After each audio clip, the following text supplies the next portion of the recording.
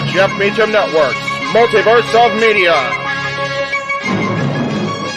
For over 15 years, the recognized symbol of excellence and the standard bearer in coverage of sports and entertainment.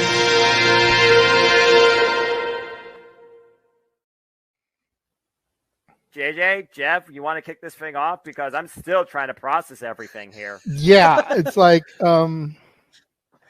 who wants to go first? Yeah, who wants to go first? Well, Come on in. It's open mic night with your host. you could maybe say there's really 4 topics, but it's split into 6. The Renegade, JJ Williams. The Sammy and Eddie Kingston thing, which one's the better smelling turd? And his panel of co-hosts. I am the founder. We'll call me that for today since we're going with the Jeff Jarrett love theme here this week, according to JJ. The West Coast Professor, Jeff Meacham. Karma is karma is karma. That's professional wrestling! Damn it! The Simple Man, Noah Foster. It's showtime! Yeah! How you doing, JJ? How you doing, Jeff? James. Yeah. And the He-Man, James Hebert. Imagine Bill Burr, Joe Rogan, Paul White, the Baldies. There you go. It sells itself. Get in there. Short his ass and shit the bed. He's not Amber Heard. Give it time, JJ. Give it time. Now, I'm sure Jeff has some stuff that Dumb move. Just don't pull this bullshit again. You get one.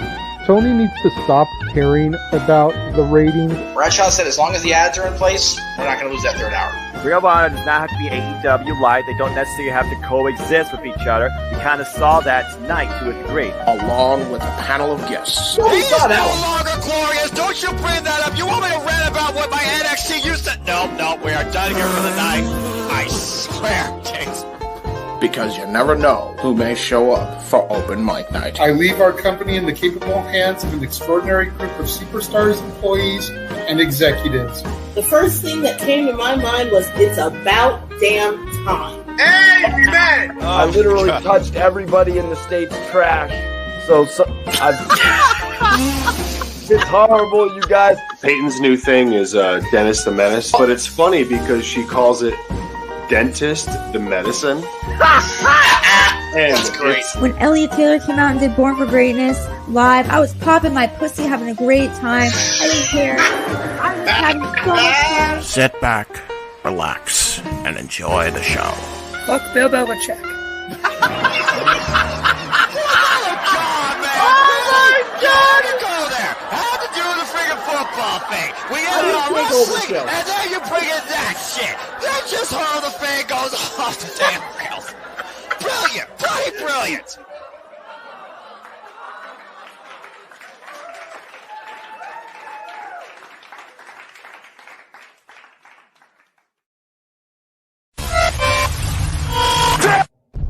We're here.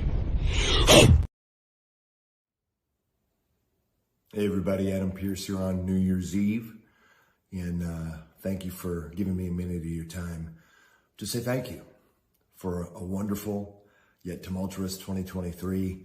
So much went on throughout the year, and it ended up being a wild ride, but one we're all grateful for, and one that I'm happy you went along with me on and through. As we head into 2024 here in a few short hours, I wanted to take the opportunity not just to thank you, but to make a very special announcement. And that is going into 2024 that we are no strangers to love. You know the rules, and so do I. A full commitment's what I'm thinking of. You wouldn't get this from any other guy. I just want to tell you how I'm feeling. Got to make you understand. Never going to give you up. Never going to let you down. Never going to run around and desert you. Never going to make you cry. Never going to say goodbye. Never going to tell a lie and hurt you.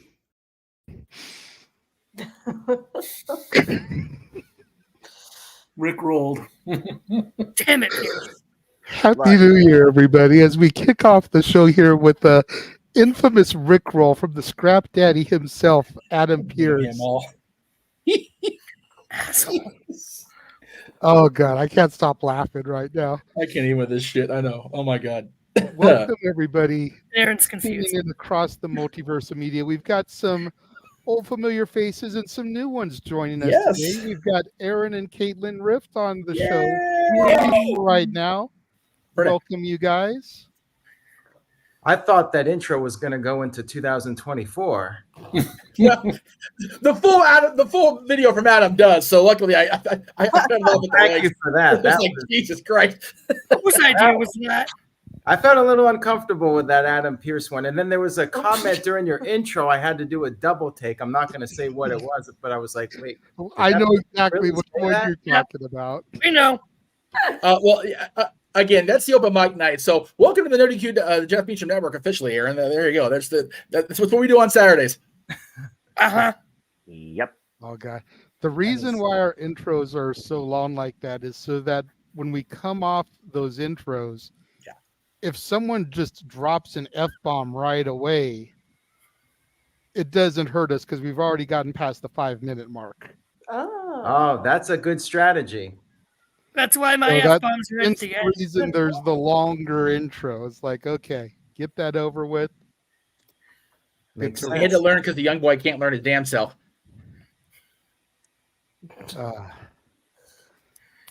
All right, well, hey, you put it in there. Exactly. Well, James put it in there. He's the one that made the opening. And he'll be here a little bit later. But it's good to see everybody this evening. The last day of 2023. The time of reminiscing, a time of pondering, a time of looking ahead to the future. So one of the things that we thought we would do today is we thought we'd go around the room and just kind of talk about, reflect on what happened to us personally in 2023 and what happened for us, positive and or negative, professionally in 2023. Maybe what we hope is on the horizon for us in both our personal and professional lives. Sounds good. For the rifts down in the bottom, I know you guys told Jeff that you weren't going to stick around too terribly long, so we'll go ahead and we'll throw to you guys first. That way, you're more than welcome to dip out whenever you guys feel like you need to.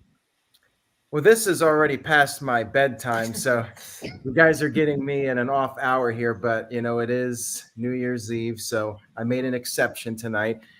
First thing I wanted to mention was seeing good old JM Jeff Meacham again in February. I finally got out to California for the first time since 2020. Jeff was gracious enough to get me into Disneyland, and we did some rides. That was fun.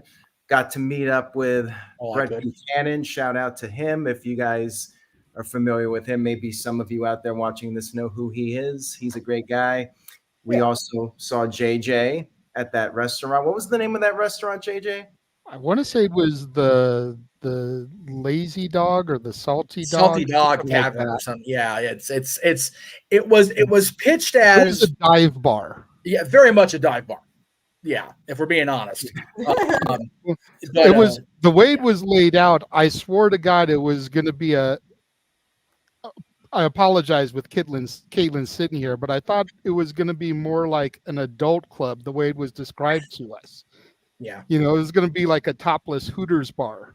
Oh, yeah. It's kind of the way, like, it was kind of, don't yeah. roll your eyes, Noah. That's kind of the way it was described to us in the chat. It was like, think Hooters, but less clothing. And it's like, how do you get less clothing than Hooters? Like, for real, you're talking to strip club. Right? So a man by the name of Wayne Needham, some of you may know who he is. Yes. Yeah, that's all Wayne. Pitched the idea, and then he no-showed. He was not even there for the event. So what a bum. Missed out on seeing Wade, but maybe 2024 I'll be able to meet up with him again. And I also got to go to my cousin-in-law's wedding in Tennessee. First time visiting Tennessee. Stat Boy Mike was gracious enough to get us into Dollywood, so we got to do a few rides there. That was a lot of fun. The wedding was great. Beautiful scenery. Tennessee is a very interesting state, very scenic, has a lot of interesting people for good or bad. And I'm a little jealous that Stat Boy lives in Pigeon Forge. It's a fun little town. I love Nope, not Pigeon Forge. I work in Pigeon Forge. I live in Sevierville. Oh, okay. Okay. So not cool, Which but we also saw. yes, we went to, what was the chicken place we went to? That's a southern Oh, Raising chain. Cane's? No, Or- not Raising oh. Cane's. No. Stat Boy, what's the fried chicken chain down there that's really popular? We have Bojangles and Zaxby's. Bojangles. That place was pretty epic. But not good for your cholesterol, so don't go there too often. But yes, that was a lot of fun. And as far as wrestling events go, one of the things on my bucket list was to go to a wrestling show at Madison Square Garden, the world's most famous arena. I've been wanting to do it my whole life. Finally got to do it this year. SmackDown, saw the Bloodline and LA Knight just as he was breaking through that glass ceiling. That was a cool moment. And then we went to SummerSlam at Ford Field, which we live in Detroit, so that was an easy trip. That was a lot easier than Madison Square Garden. That was like 35 minutes down the road. Got to meet up with Sun Goshuaku. I can never pronounce that name correctly, but he's a great guy. And Noah was there. It was great to see Noah. He sat right next to us for the show. Noah, it was a pleasure to meet up with you again, and hopefully we can do it again in 2024. I am looking forward to the wedding of somebody who's not here because he's got other things going on, and that is Virtue. He is getting married on May the 4th, 2024. Now, Nice. I'm a little mad at him. I'm going to shoot on Virtue here. I am mad at him for booking not just on May 4th, but also it happens to be the day of Backlash in Paris, France. So I'm screwed. This might be the first pay-per-view I have not covered on the site since the network started. Like I would not order every monthly pay-per-view, but starting in 2014, I would do a recap of every single show. So this will legitimately be the first show that I miss because of Virtue's wedding. Not sure if I'll be able to get somebody to fill in for me or not. I know there's a few people around that might be able to help out with that, which would be much appreciated. And we'll talk about that and maybe even some compensation for that. Then you'll definitely jump on it. So we'll have to work something out. I am going to be busy with the wedding. And who else in this group is going? Noah, are you going? Not that I'm aware of. I haven't really heard What? about it. Yeah, we got some breaking news here. Noah not invited to Virtue's wedding. Oh my goodness. I'm going to start a lot of drama. We're going to Are you really surprised, Aaron? Come on. First off, you know me. I'm simple. I'm the introvert that just relaxes from home, but I do admire what you're doing as I live by Prairies for Passions. Your passion being the network that you've created that's been 25 years strong and going, but you're taking a one-day hiatus away from coverage to support a friend on what could be, I imagine, is going to be the greatest day of the life. So more power to you. As far as I'm concerned, it is what it is with that. Besides, I barely go anywhere. The fact I went to Detroit last year was a blessing in disguise that was almost last minute, and it was great to be there and see you too. And who knows? We'll see what the future holds in store. So again, it is what it is. Hey, Josh, I think you're on Virtue's poop list right now, if I'm not mistaken. Yeah, you just booted me from the review chat for reasons that I'm not going to mention here because we're not allowed to mention that name on Sucking here. up to too many wrestling reporters these days.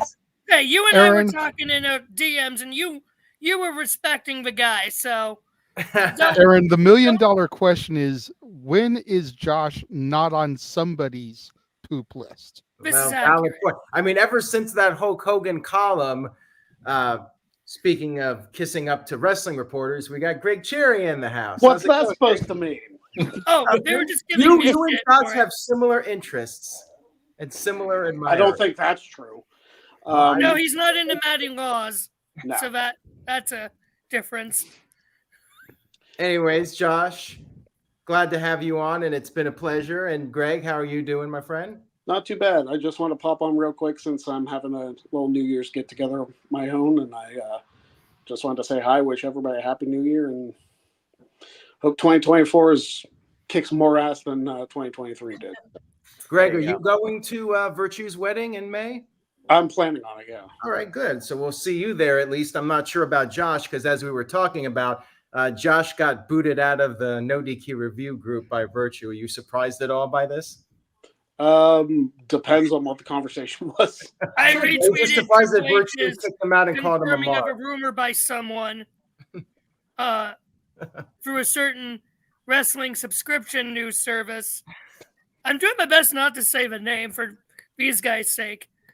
And yeah, I retweeted saying, basically just saying, look at Triple H supporting or confirming or supporting whatever, etc. Yeah. And yeah, Virtue booted me for saying that. He called you a mark. Are you surprised? No. A lot of people call him a mark. Mm-hmm. Well, the person you're referring to won our fantasy football championship, so I'm going to have to hear that. I'm going to have to hear about that for the next 9 months. Well, the I'm just glad I don't play fantasy football or have him on the regular because I don't need to listen to that shit for the next 12 months. I'm good. You don't have to. I probably will, but hey, you made your choices. Anyway, I do want to throw out the pitch. January 17th. Luck of the draw. I know I've briefly talked to Caitlin about it for the last one, but I do want to throw that out there because it's a fun experience. Jeff won the last one. Thankfully. We're trying to do it quarterly over on the Great Cherry brand. So if you want to join, if it's something in the future you want to do, just let me know. And that goes for everybody in here. So absolutely. I'm here for it. I don't think anyone wants to see this covered in chocolate. Can we not focus on the really bad parts this early in the show, Mansfield? Really? I've got good here. Golly. All right. Anyway, Happy New Year, everybody. Yes. Happy New Year to you, Greg. I'll see Thank you you in for popping in 2024. very briefly. Yep. Have a good one. Love you, brother. Happy New Year. Yep. Bye. All right. Okay. I know the editing part of what I was doing, so I can actually be part of the show now. Hi, everybody. Welcome to the anniversary show. Jesus. Oh. Okay. So, I know Greg kind of popped in unexpectedly. Was there anything else that you wanted to go over, Aaron? As far as maybe what you're looking forward for next year other than Virtue's wedding? I did forget to mention I got to go to an AEW show for the first time. That was fun, although you guys know female Aaron, her son was with us, and during the John Moxley Kenny Omega cage match, John Moxley started using a fork, and Tommy, Aaron's son, started crying. He was very upset by that. That's awful. He said hi, by the way. That was hello to Lady Aaron and Tommy. We love them both. And as far as 2024 goes, just want to get out and see everybody as much as possible and get back to California and maybe visit somewhere I haven't been before. Maybe Caitlin and I can go somewhere we haven't been before. Always trying to travel to new places, see new things, and that's about it. Just staying healthy. You know, that's the most important thing. Taking care of yourself physically and mentally is the main goal, and then everything else is just icing on the cake. So hopefully everybody has a great 2024. I'm excited for the future, and I hope everyone else is as well. And that's pretty much all I got. Okay. What do you think? Throw this to you real quick. With Okay. TNA coming back on January 13th and rebranding, what are the odds that you'll start paying a little bit more attention to it? Because I know they kind of fell off your radar, as they did mine, as they did a lot of people many years ago. I'm looking to try and give them a chance again with the first Impact post Hard to Kill and see where the TV product takes me. You know, much like I've given AEW a chance here recently. What are the odds that you'll start getting into that? And could a future TNA pay-per-view be in your future for 2024? Unfortunately, I don't think there's much that could get me to really give them a shot again. The one name that could have turned things around, well, he's in WWE now, so that's fair. That's the This way guy? it is. But I know they do run in exactly. I know they run in Windsor, Ontario on occasion, but I hate crossing the border. When we went to SummerSlam in 2019, we actually had a bit of a problem getting back into Michigan. They stopped us. They searched the car. I don't know if it was a random search, although somebody may have tried to sabotage us. I have no idea, but we're not going to get into that. But yeah, it's a pain. If they run in Detroit, I might go. I might consider it. I mean, I would definitely be open to that. You know, there's a small hockey arena that's about 15 minutes from here. It would be very convenient. They actually held, I think it was 2006 Bound for Glory at this arena. It's Plymouth, Michigan is the town. They ran there. It's like a 5,000 seat hockey arena. Hell, AEW should run there if they're struggling to sell Little Caesars Arena. That would be great. Like it's literally a 15-minute drive from us. Like it would be very convenient. So yeah, if TNA ran there, I would be open to checking it out. According to Zombie Fighter, he says that they ran Grand Rapids, Michigan this year. So yeah, that's like 3 hours from us. It's exactly down the street. Wasn't sure the location to you to there, but yeah, like downtown Detroit's about 35 minutes. Ann Arbor's about 35 to 40 minutes, and then Grand Rapids is like on the other side of the state. It's like 3 hours away. Yeah, I'm pretty sure the arena you're talking about is where the Red Wings minor league team plays. I could be wrong. It's been a minute since I've kept up with Red Wings on the regular, but pretty sure it's where they're minor league. I mean, it's a good little arena. It's not the Joe, it's not Little Caesars, but it does the trick in a pinch. So yeah, it's a nice little venue, and I think TNA could maybe get a couple thousand people in there if they had the right card and the right people on the show. So yeah, it'd be a great thing. It just Windsor's tough. Yeah. It's a big. Go ahead, Walter. Aaron triggered me a little bit talking about the border of Canada because the same crap happened to me. I got pissed. I got my car up. I went from Vermont. My father-in-law lived in Vermont at the time. He's gonna bounce. It was on the border. That's fair. Okay. Okay. I'll stay on for another Caitlin. minute. Bye. Bye, Caitlin. I was on the border of Vermont and Canada, and they searched my car and lifted it up and da-da-da-da. And what's your business here? You bringing weed to the country? Why would I bring weed to Canada? Now out, maybe, not in. Bad boy. Bring that Canada kind of crown out. That's there you go. No. I learned the hard way. Some states and countries do not let you bring it like across state lines or in. That's why I had the episode I did in Chicago with Dylan's mom about bringing her stuff into Georgia from here. It's like, no, it's not going to work. So we tried to buy some in Chicago, and it ended up the way it ended up. Anyway. If I may jump in real quick. I see. I know we're going to go on everybody's exactly what you're going to go. So cool. Everybody's, personal, professional, highlights all the things, but I do want to make sure we get this in before Aaron leaves. If it'll just let me load the damn thing. There we go. That's what I wanted to do. No, that's not what I wanted to do. There it is. Okay. So throughout the show, we've got, as I said, special guests. And one of them actually got talked about quite a bit more than I ever intended this year across our open mic night presentation. And yeah, I mean, Josh, I love you, but you just got to be careful sometimes, man. You just got to be careful. Oh dear. What is? Oh no. Like I said, if Regal, if Heyman, if anybody else makes that comment, it's not as Vince Russo's talking out his ass. Exactly. And that's the point of the thing. Because I feel like Russo's making some points. Okay, you keep shaking your head, Josh. I'm putting you on the spot. Debate me on this, boy. You're next, Josh. You decided to wake up from your nap.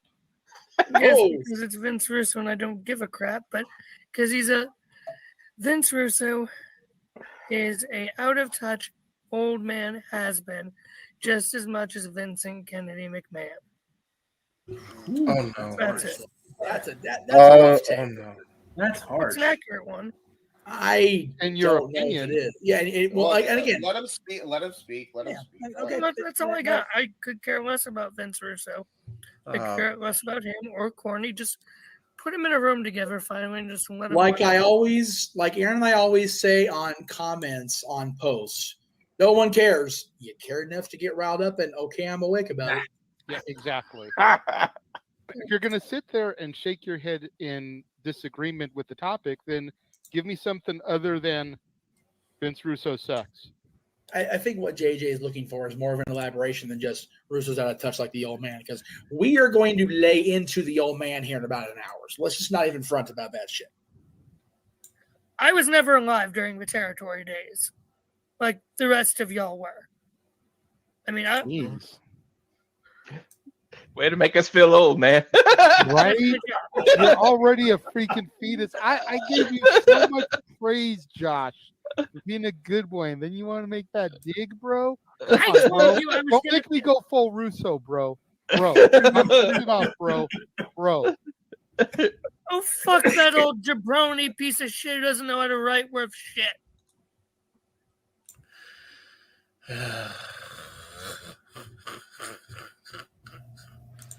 Yo, it's Vince Russo, and I just want to say happy 100 episodes and anniversary to everybody except that Meltzer praising sap, Josh. On behalf of everybody here, go do your homework, bro. Happy New Year, everyone, from Vince Russo.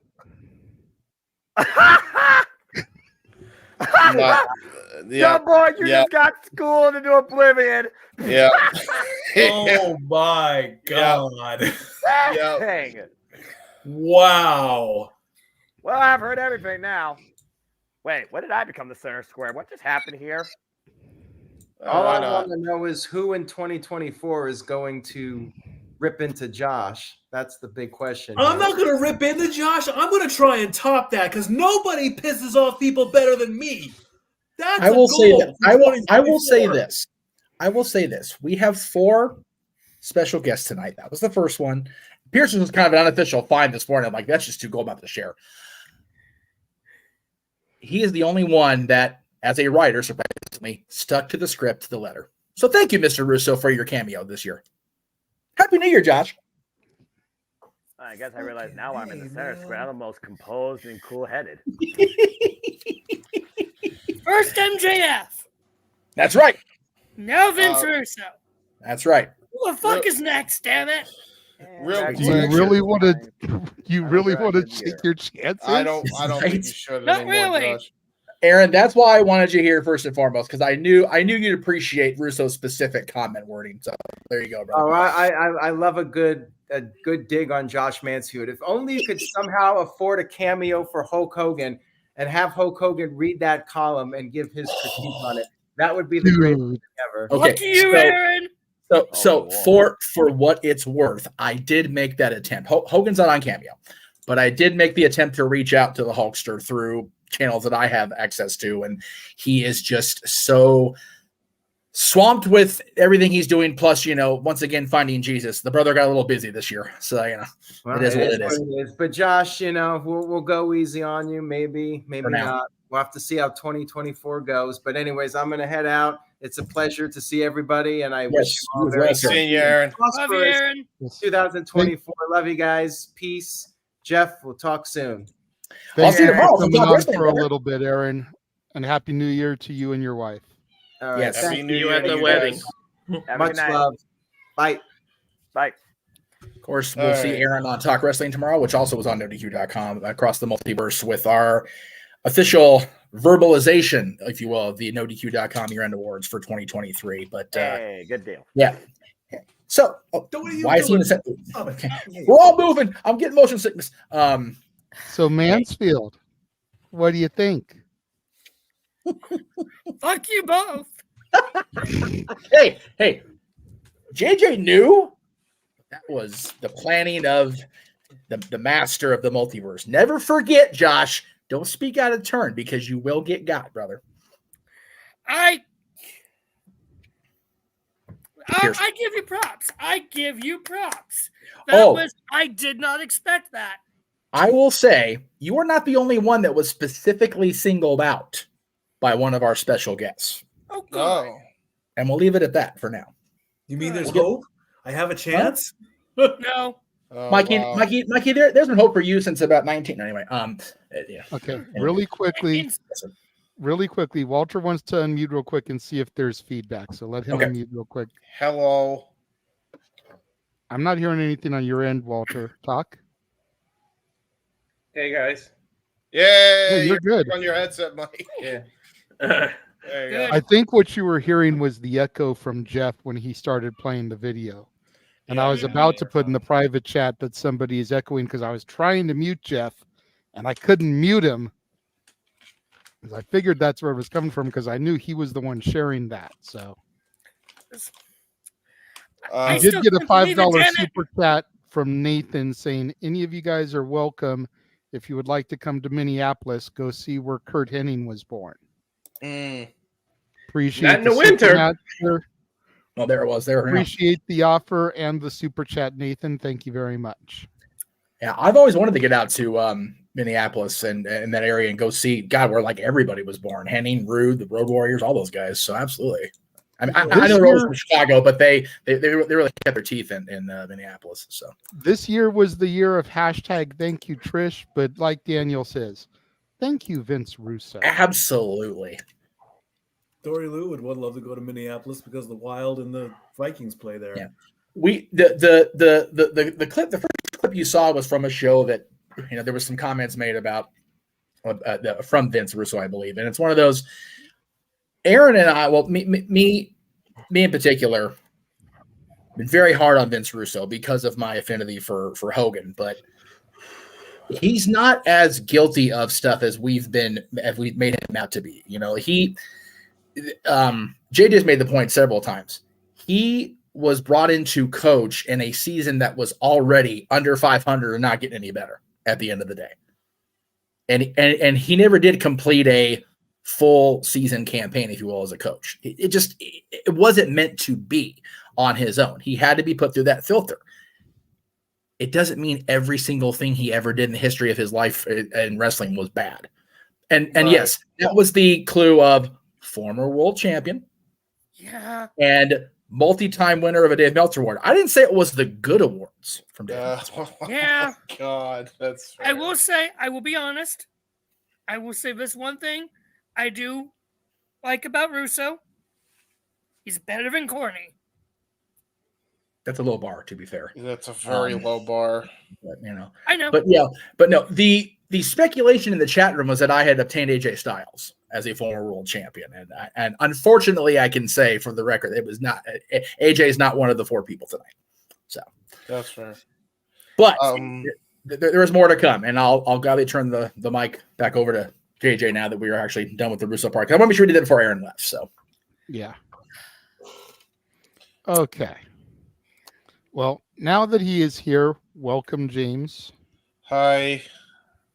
King Mike says Alex Shelley was his guess. Alex Shelley was one that I actually was contemplating, but I figured that this is the only clue that I will give to something that's coming later. We already tapped into the TNA market for someone else that we're going to be getting to. Yeah, that's fair. Okay. That's fair. So I didn't want to oversaturate with TNA. Yes. I know my guess. I tried to reach out to Lillian Garcia, and my request was rejected flat out. Yes. Because she, quote unquote, does not promote other shows. Ouch. That's brutal. Yeah. I also reached out to somebody and it just didn't get back to me in time. So, it was what it was. Yeah. I reached out to another person, non-wrestling related, and if it doesn't come through before we get off the air, I'm canceling that order, getting my money back. There you go. Well, there you go. I mean, that makes sense considering it's what it's for. So, But I see your hand, James. What's up? I do have one thing done at least, even though I wish I could have had more done. I do have the. Hang on. Time out. Don't worry about that. Yeah, that's not on the air stuff. Yeah. Okay, fair enough. Don't worry about that. I was just saying because I have it ready. I'm not going to spoil the surprise. PM. I'm uploading it to my side of things so that we can just share screen it. That's fair. Okay. Let's get back to what we were doing. Yay! Which is going around the room. Yes. Discussing what has happened for us this year, both personally and professionally. Yes. Josh, I know you're probably going to be the next one to bow out, so we will go to you first. That way, if you don't stick with us past the first hour, you've already gotten your shit in. So go ahead, sir. Thank you, you amazing renegade. JJ, you are awesome. Let me find the rest of my chapstick here. Yeah, I was going to say, especially after just getting your ass handed to you by Russo, now you're really trying to kiss ass. Listen, I've been trying to kiss ass for you since yesterday. Let's be real here. I don't know why. Trust me, Mansfield, you will know when you are on the shit list with me. Yes. Fair enough. Just ask TJS. He knows. Yeah, TJS is on my shit list too, as is.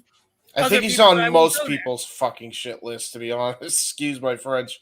Why is somebody we don't even have on our shows even being acknowledged? Just on this shit list where he belongs, by God.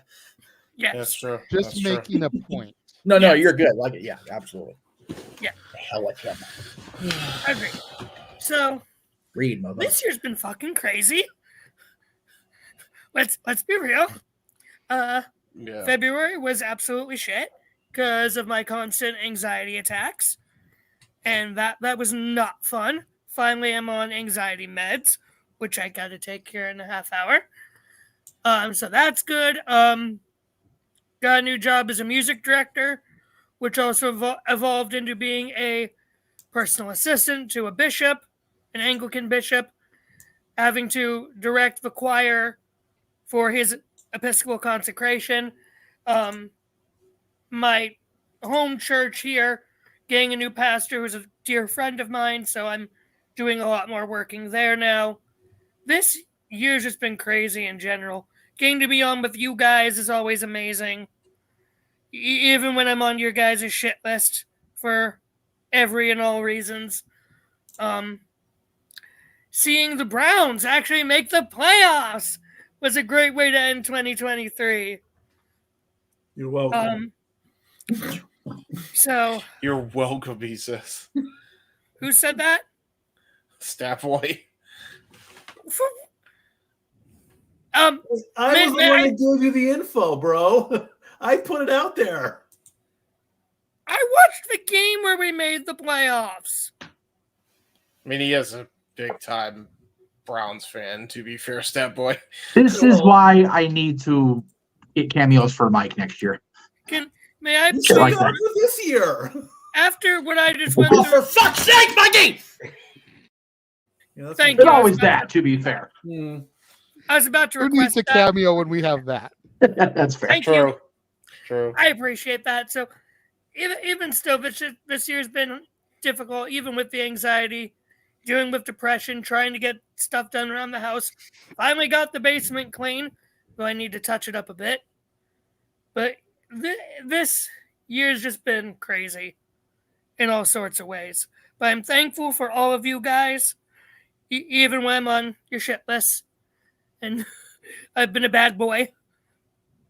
But thank you guys. When aren't you a bad boy? I don't know. Ask Daddy Matty. Don't want to now that you said that. I was going to say, let me just say that I'm glad that you saved the Daddy Matty stuff for when Aaron left. I know. I'm not a fan of the Daddy Matty stuff either, but because I'm sure Aaron would have been here going. What the fuck? Nice. Whoa. Nice. Yeah. That was Just perfectly. reaction. That was perfectly. Just reaction is everything. That was perfect. I forgot about that till you just showed it. Is that you? That's my daughter. It's yeah. She's done it a few times. Specifically, that one was from Disney Karaoke when Datilla was mentioning all the stuff she had never seen. And so Natalie was like, what the fuck? Like, I'm 14 and I've seen this shit. Like, what the hell? I remember that. The look on her face, too. Yeah. So needless to say, bro, that's going to be a new drop-in for Stat Boy Sports Bar. You might end up getting roasted by your own niece occasionally. I'm Thank all you. for it. I'm all for it. There you Oh, go. God. Okay. Yeah. I love you guys, even when I'm on your last nerves. Which is quite often, I will admit. I can't even begin to count how many times I've gone to Jeff this year because you have driven me to the point where I just wanted to rip what hair I have left out of my skull. I'm sorry. I'm not trying He's to. taking over my spot. I have a problem with that. The thing is, he goes to me about the hair thing because he knows I have none, so I can't bitch at him back about it. Yeah, I mean, he takes up all 5 fingers and toes, or I'm sorry, all 10 fingers and toes on both sides. 5 fingers and toes. Where the hell? What the hell are you doing on your body? Hey, you're lucky you have all 5. I have to ask, what are you watching, Noah? You seem What like are you're you kind of watching? preoccupied there. Match game 75. Nice. Damn it. Wow. Damn it. Wow. Love you, Noah. I do love me some match game. Ever since we did it on here. Yes, Mikey, you are welcome to take that spot back. I'm Please. trying. Apparently, I'm not doing good enough. No, you just have to. Well, I'm not going to say the names, so.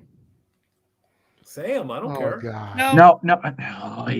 Can we please let JJ run this show? Pretty please. Yeah. I know it's a different night. I know it's the anniversary, but can we let JJ run this show for once before this year's over? Please. I'm Thank you. good. I'm done with my spiels. I've been good. Yes, Walter, you've been good. Wait. Yeah, go boy. Okay. All right. There we go. All right. It's crazy. Oh, yes. Love You, Walter, have been a surprising and welcome addition to the team because you just kind of fell into our lap one night. Like, literally, you were just hanging around the chat room. We all know you from the review, Mr. Reliable, but you never really came on this show until like mid-year. You were just hanging around the chat. You're like, hey, I can come on if you guys want me to. We were like, fuck it. And you've been here like every week ever since. So why don't you go ahead and go next, bro? Talk about what's gone on for you this year, both personally, professionally, you know, all that kind of stuff, what you're looking for next year. And that should take us right up about to where we're going to go to our first reflection, if you will, on something wrestling-wise that occurred this year. So go for it, sir. All right. 2023 has been pretty good to me. I actually got out more than I usually do and met a lot of people. I met Kofi Kingston. I met Xavier Woods. Didn't bother them for the autograph because it's called respect. I met them in a setting that you shouldn't bother them. So people learn that. You don't bother certain people. Even though I bumped into him, both of them, like 6 times that one night, and they kind of started messing with me because they liked that I was dressed as Cuphead. I still didn't bother them just out of respect. But I met Dustin. That was at Comic-Con. Dustin, I got his autograph. I got Mick Foley. Yeah, the highlight, I got to meet Kevin Conroy about a week before he actually passed away. And he gave me a personal message on the phone and personal message to my wife and, like, joked with her. So to get to meet him, like, Kevin Conroy, and you know me, I'm a huge Batman head. Like, everything is Batman in my house. And to meet him, like, right before he passed was, like, the highlight of 2023. And but 2024, I'm looking forward to. I'm going to my first WrestleMania, my first Royal Rumble. So hopefully it brings more for my YouTube can blow up. And thank you guys for linking me with you guys. So I'm just looking forward to everything, and especially here on the Jeff Meacham Network. I'm looking forward to everything because we're going to die because I can see what's going on in 2024 already. So I'm ready for it to happen. And we got about 16 minutes over here in the East Coast. So we can say goodbye to this But especially my guy Punk came back to WWE, even though I was calling it. I was calling it the whole time, and to finally see him and that psych out that Triple H did, I got to give him credit for it with the pulling up the credits, and then he pulled out. So my 2023 has been good, but I know 2024 will be a hell of a lot better. Yeah, I agree. The return of Punk was definitely a high spot for me. We will get to that later on. I know it was a low point for Josh over here. We'll try not to harp on it too much for you, Mansfield, but besides it is 100 definitely bucks I got from Punk it is earlier. definitely a moment that will be discussed and has to be discussed if we're being real. Oh yeah, That's absolutely. fair. That's fair. Big point of the year. More than half of the year between AEW and WWE. Yeah. And I got to see my brother, who's was gonna make a cameo, so I could have him meet him, but he's waiting until he dies. And Mario, I don't know what they're playing. I didn't pay him for a cameo, so he probably won't show up. I was gonna introduce him and show who's the man behind the Cal Fire Farms and started it and does all the hard work. I just get to promote it and help what's already done, but that's why I keep turning around to see if he pops up. But he's waiting until he dies. But I guess he's doing well. I like that, Matthew. Thank you. Yes, that's very cool. We greatly appreciate that. We did get a $5 super chat from Dwayne. Thank you very much. With Lexis Keane looking to be a big star in WWE, do we think we will see his dad finally going into their Hall of Fame? I can't. He has to at some point, right? Yeah. That's an interesting one because you think about the way he passed, and a lot of those people that had, we'll just call him a sketchy death, Yeah. have kind of been excluded from the Hall of Fame. But with Triple H being in charge, I think that maybe not this year, but I do think Brian Pillman will go in eventually. Yeah. Maybe not this year. Maybe the next time they get down to WCW territory, where he pretty much made his name, although he did really begin the evolution into the loose cannon as part of ECW, and they're going to be in Philly. It's true. So there's that little tie also, but I feel like when they get to WCW turf, where Flying Brian and the Hollywood Blondes, and where he was a horseman, and all that stuff really start to, there's that kinetic energy there. You know what I mean? Yeah. And you got to have Stone Cold induct him. You just got to. Yeah, have to. Yeah. Yeah, I would say Steve induct and Brian Jr. accept. Yeah. Yeah, I would imagine. Like, who else do you have in that spot? I mean, there's I don't think there's anybody more appropriate on either side. Inductor or inductee in that case. Yeah. Really quickly go around the horn. Yay or nay? Stat boy, Pillman in the Hall of Fame? Yes. Yes. Jeff? Absolutely. James? Yes. Josh? Yeah. Noah? He's saying yes, even though watching match game. Hell yeah. Okay. And then Dwayne with another $2. Oh yeah, I forgot. Happy New Year, my friends. Happy New Year, brother. Appreciate it. Matt in the chat room. Hey guys, how's everyone doing? Hit that like button. Have a happy New Year. Thank you. Thank you, sir. Emmanuel, kind of the same way I am. Yes, but not this year. Yeah.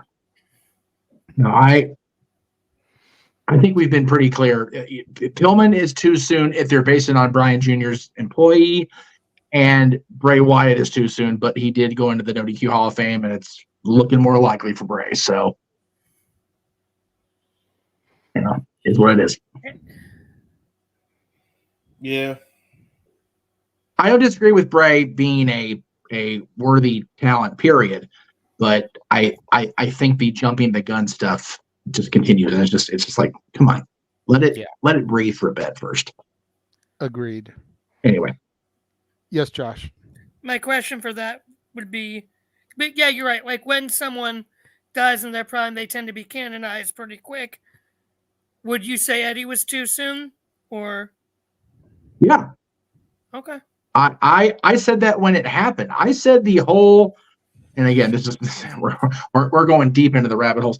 I said when it happened that they jumped on that way too much. They pushed Mysterio to the world title for all the wrong reasons. Like, it was a great feel good moment for some folks. For me, it was like, no. It wasn't necessary to go do that. So I just felt it was rushed, and I feel like, if you believe the reports that were going around, yes, Eddie was supposed to be the world champion going into Mania, maybe face Shawn Michaels, and that's fine. But it just felt like no, and it's the same thing with Bray here. I have always been, or at least mostly been, in agreement with the No DQ Galaxy as far as them voting people in. But I feel like, unfortunately, much like the fan swell support of Bray in the Hall of Fame this coming year, people vote with their hearts and their immediate reactions to what is going on, rather than thinking about the presentation of a full class. You think about that 2013 class. Bruno Sammartino, who everybody wanted in from the beginning, but understood why it wasn't happening. Bruno had to come to terms with his own beef with WWE, and Triple H was a big part of that, as was the change in content. But Bruno, Bob Backlund, Booker T, Mick Foley, Trish Stratus, and the celebrity inductee that year. It's that, even with him in there, that was probably the ratio-wise the star-studded class of classes. Yeah. If Bray hadn't passed away, do you see him as he was a big star throughout his entire run in WWE or his entire career? The answer is a hard no. I enjoyed Bray's quality of work, his body of work. But had he not passed away, I don't think he even got to the point of Hall of Fame in a year. No. Where Bray was in his career when he passed us, I could see 5 to 10 years down the road, the Wyatt family being inducted. Yep. But not Wyndham Rotunda, not Bray Wyatt, not The Fiend. The Wyatt family as a stable, honoring Luke Harper as well. Yeah. Absolutely. Yep. What they did as a unit was as impressive as the run the Shield had. Yes, I agree with that. And the Shield is a Hall of Fame worthy stable as well. Yep. But Bray solo? No, I don't think so. I find it hypocritical that Bray is being, put him in this year solo. Where the hell was that for John Huber? There wasn't, because Luke Harper in WWE didn't get there. Exactly. Even if you combine the companies under one umbrella, I don't think Luke Harper or Brody Lee as characters got to Hall of Fame level. I'm sorry. And again, this is me, this is me bitching about, the fact that, people like that are being, put in there. But yes, I understand I harp on Coco Beware way too much. Okay, fine. I'm guilty, whatever. But if you line up the Hall of Fame inductees that are in now, even when they restarted in 2004, they were put in the Hall of Fame when they were put in the Hall of Fame those 3 years because they were in good standing with the company and to make a statement. Retroactively speaking, the way we all live in 2023 now with a retrospective look at things, do you put Moolah in now? Probably not. Because, she was just so evil. Yeah, but she held the championship all that time, and nobody did anything to stop her at the time for what she was allegedly doing. Do you honor the human beings or do you honor the career at the end of the day? And career-wise, whether we like it or not, whether anybody likes it more than other people, Superfly Jimmy Snuka had a Hall of Fame run. Hulk Hogan had a Hall of Fame run. But Bray, Luke Harper, at the time they inducted Eddie Guerrero, no. Yes, Walter. I don't know how you guys feel, but I honestly think for about 2, maybe 3 years, WWE should skip inducting any celebrities or any post-mortem people and just stick to legends and give us a real Hall of Fame. Just maybe 2 or 3 years, and then maybe you could start slowly bringing back celebrities and people who have passed on. I honestly think for at least 3 years, they should just stop doing that. I don't know how you guys feel about that, but I agree with you to an extent because there are still celebrities like Cyndi Lauper that should have been in the Hall of Fame fucking 20 years ago. This year for sure. Raise my Pepsi to that. When the entire WrestleMania class went in at WrestleMania 21, she should have been in there. Yeah. That would have been cool for me. Because that was Hogan, Sheik, Piper, Volkov, like Orton. That was the entire WrestleMania class. Yeah. She should have been there. Yep. This year in LA, WrestleMania Goes Hollywood, she should have been there. Yes. Even more so than Andy Kaufman. And I agree with that. Andy Kaufman is definitely deserving, but he was more of a New York comedian. So the next time they went to New York, they could have done it. Or Taxi was set in New York. He was banned from Saturday Night Live in New York. You know, he wrestled in the Memphis, which was not far from there. He was an East Coast-based comedian. Yep. Right. You know, I one agree of his final things on his bucket list was to play Radio City Music Hall, New York. Yep. Him in LA didn't make sense. Yep. Sydney should have been in there before Mike Tyson. Like, how do you induct Mike Tyson and not Sydney? There's another one you go, not good PR-wise, but I get why. Yeah, Mike Tyson can go in, but not China. Yeah. Right. Yeah, exactly. That's the thing. As long as the Hall of Fame is not universally voted on or universally one or two people, Vince or Hunter or whoever, it's never going to feel like it's done proper. Nope. People will give forever shit to the man that Russo called out here a few minutes ago. Again, thank you for that, Russo. But a lot of the people in his Hall of Fame and the Pro Wrestling Hall of Fame, the majority of the NoDQ.com Hall of Fame, I'm like right there with you, brother. But again, that's still people voting with their hearts rather than their stat boy brain.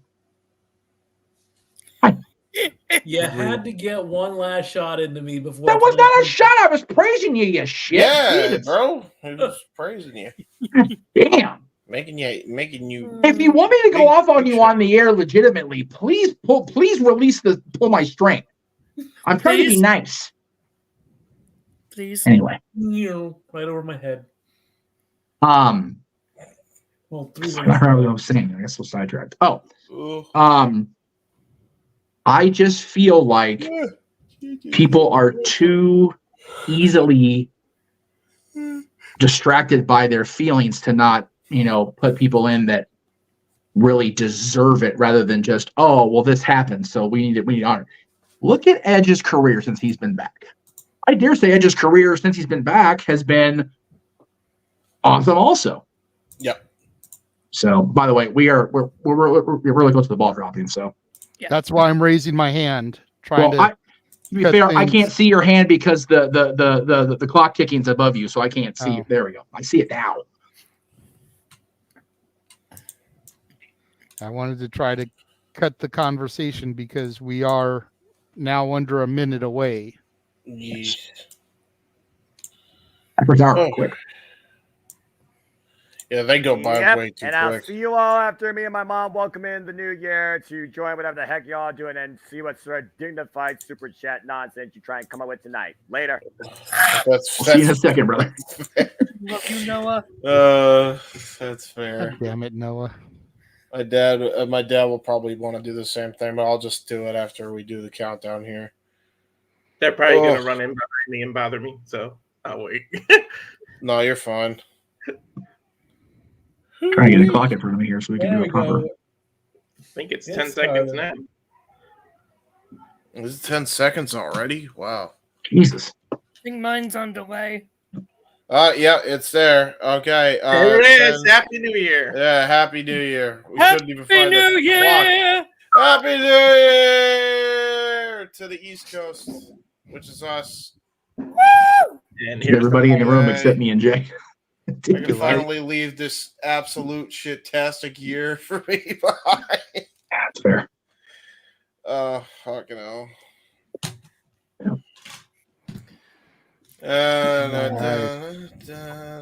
Everybody across the East Coast and actually further east than that, welcome to 2024. If you're watching with us, Yes. So I'll be right back. I'm gonna wish my dad Happy New Year. go for it, man. I'm the only one in the house besides the cat. Josh, you want to go ahead? Oh, you want me to do it?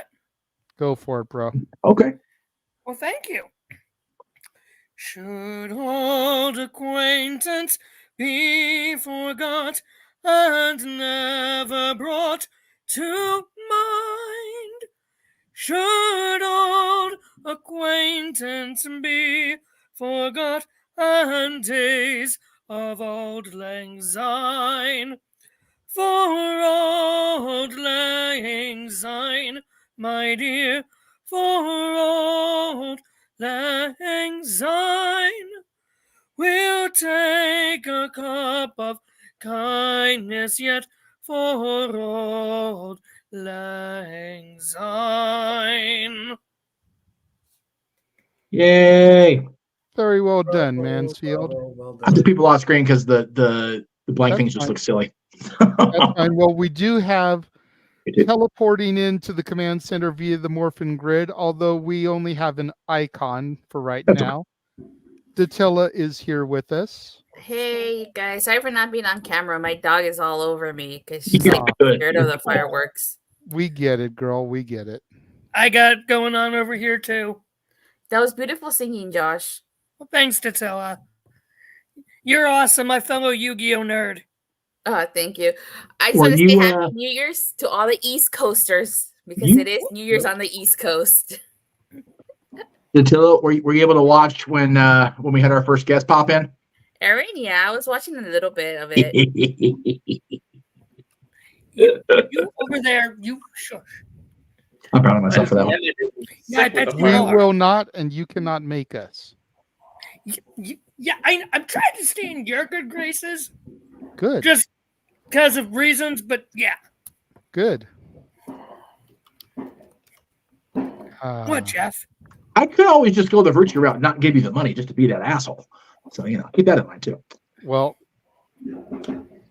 wanted to get this in before the top of the hour, but we kind of got in a heated Hall of Fame conversation. So we are now going to go to the first wrestling highlight of this year. Yes. And that was from this past January when Jeff and I went to AEW at the Fabulous Forum, met Datilla in person for the very first time. Yes. This is just a few video clips of our highlights from AEW Live.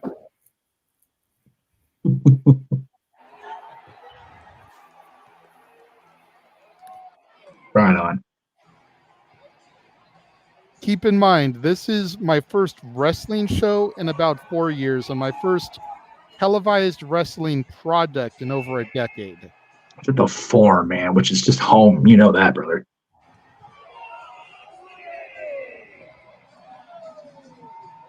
That was a good day. Oh, jeez. Forgive our shitty singing, but you guys should be used to it now on open mic night. I'm gonna say it's karaoke. It's not quite karaoke night, but we've been singing shitty for over a year now, brother. That was a really fun night. That was a fun I night. still have the picture we took. Yep.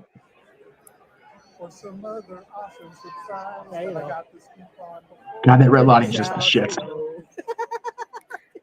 We're gonna use that shit for sure. All right, to the year 2023. How did you guys not get blinded? This was the surprise intro that I scooped everybody on. Yep. Oh right. Yep. Giovanni's like mad introducing.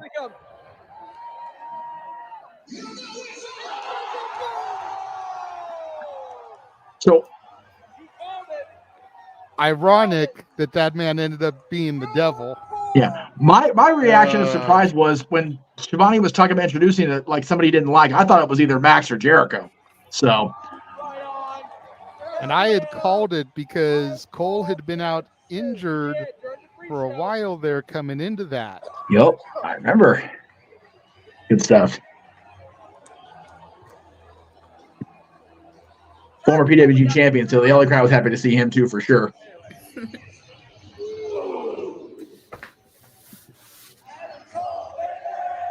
God, I'm such a dork. Me. Hey, listen, I am Yeah, too. man. It's okay, Joe. Hey, it's okay. We're all dorks. Oh yeah. This is easily like top 5 one of my AEW entrance themes. Hell yeah, man. Yeah, I mean, it's People were talking last night about bringing back the origin. Like, no, man, leave it. It's fine the way it is. yeah, but it's also very babyface-ish. Hey, it's all right. Hey, you know what? It fits the gimmick. It does fit the gimmick. You're right. You're right. I mean, it might not now with him being the devil and back with everybody, but we'll see. During commercial, Here we go. Brian to come out. How you doing so far, brother? This is awesome. Right?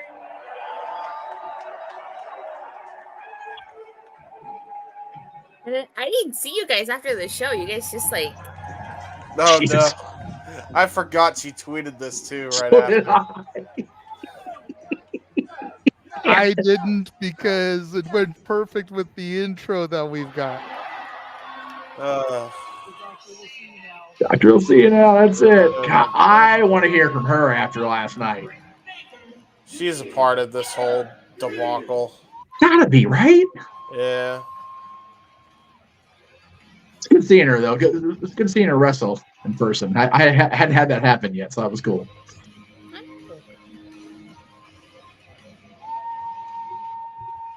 Never seen Sting wrestle, and I'm still debating whether to go. Jamie, you should, dude. You should. Where's Noah for his Jamie Hader? Where is Noah? He's off bringing in the new year with his mom. That's fair. I'm only not at home because I'm doing this because it's we too loud. Yeah. JJ, he's in Georgia. Georgia. It's only 4 You know, you know. hours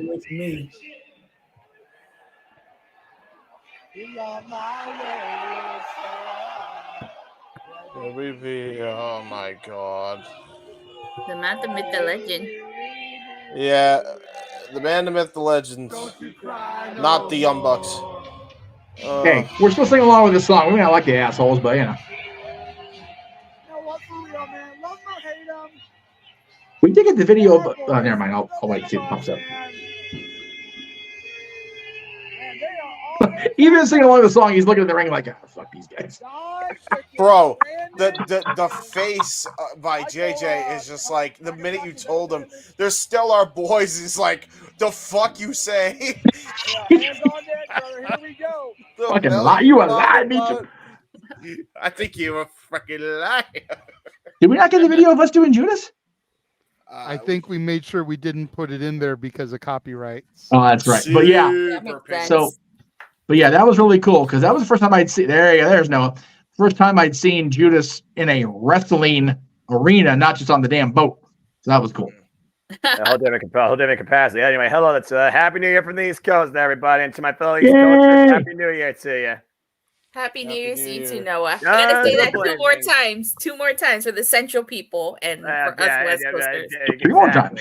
3 more times. Mountain too. One time, Mountain. Mountain. I don't know anybody on the mountain. Oh no, what you say? Do I know someone on the mountain? Go tell it on the mountain that the new year here. The year's almost here. Stop it! I know there's somebody on the mountain.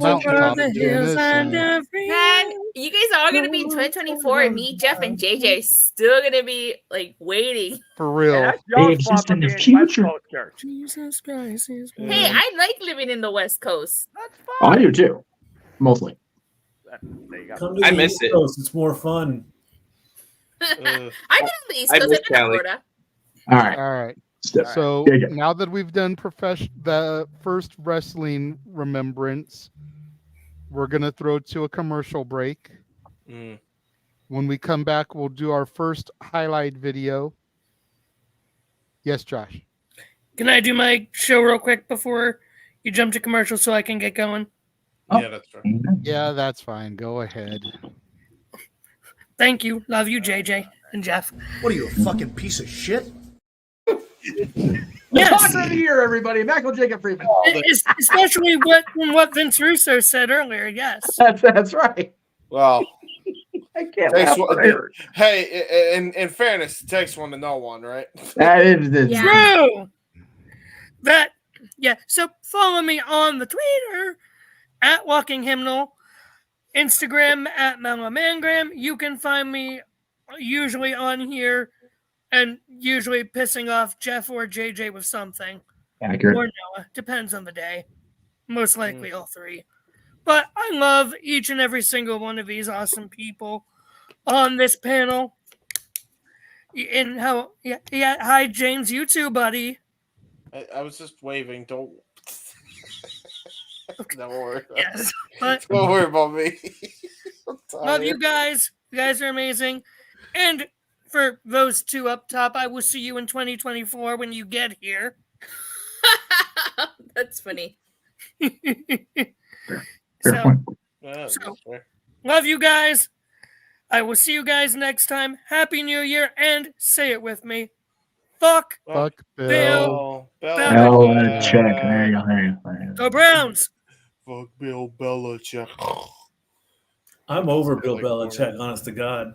He is not. He is not a good coach. Holy shit! Did Brady expose him after he left? We're gonna lose, JJ. If we don't stop the football talk. All right. Anyway, For real. sorry. Done. Good time, y'all. All right. So we're going to, well, you know what? Since we just had the outro of Fuck Bill Belichick in sports, let's throw to James's trailer for his uncle's project. There you go. A little sports centric action going in. And then that gives everybody a few minutes to go take a leak ski if they need to, go fill their drinks, because it's about 3 minutes. We'll see you guys in a few minutes. Yeah. Gary Hebert, the man, the myth, the legend. I was amazed, and I was looking to become a better skater myself, and I wanted to be like Gary. When you look at a guy like this, he's one of the most talented people in his profession.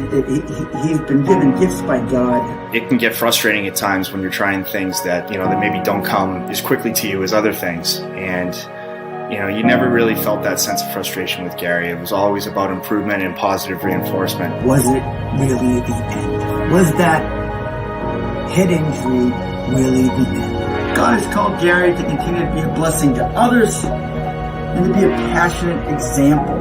My name is Gary Hebert. This is the World Academy of Hockey, otherwise known as the Inside Edge. I would recommend anybody that have a chance to come to his hockey school. I think it'd be well worth it. It'd be rewarding to all the kids and anyone he coaches, from whether it's an adult, a professional player, to a little kid like a Mike or a Squirt. Gary, from day one, has been instrumental to my hockey career. I started out as a potential Division III player, and Gary brought me single-handedly through high school and into a top Division I prospect. I owe it all to Gary, the biggest legend on and off ice there's ever been. Listen, watch, learn, be confident, and have faith. Those are the answers I was brought to. Yet, I only now am really learning how truly important those 5 things are. Through preparation, through appropriate thoughtfulness and thinking, We can learn to untie the typical knots between our ears that drive us into underachievement and underperformance.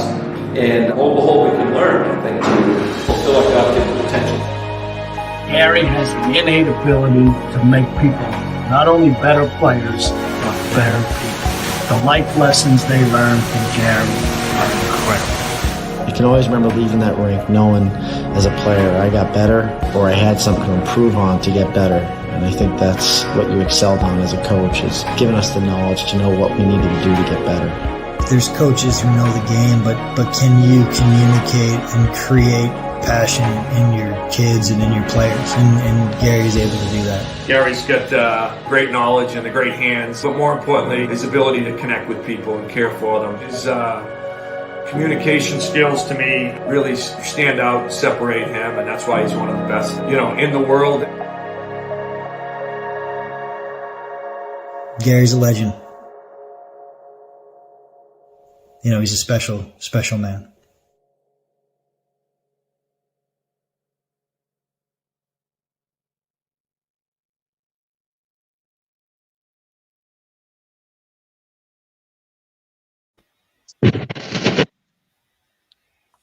And we are back.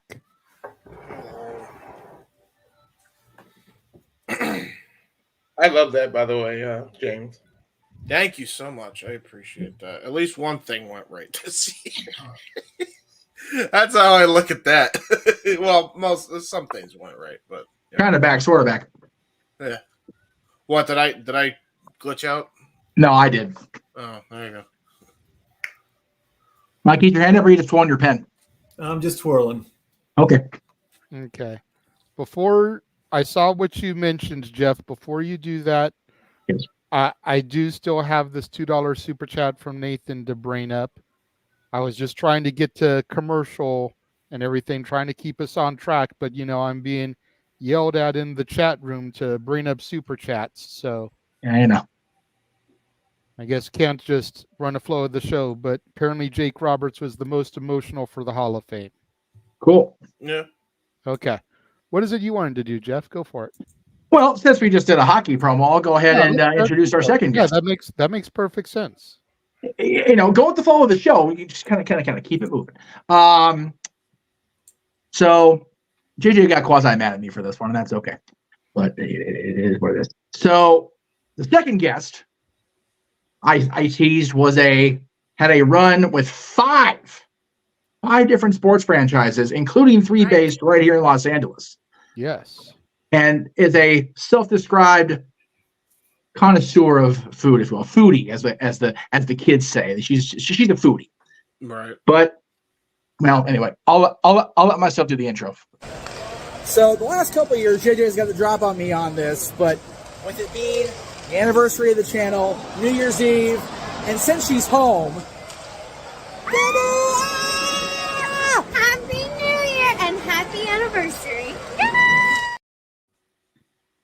There you go. Nice. One of my, I say this every year because we're both March babies.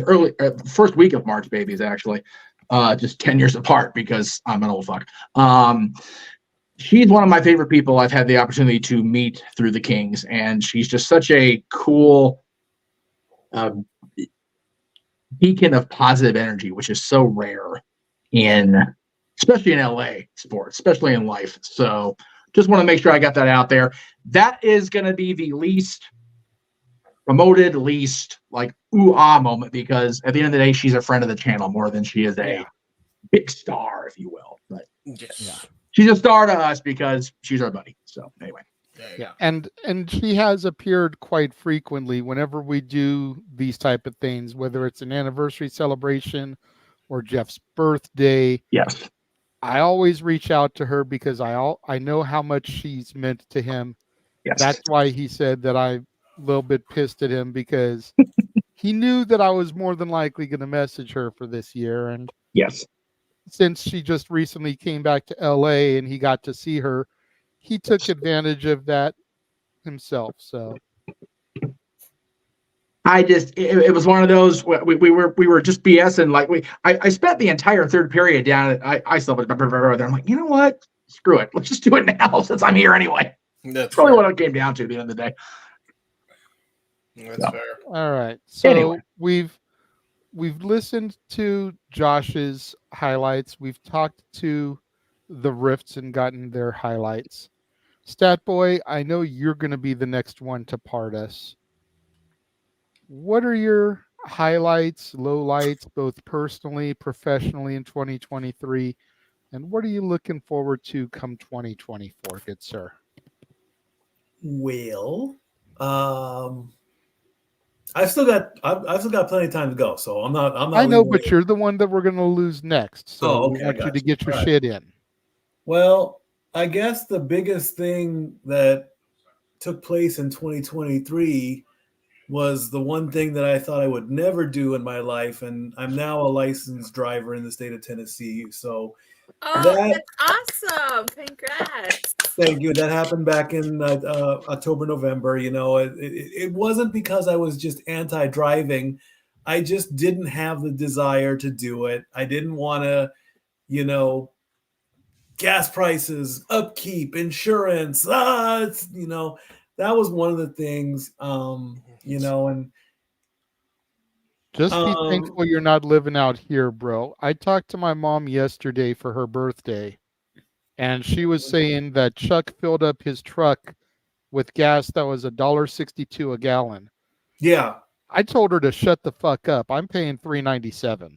$3.97. Oh, but you're out in the valley. That's why. Wait, you told your mom that? And I have a 10-cent card that I swipe to save me 10 cents per gallon. Man, so I it's remember like the $3.87. Sorry, I remember the days $25 would give me a full tank. Right? Oh, I remember my dad giving me a 20 to go into the Arco AM/PM on Bellflower and Delamo and coming back in to get change. Oh, I know where that's at. Bellflower and Delamo.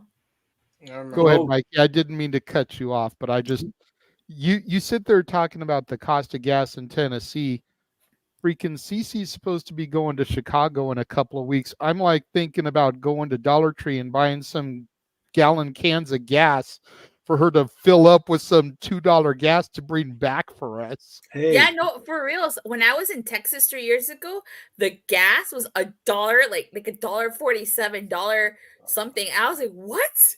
What? I wanted to siphon gas out of Texas to bring it back. That's fair. Yeah, absolutely. Go ahead, Mike. My driving is still limited. I do have a friend. His name is James, not Hebert, of course, but I can't drive for the same reasons you didn't want to go for your license for ages. It's my reasons for it. Yeah, it's like everyone's like, oh, you rely on other people. Don't you think it's freer to go? And I'm like, okay, fine. I'll go and get it. I put it off, and the test itself was a disaster, but hey, at least I got through it. And so now, like I said, my driving is limited. I do drive, to and from work, which is only about a 20-minute drive along the back roads of Sevier County. So it's just like I just do it, and there's no big thing. So possibly the goal in 2024 would finally be to break down and get a car, but I'm not pushing that anytime soon. Probably by the time New Year's 2024 going into 2025, I could probably say, hey, I've got a car finally. We'll never say never. No, of course. I mean, if you were to get a car, what car would you want? If the lottery fell into your lap and you could buy your dream car, what would you buy? I would probably go because I say Ford on the streets, Chevy on the track. I'd go with a Mustang. Okay. Oh, nice. I have to stay true to my NASCAR roots out here in Tennessee. Work has been work. Big Frank loves you for that one, brother. Thank you. Work has been work, so everything's going fine with that. I will be going back in the spring for my 4th season at work and see where that goes. So I'm happy about that. As far as the channel here and Sports Bar, the sky's the limit. I want to do a lot more. I know I said last year, coming into 2023, I still want to pursue the possibility of sports watch-alongs. That still is a desire. I want to be like Noah Foster, like you and JJ do with the wrestling watch-alongs. I would like to possibly make that a thing if there's a market for it. Super Bowl's coming up next month. That's still in the works. Maybe, I don't know. Yeah, I don't see why not. As long as the Super Bowl isn't on a pay-per-view PLE Sunday, let's go for it. I mean, I'm down right now. I have no set in stone plans to work for the winter. I'm going to be in between jobs right now. I've got a few feelers, but there's nothing, hey, you're working for me for the winter. So as of today, 1/1/24, I am free and clear for the winter. Never say never. I am definitely looking forward to the Rumble watch along. I've made the promise at Survivor Series. I made the promise the Rumble stats will be better than last year, because last year I was green as whatever. And so I'm going to keep to that. And now the Rumble book is getting bigger and bigger and bigger with each Rumble that goes by. I'm just finished 2008. I've got 15 years to go. And I'm very certain that all the stats that are needed up through 2023 will be ready by the end of January, so that when we gather for Rumble 24 and they come out, Noah can say stat boy go, the stat is there, boom, and done. In fact, here's a little teaser.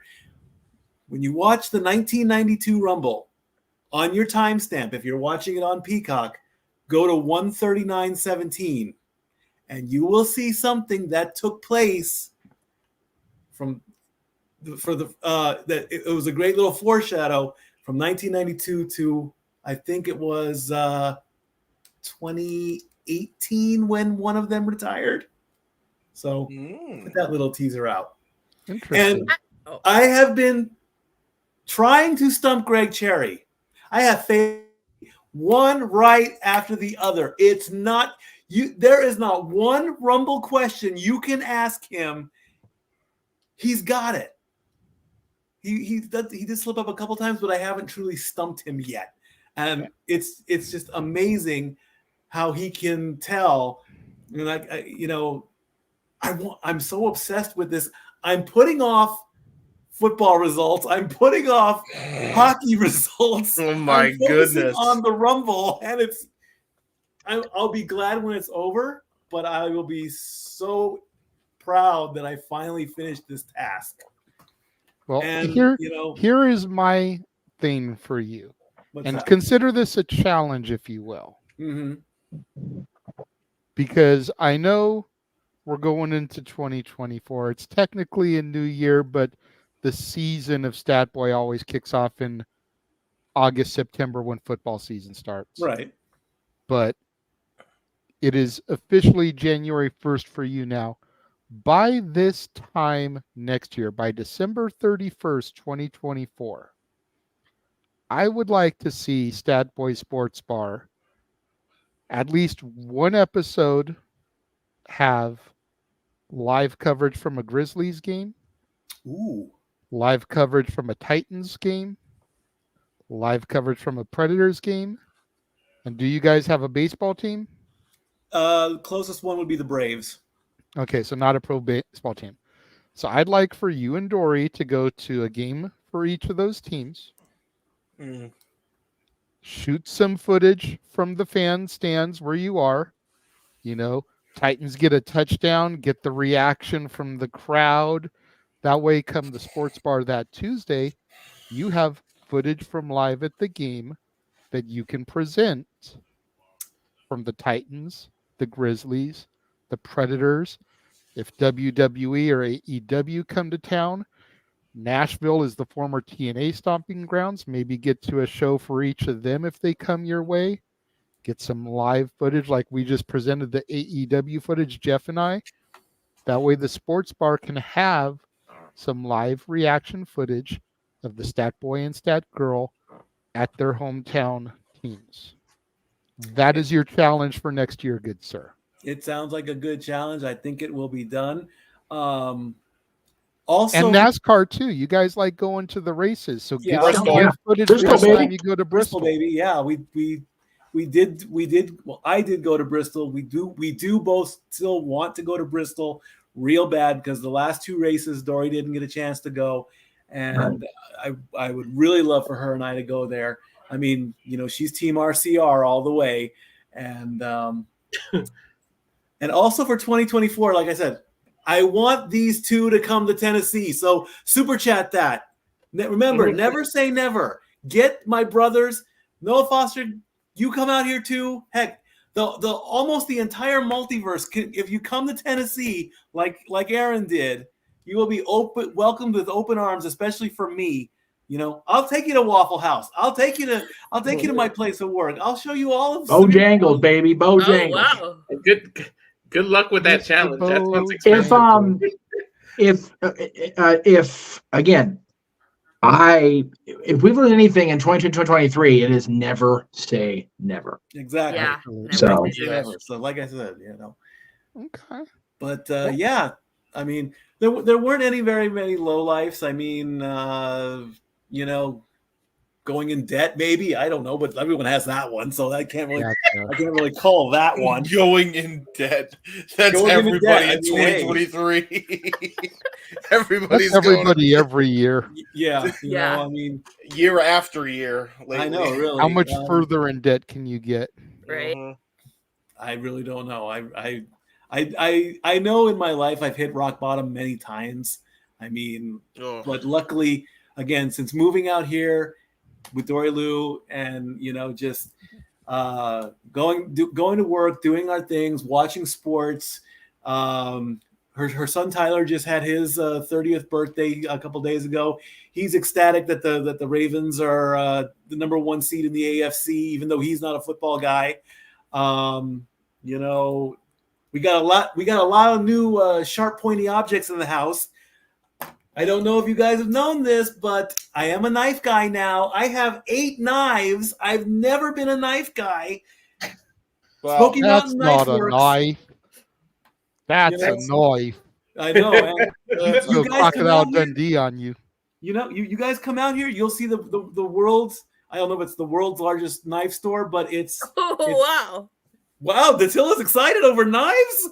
No, I'm just saying, world's largest knife store. I've never heard of that. Oh yeah, it's called Smoky Mountain Knife Works. It is amazing. I mean, that's where I got my first knife on my first birthday out here in 2021, and I've just been hooked on them. I don't use them as weapons. I use them as tools, but I just keep getting one after another after another. Tyler has a collection of samurai swords. He actually has a replica of the hero sword from Zelda, which is amazing. Oh wow! I know, man. Like a legit thing, like a legit sword. Oh yeah, it's legit. Oh, wow. It's legit. Absolutely. It's got the Triforce and everything. Nice. I know, man. But hey, sky's the limit in 2024. Just like I always say, Skyloft reference. I get that. Is it a bigger knife store that's with the gun store at Knott's? Oh, much bigger. Much bigger. It's 2 floors. Jeez, okay, you're good. It's like 2 floors. Oh, damn. Okay. Jesus. 2 floors it will of knives. definitely be on, and of course, you guys get to go to Fuddruckers when you come out here too. Because damn right we're going to Fuddruckers. Are you kidding me? Jesus.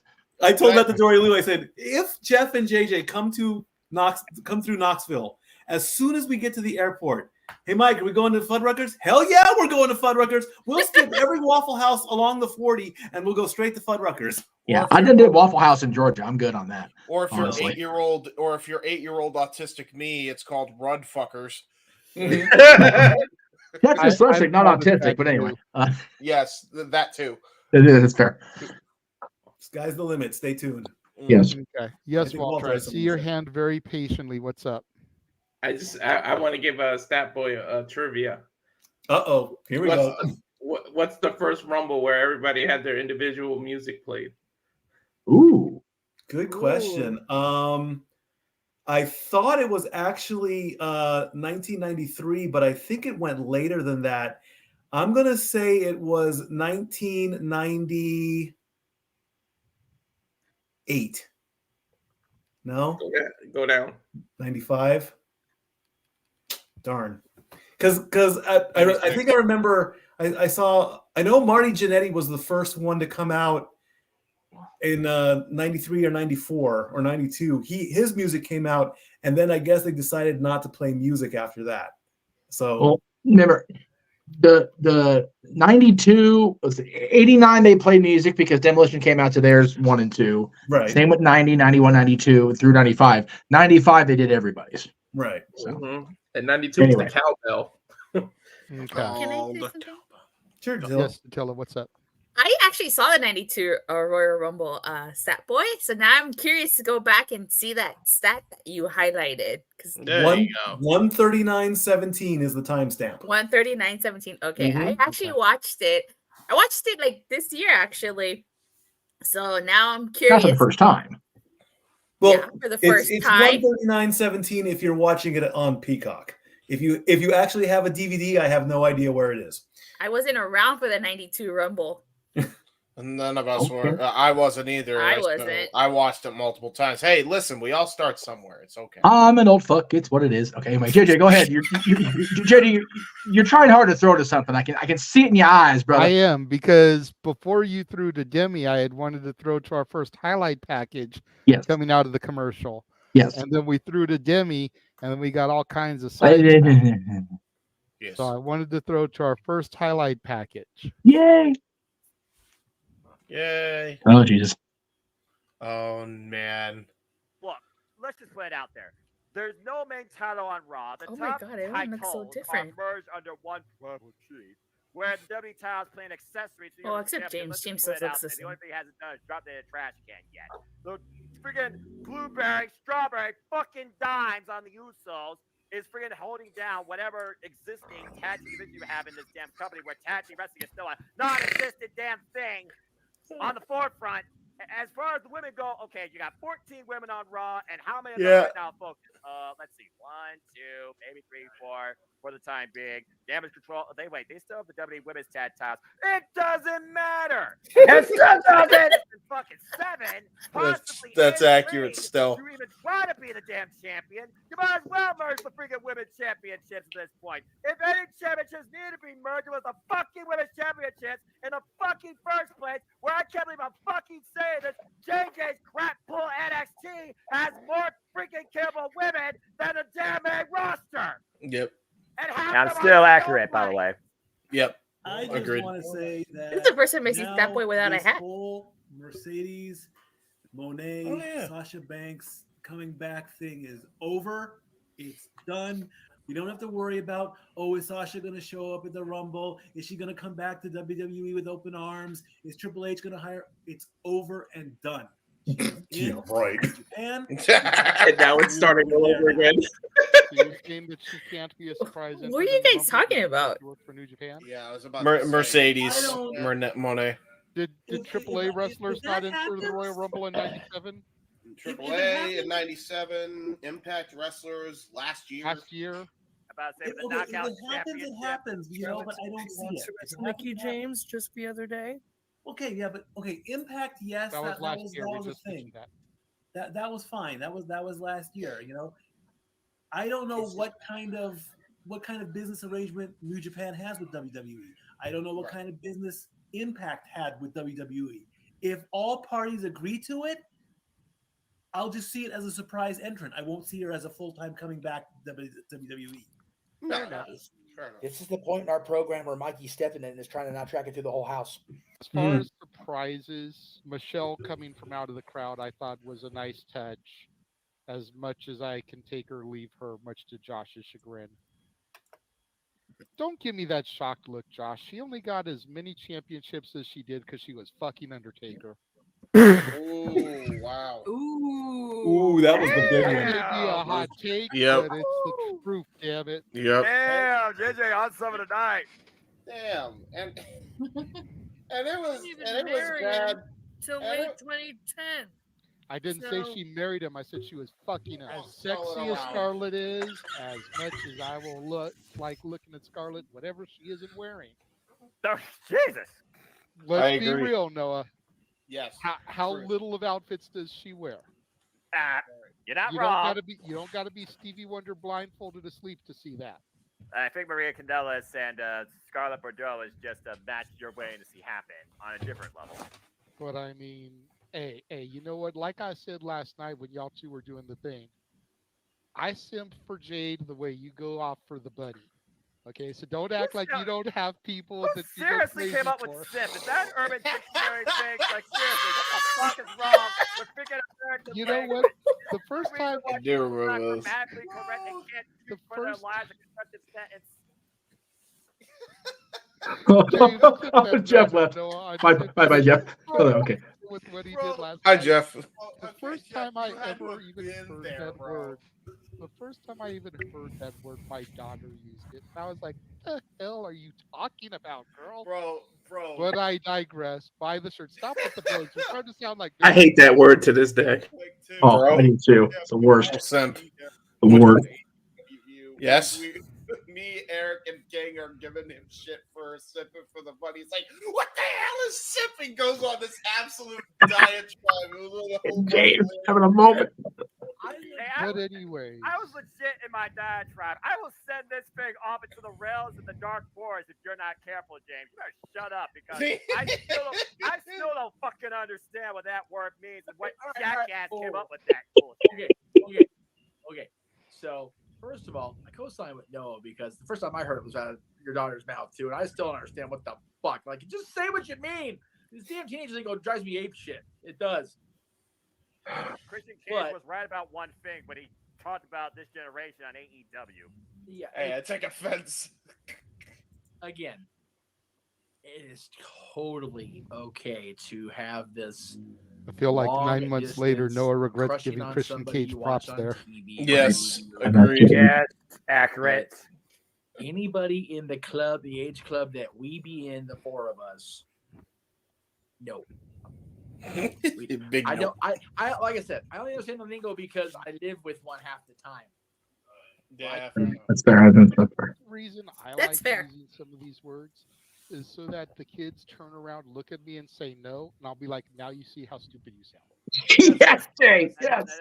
Yeah, really. I do that more than once with Dylan, and Dylan actually talks. But Simp is like our cool and dude. Remember when we used to use those words and then our parents used it and we were like, ugh, that's like simp now. No. Oh, wait till the clip's over to respond to that. Hang on. Because at the end of the day, and whether we want to acknowledge it or praise it or not, it is the perfect combination of WCW Eddie Guerrero and Conan. Yeah, it's a balance. See, I don't mind the comparisons to Conan when it comes to that because they're very much blending the best of Dominic's upbringing. They've got Rey Mysterio as his father. They've got Eddie as the whole illegitimate father thing, and he's doing the mommy, he's doing all the lion Here we go. stuff, and he's dressing like goddamn Conan before the NWO. So Even in the NWO, yeah, that's fair. it's like he'd wear that freaking flannel, and then he'd have the Wolfpack shirt underneath it. Fair point. Fair point.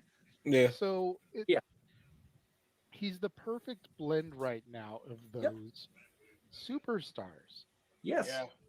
And it's working for him. And none of the drama on his brain is so crucial at this age that he's at right now. Yeah. I was saying the fact that his mentality hasn't cracked before this point. Call this a hot take. By WrestleMania next year, he will hold or have held a mid-card title. Probably. I agree. No, it's for JJ, ladies and gentlemen. Oh, for fuck's sake. Oh, I forgot about this. Oh my So did I. Fucking idiot. I forgot about this. That is a lot of blue jiggling. Good Lord. man. Oh, sweet Jesus. Oh, my God. It's bad. Who Oh, was I'm the showing confidence behind this? We were doing, I think we were super chatted to do a Shane Shuffle or some shit. It was the wrestling karaoke night, I think, wasn't it, Jay? No, it was before karaoke night. Oh, my God. I had no room to do that shit. Oh my God, the Spinneroonie. No! The Noah Rooney? Noah Rooney, baby.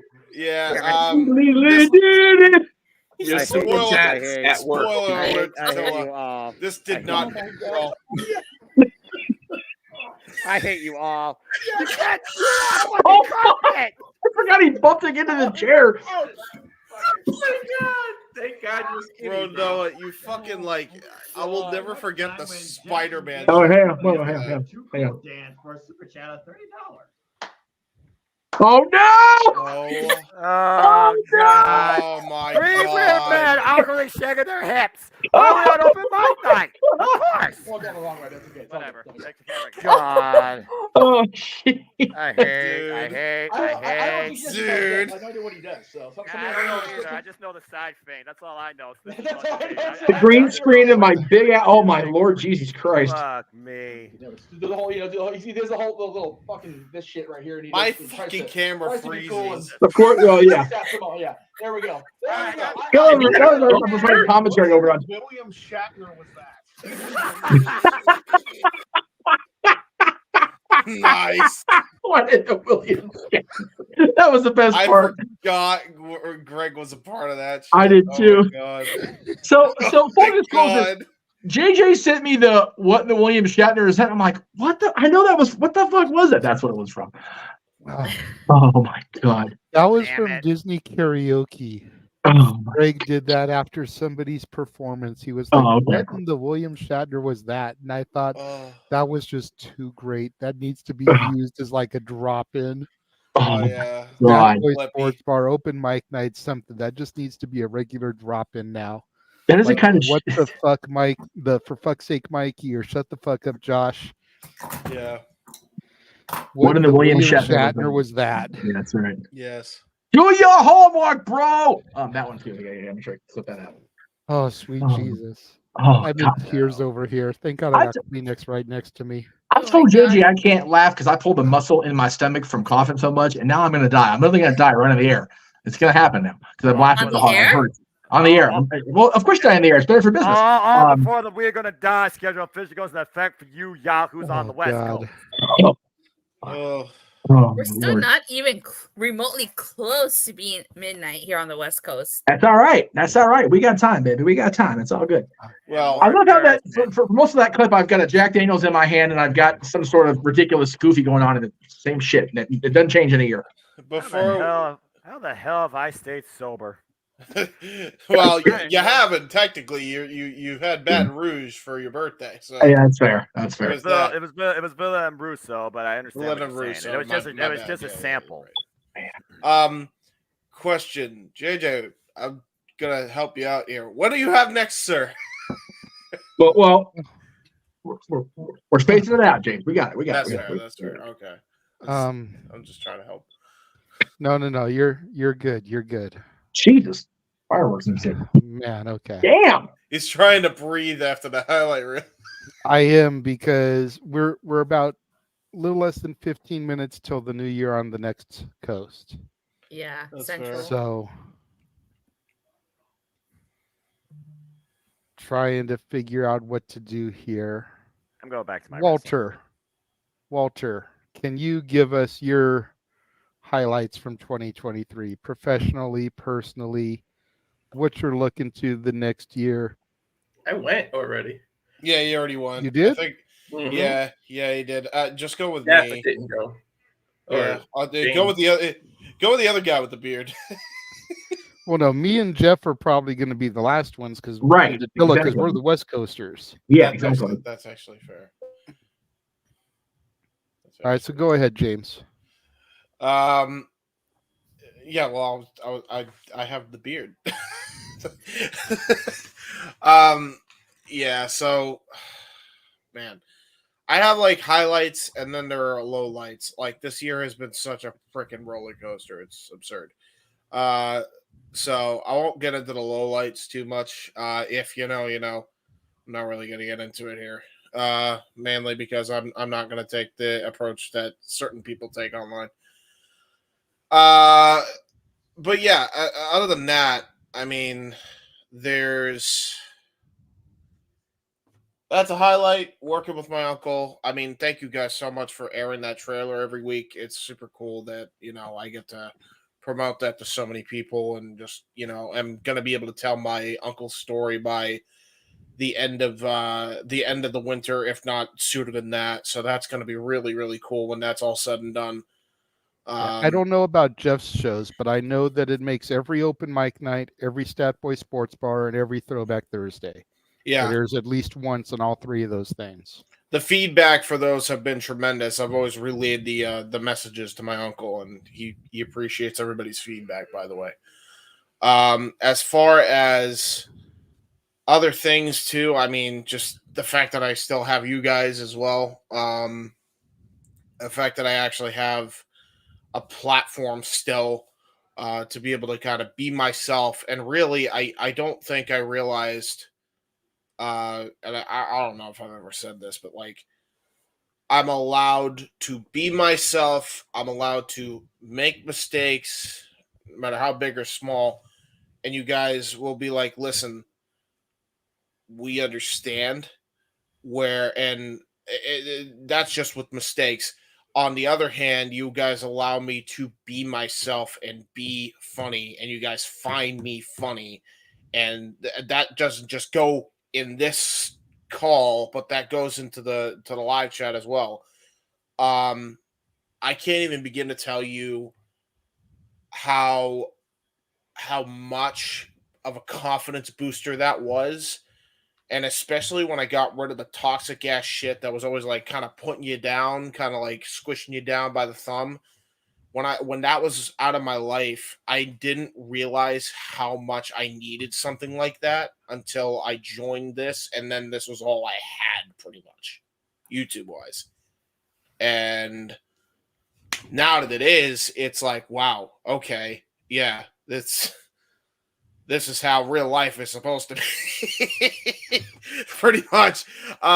So yeah, I mean, thank you guys so much for that. And I don't know if I can ever repay that, honestly. I mean, I've said that multiple times over the years, but it really kind of came into fruition this year. Like, without Jeff, kind of bringing me into the fold and trusting me all that time ago with one of my own shows, and us shooting the shit for like however long about NXT, and then we transitioned that into this format where that all started because we were shooting the shit out of an Impact show, and we just clicked. And then JJU came into the fold and clicked even more, and it was just like, naturally we just grew the audience because we were ourselves and we didn't really have much of a filter, and we actually just went on and on about anything, and we could literally just talk about anything and everything.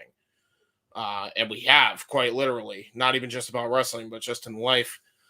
And then I think the only other thing that I could think of is I'm grateful for the people that were the positive influence in my life, not just in here, but outside of here. If you know who you are, you know who you are. Again, I'm not going to mention names because I ain't trying to have issues. By the way, I see the Luigi. I see the cat Luigi. I approve. I think my brother's been drinking because he's never been this. You know what? I approve of cat Luigi as well. That's a highlight for me. But yeah, it's been a lot of highlights, but it's also been probably more lowlights. So the one thing that I'm grateful for, and the highlight of 2023, was it fucking ending. So, yeah, good riddance to fucking 2023. I hope I never see you again. Well, you shouldn't unless you go back in time, but I guess that's true. I could always Doctor Who the shit. I mean, I'd just be like, all right, let me set my Omnitrix or whatever the fuck he uses. Actually, no, that's Ben 10. What am I talking about? You can't anymore. Disney owns that too now. So, but yeah, you gotta go into Jeff's favorite movie. You gotta get the car. You gotta get the DeLorean. Yeah, we gotta go back in time, Jeff Meacham. I got a guy. Yeah. I got a guy for that. My brother, the owner, the operator, the CEO of Cal Fire Farms. Hello. He's the one you hear in the voice Hi. on the Instagram when you go. He's popping in, being goofy, being drunk like Jeff. We have a few people we need you to talk to, your brother, just so you know. They're still there. All ears. We'll be in touch. I will say, on a scale from 1 to 10, how drunk are you right now? Oh man, I only had 2 drinks. No, 3. We look like a before and after photo. You kind of do. I ain't gonna hold you, bro. It's a good thing that you said it and not me. This is your brain. This is your brain on drugs. Any questions? Jesus. Well, I mean, hey, listen, man. I mean, it's cool. It's cool. Now, which one is the worst of the two? Is the question. Like, Worst what? Opinion. Worst what? Yeah. Well, I mean, you're saying it's a before and after, so that implies somebody's worse. I was talking about the weight. Oh, okay. So we're talking about the weight. I'm not the drinker. I don't drink too much. I don't drink either. So JJ, back to you as the host. Anyway. Yeah. Here I was. There he goes. Up, he's running. And he's done. All right, JJ, go. Run away. All right. We're about 5 minutes before our next countdown. I do want to throw to one other, just a short video here, real quick, before we get to our countdown. Yes. Oh my. Oh no. Oh no. The director of this is working on both a Bambi and a Peter Pan along the same lines. Peter Pan. Oh my god. Yes. Tinkerbell is going to be an obese, recovering drug addict. Oh yes. Let Oh, that no. go to your head and percolate it. Think about the image you have of Tinkerbell, whether it's the Disney cartoon or Julia Roberts in Hook, and now imagine her as an obese, recovering drug addict.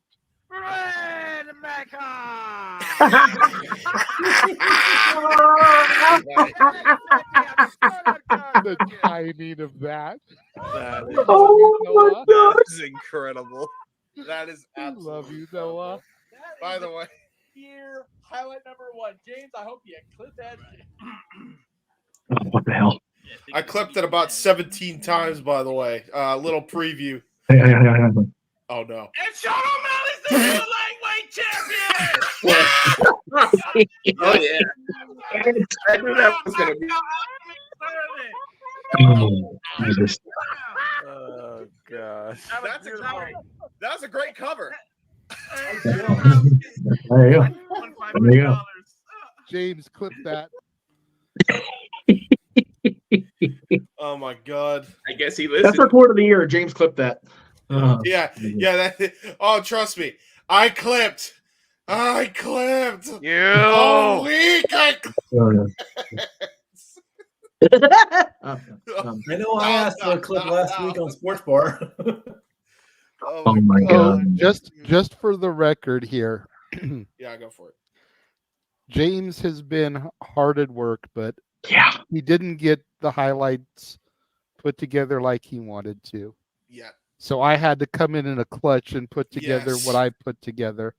Yes. His official highlight package will be featured in, what is it, Noah, 2 weeks when we hit our 2-year anniversary for Open Mic Night? So when we hit the 2-year anniversary mark in 2 weeks, that is when his official clips will be presented. Now, the weekend of Hard to Kill. Now here is. There you go. I will give you all a little preview before we do the countdown here. That's the bad news. Here's the good news, and I told this to JJ earlier. 48 out of 52 episodes from this calendar year have been clipped.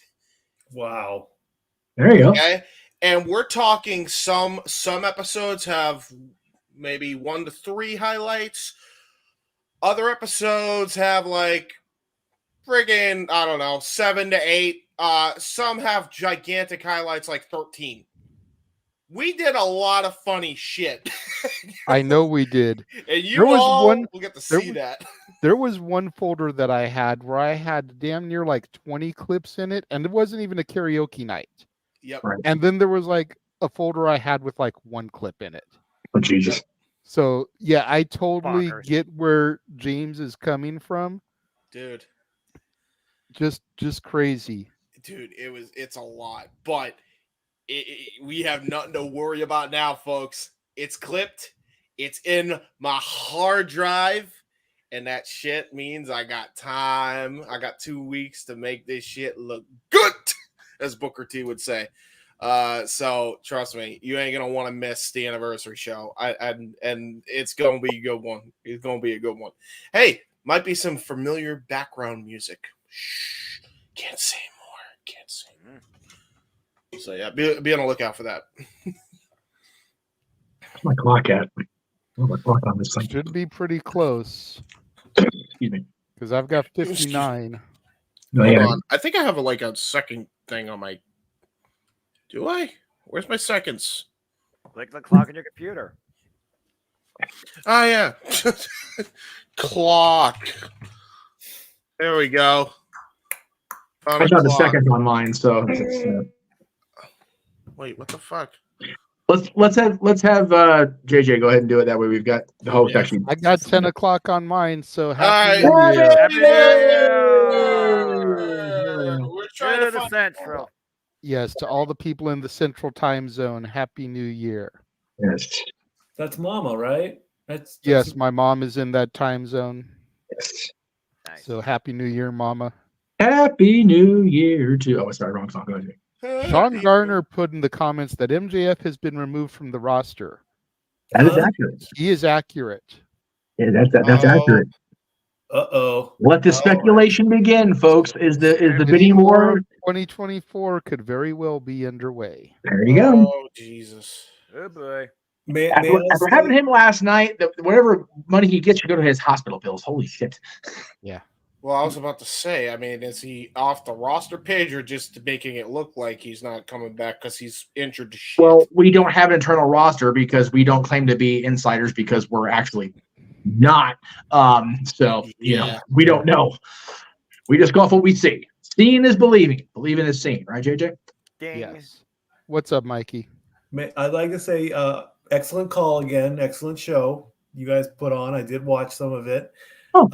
I did watch. I think I stayed through your entire call of Adam and Christian. Great call on that one. I didn't even have to have seen any clips or anything. I could see it all in my head as it was playing out. So good on that. The Adam Cole swerve being the devil. Wow. Of course, my question I think would be like, they have to finish this story between Adam and MJF, but the bidding war question is an even bigger one. How can they finish this story if he crosses over to WWE? They just can't. That's fair. This is an unfinished story right now.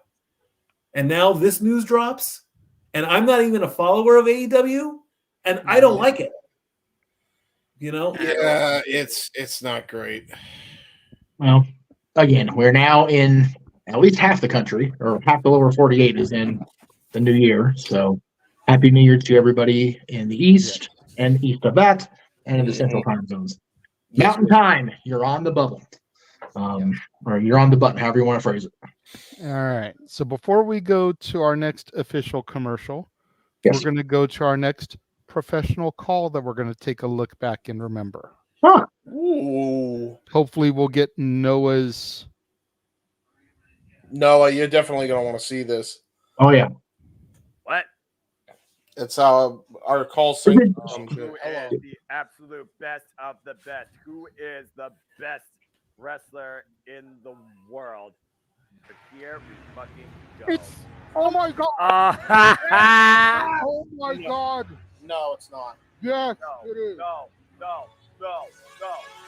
Yes. Dude. Final countdown. Yes, that was awesome. That broke me. Ring of Honor. That broke me. Ring of Honor. They fucking did it! It's gonna cost me a pretty penny. To the main event! Yes! Yes! That was a moment. Still that song round. I fucking love AEW! Oh my God! With a 60-minute time limit, approaching the ring from Aberdeen, Washington. We are going to witness the greatest professional wrestling match. Truly the final countdown to the undefeated main event.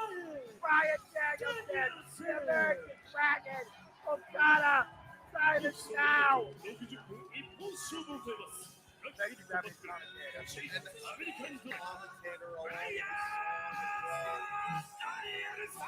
Europe, final countdown being played out loud and proud. The final championship prize, the best of this generation. Kazuchika Okada and Brian Danielson. Tony, I did it. I can't believe it. The American Dragon, Brian Danielson. I cannot believe I'm here in Final Countdown 2023. My life is complete. Beautiful. Dude, JJ was a wreck. He was an absolute wreck, and rightfully so. Yes, rightfully so is the word. Like that's why I was like, and I understand why he wouldn't, but I wish he had given him a little bit angry right before I went out ahead. there, and then I heard Final Countdown play, and it literally just put a smile on my face. Like I said it out there at the end of the show, but I legitimately don't think I've heard that song since I last came out to it in Ring of Honor. So yeah, accurate. So okay, all right. So before anybody says anything, let me just say this real quick. I purposely I wasn't at the watch along because I was where was I there that night, Jay? Do you remember? I think he had to work. I think he had to work. I have not watched that on purpose because I knew it'd be part of this. That was fucking awesome. There we go. There we go. There we go. He's good, damn it. And you know, to your point, you know, I'm still a wreck about it.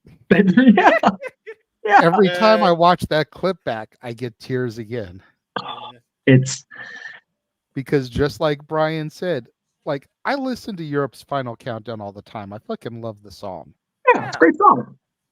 But I hadn't seen him come out to that since the last time we saw him at Gorilla. Which was and we missed his final appearance at Gorilla due to shenanigans that I won't get into because it'll just piss Jeff and I off. Beyond our control. At the time before that, the last time we saw him. Yeah. It was a moment. You guys have to understand, when I first moved into the apartment with him in 2011, even before that, we were just hanging out for the year or so prior to that. We developed a thing where we would play the wrestling themes in the apartment and have the newbies, Dylan, his mom, kind of like the unfamiliar folks, play the theme game. And we would play Final Countdown, and Dylan, who was, God, not even 3 yet, would get it right because he was properly educated by the adults in the house, as we did. But even now, when we go back and play it, you know, we'll watch an old wrestling thing, and you know, I'll go to fast forward, and he'll go, let this one play. That song means so much to us at the Casa. It just because of Brian. Fuck. Oh, Jesus. It was just really cool that JJ got to call that, and it's one of the, again, I never try not to look back with regrets as far as Disney because the year was what it was, but god damn, I would have loved to be part of that. And I'm seeing it now. I've seen you guys react to it for the first time. I actually purposely didn't watch it because I didn't want to have my reaction be prepped. No, yeah, it's and dude, that was really cool. I'm pretty sure that was the moment this year that my voice literally broke. Yeah, I'm probably gonna do it at some point, like, and I think I might have. Oh, jeez. God. Both of us babies. Yeah, both of babies. My goodness. I was gonna like do a solo shot of JJ at some point in post because like the raw emotion, you couldn't have captured that in a bottle if you fucking ride, dude. Like, you guys, like in wrestling, and I think this is true with any fandom, but it's especially true in wrestling. I think a lot of people take tribalism too far, but there's a type of tribalism that's always amazing. And it's when you connect with someone so much that when you hear a theme song, the first freaking note, JJ knew immediately it was the final countdown. We had to hear the trumpets start playing, and then we knew. Yeah. When That's because of how many times I've listened to that song, like I know the spaceship intro. when he heard the I will never spaceship, it was forget the fact crazy. that CC came out of here from a dead ass sleep. Yeah, like somebody died. Like, what the fuck was I reacting to? Because I was so fucking loud. Yeah, which for JJ to be loud, you're doing something right. You know, he and I both told the story about, you know, going to Access and me not being able to afford that particular session of Access, and Brian getting up off of his chair, from behind his table, walking to the perimeter of the Access area, and like leaving his line hanging. Yeah, because I wasn't, and he hadn't seen me in over a year. It's that man is a gem. Even now, Clay and I went and saw the Garcias twice this year, and you know, both times Bree made it a point. Oh, god damn it! That session, matter of fact, of Access. That session, as a matter of fact, there's no picture because I didn't want to get Brian in trouble. You know, Bree, you know, made it a point. How have you been? How, you know, I asked how Brian's doing. You know, she asks about the Casa, asks because she knows that Brian would ask if he was there. It's I'm so happy for him that he's been able to return to wrestling and to find that inner balance, which I know is hard for any wrestler, any athlete, to find the balance between family and employment. And I just love this shit so much, and he loves that we love that he loves this shit so much. Amen. Oh, yeah. I have to say, 100%, as much as War Games and Punk coming back to the E meant to me. Yeah. This was my favorite call of the year. Absolutely. Yep. No argument. As much crap as I give AEW, and a lot of it justified, I feel. This year for sure. This was my favorite call of the year. Yeah. That moment. Moment's incredible. From a theme standpoint, I will agree with you. For the overall moment, I'll give you a 1A because I was trying to clip this and got interrupted 45 times tonight. And because I was there, I wasn't able to be on the call or on screen with you guys till after. But you and Noah calling Sammy and Kevin being the tag champions. That was fucking beautiful. Oh my god.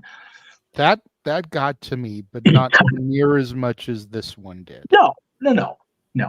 Because Brian was legitimately our friend the entire time. Yeah. You know, it's having our PWG boys win in the main event of a WrestleMania night was, I mean, I don't even know how I was on the post show. I was so hoarse from screaming, literally screaming. Just guttural, like, oh, I couldn't believe it. I couldn't believe they'd done it. Yeah. Wearing those PWG shorts at that, which was just icing on that already ridiculously rich cake. And by the way, for anybody that wants it, the Sami Zayn basic figure with him wearing those trunks is coming out like within the next month. Hell yes. I wish it was an elite figure. Right. But I'll take the basic one for now. I am going to be looking at my local Walmart, Target, every time I go until I find that figure. Yeah, that whole. And then I'm going to go on eBay and see if somebody is selling a toy El Generico mask that I can put over him. There you go. I'm telling you, the moments from that weekend alone, like figure form. Undertaker, the Elite 1-0, whatever it is this year, where he's in his one dead man show gear. That's on the way. As Chris Present, thank you, Patrick, my brother. If I get the Sammy and Kevin figures to put next to him, I'm because that whole weekend was just so as long as it was delayed, as much as it was a letdown because everybody wasn't, able to be out here because of Philadelphia, fuck you Eagles. It was what it was, and it was still beautiful that I got to be there and get to be part of it and reconcile with people I hadn't reconciled with in years. And it was just WrestleMania for me, as far as professionally, as awesome as this year was across this multiverse. Basically, the expansion of the multiverse. For being honest, this was the year it really took off, right? Yeah. But I think that WrestleMania was one of those, like, everything just lined up perfectly. Yeah. And I think that WrestleMania start in that first quarter, as awesome as it was, and then that last quarter with Max, I think was just a great bookend for the year. Yeah. Anyway, I'm rambling, and we're going to get to that stuff later. No, it's okay. It's okay. Really quickly before I move to anything else, for the people in the chat room that are continually asking questions, if you would like us to answer your questions and you'd like to dictate the conversation, super chat. Yeah, it's as simple as that. It's still open mic night, guys. It is still open mic night, to be fair. Damn it. All right. So I feel like after that, yes, we need to get some haha. Oh yeah. Oh no. Big haha. I have not watched this yet. Uh-oh. It is the only thing James put together. Oh no. What did So- you do? What have you done? Evil bastard. You'll see. I'm You'll worried. see. You'll see. Oh, boy. This is still good for a restaurant. Oh no! Motherfucker. Jeff Meacham Network Records presents a very special offer, only available for a limited time. Noah, my God. That's What I Call Music. Featuring timeless classics as Barbie Girl, I'm a Barbie girl in a Barbie world. I See the Light. Oh no! Last I see. I love this, James.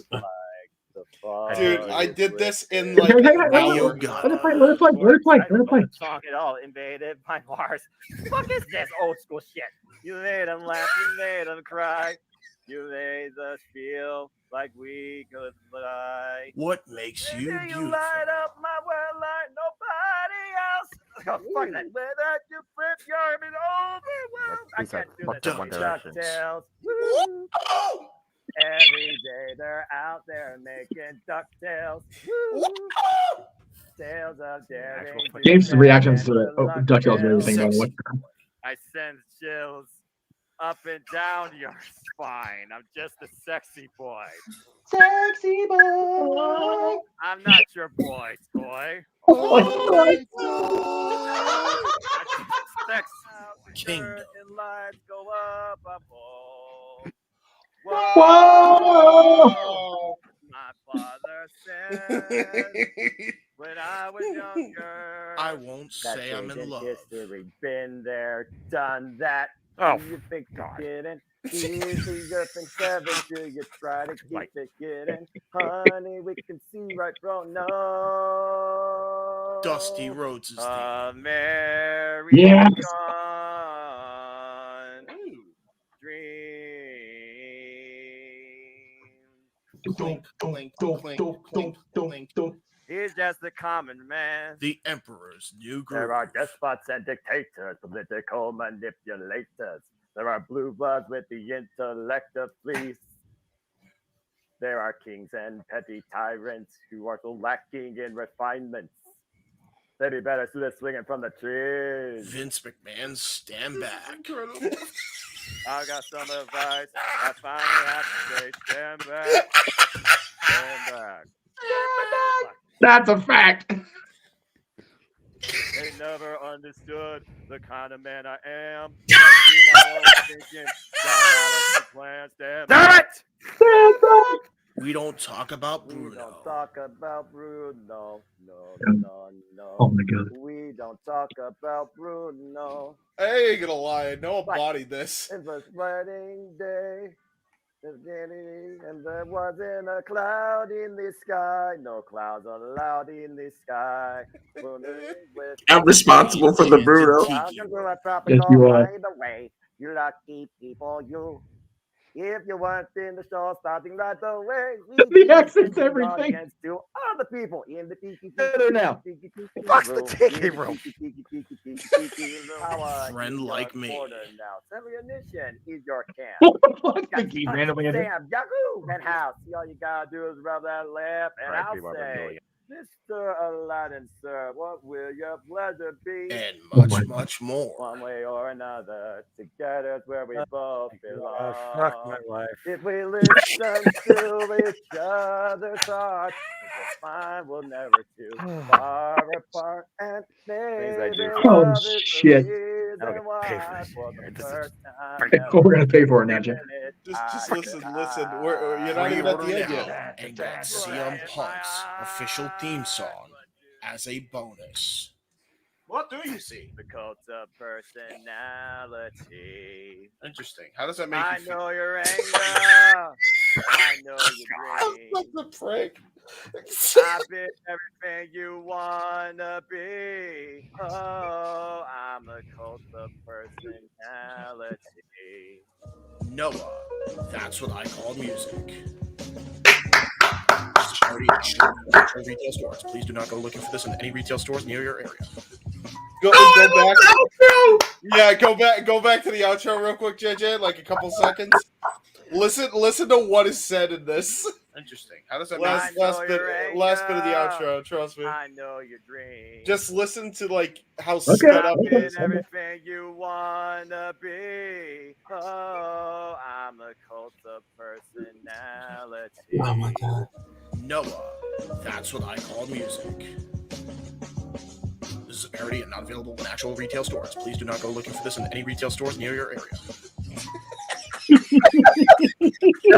No, everything's so much better if you change Sexy Boy to I'm just a simple man. Simple man. Yeah, I know. He's gonna hit the fan. Hit the fan. The problem is, like, what is he gonna rant about? The deed is done. He knew this was coming for ages. Sports entertainment be damned. Yeah, that's true. The funny part is you can see him trying to find a smile back because he knows it's so fucking good. It is. You gotta admit, Noah. I came in clutch with this at least. Yeah, editor of the year for that. Just for that? Oh wow! You wait until you see the rest of the open mic night highlight.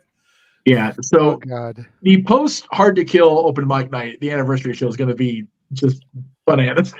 Oh yeah. So Noah. From Vegas, no less. Sir.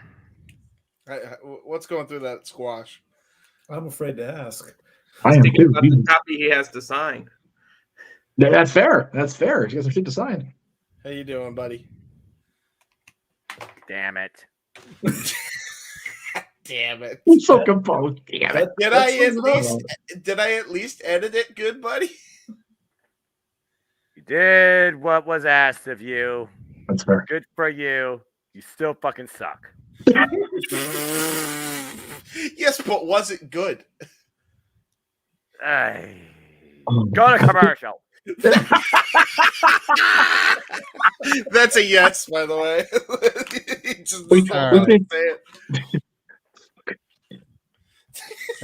That's fair. My eyes hurt from crying from laughing. Oh my god. Well, first you guys were crying from emotion. Now you're crying from laughter. It's all emotion, just good or bad. Here's another James production. Here is everything you can see on Stat Boy Sports Bar every Tuesday, traditionally at 4 Pacific, 7 Eastern. Oh yeah. You ever wanted to come into a sports bar where the barkeeps know their game? Well, the Jeff Meacham Network, Multiverse of Media, has got a production just for you.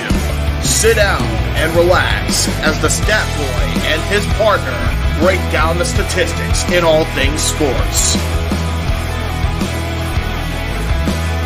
Whether it's football, basketball, motorsports, baseball,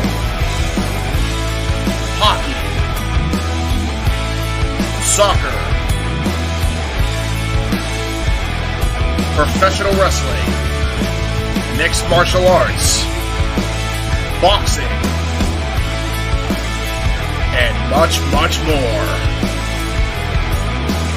All are welcome. Your barkeeps here keep you up to date and in the know of everything going on in sports, while also having a pleasant conversation about it all. Your host and owner of the bar, Stat Boy Mike.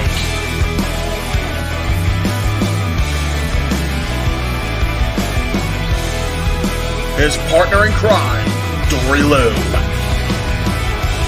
And a host of other guests coming in. The food's hot, the seats are warm, the drinks are ice cold, and the sports talk is plentiful. Cassidy 18 Studios presents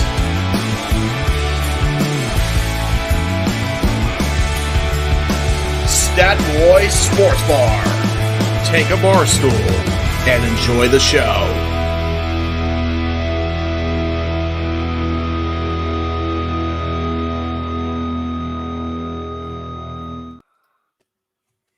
Yay! Oh, There you go. Jay, Yeah. just Jeff, I saw your private chat. yes. I just messaged you on Facebook. Oh, okay. I'll get that. I'll fix accordingly. Also, announcement from most-time producer director of Stat Boy Sports. We're actually moving back to 6:00 permanently. 6 p.m., 3 p.m. Only because we never know what NXT is going to throw a special at us that we all want to have called. Yeah. So figure go live at 3. We're done by 5, more often than not. Okay.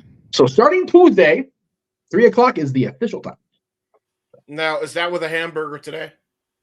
Apparently, Stat Boy was unaware. No, we talked about it. I'm responding to Josh's comment. Oh. Oh. Hey, Josh, I'll believe you're there when we see it. That's fair. That's why. Do your homework in the meantime, bro. Anyway. Yeah, But I am certain it will be Stat Girl and myself this Tuesday. We will both be there ready to go. There you go.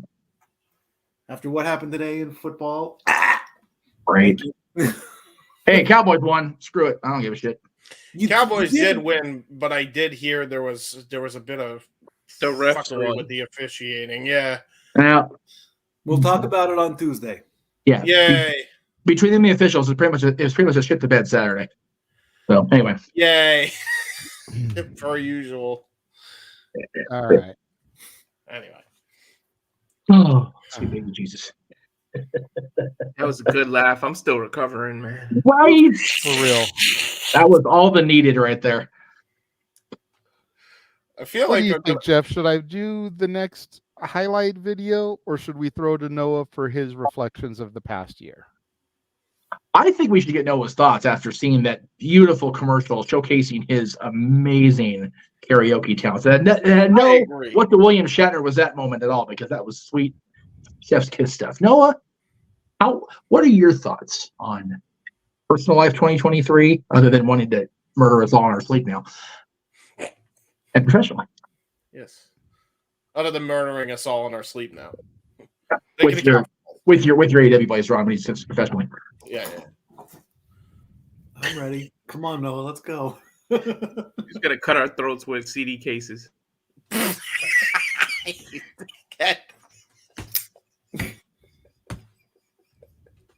All I'm gonna say. Oh my god! What the hell has this year been for me with this connection of friendships I have made on this screen and in this chat? Okay, focusing on the task at hand. Reflection. Funny enough, church was reflection as far as spiritual growth and goals to look forward to, because I don't buy into New Year's resolutions, but I invest in goals because you definitely can put your worth into accomplishing those. As far as this year, positive wise, it's been a good time. I've definitely have done a lot that I'm proud of as far as self-growth, and there's been some good fun and professional wrestling as well. Again, one of my highlights definitely around my birthday. Paul took me to an independent show, and I got to see Burke and engage with Camille, the former NWA World Women's Champion. It was very nice to have a conversation with her and see that title and all its little glory, and then engaged with Rich Swann, talking about Impact Wrestling. Finally got the band of brothers back together. We went to go see our first ever AEW show right here in Toledo, Ohio. Collision was a blast, seeing Sky Blue, Chris Statler for the TBS Championship, and Christian Cage and Bryan Danielson for the TNT Championship will be highlights I always take with me. Two of the best matches I've ever seen live. And despite my demeanor of WWE being boring and underwhelming, even under a live standpoint, where I felt like the longer I was there, I was almost sleeping. For the first stadium show ever in my life at Ford Field, that wasn't, unfortunately, at WrestleMania. SummerSlam was a lot of fun, actually. It was really great finally seeing Darlene General live and perform his art against Drew McIntyre, and a bunch of other stuff happened too.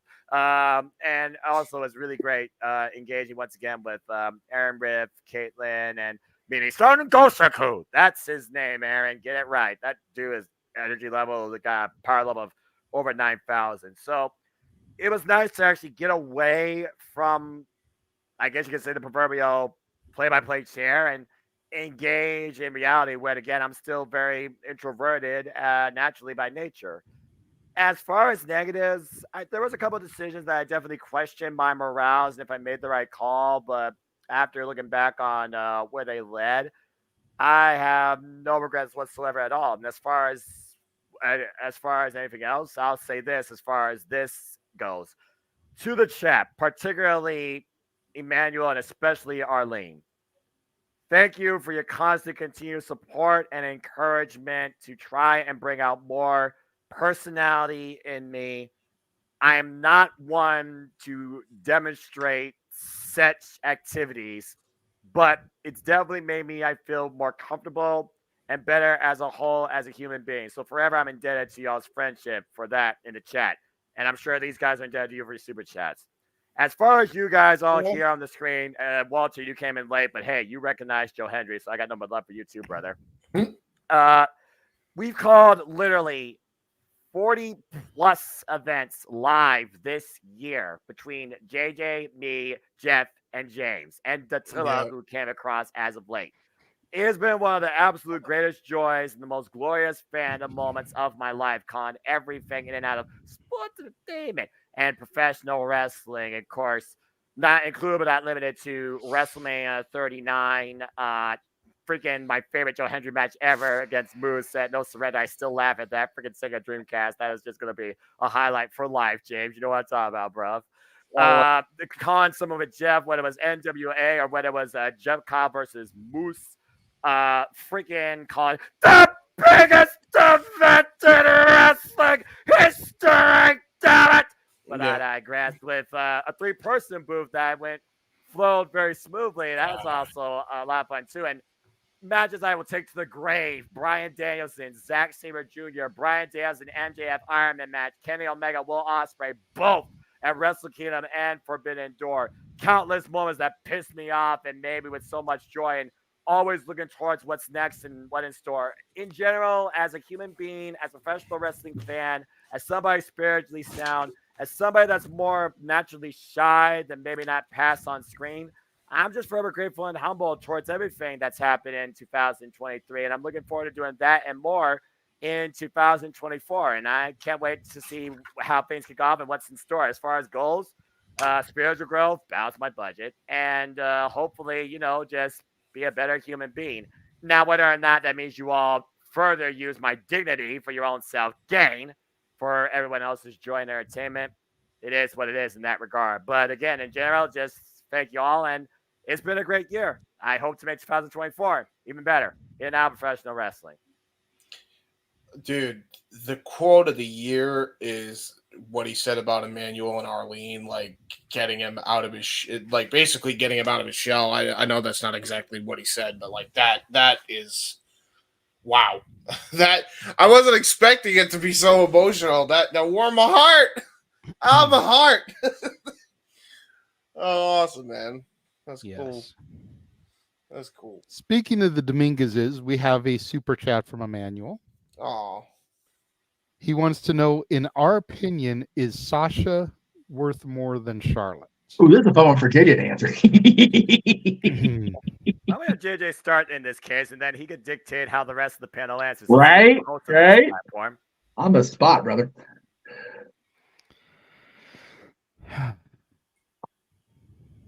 Breathe it in, brother.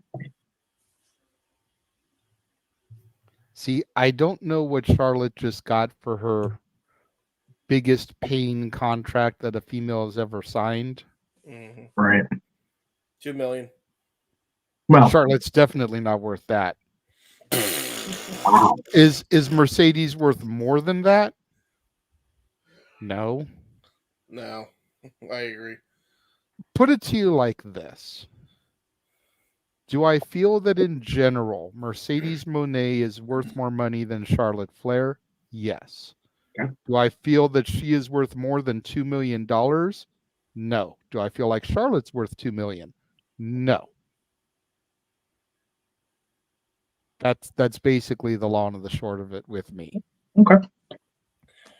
I could see, and I don't know what the rest of the roster gets paid. Right. I could see Charlotte at $1 million, maybe Mercedes at $1.25 million, $1.5 million.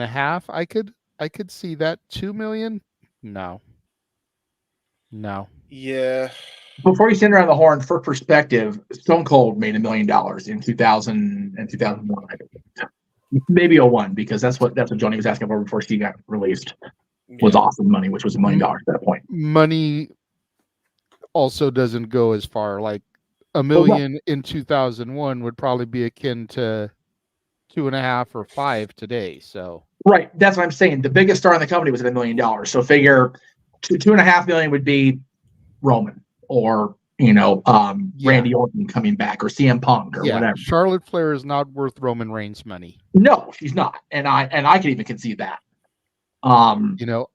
Whether I like her or I don't like her, she is the most prominent face in the women's division. Yes. As such, she does deserve a hefty penny. Right.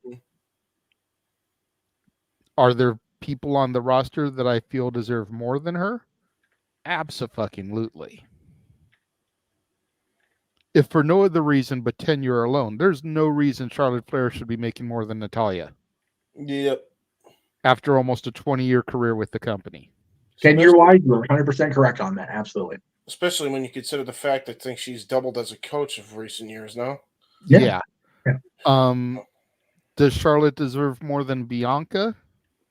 No. Yeah, that they yeah. Do they deserve equal? Yes. Does Charlotte deserve more than? No. Especially with what Bianca does outside. Right. Bringing in that demographic that WWE's been trying to get a hold of for a long time. Need any further point? Look at the Divas of Compton at WrestleMania 39. Yep. I was there. It was a big moment.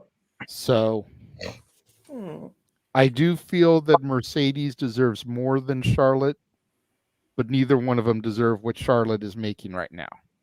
Mikey? And we'll just go around the horn. Jeff, James, Walter, Noah. I can pretty much agree with all the stuff you were saying. I mean, it also comes back to the equal pay for the women in sports as long as equal to sports entertainment. The only name you didn't throw out though was Jade Cargill. I mean, I'm guessing her contract has to be up there close to 7 figures, if not in the 7-figure range. Do I think Sasha is more valuable than Charlotte? No. Only because of tenure, like you said. I think I'm pretty certain that Sasha's tenure is a lot shorter than Charlotte's. So that's like she walked out 45 times.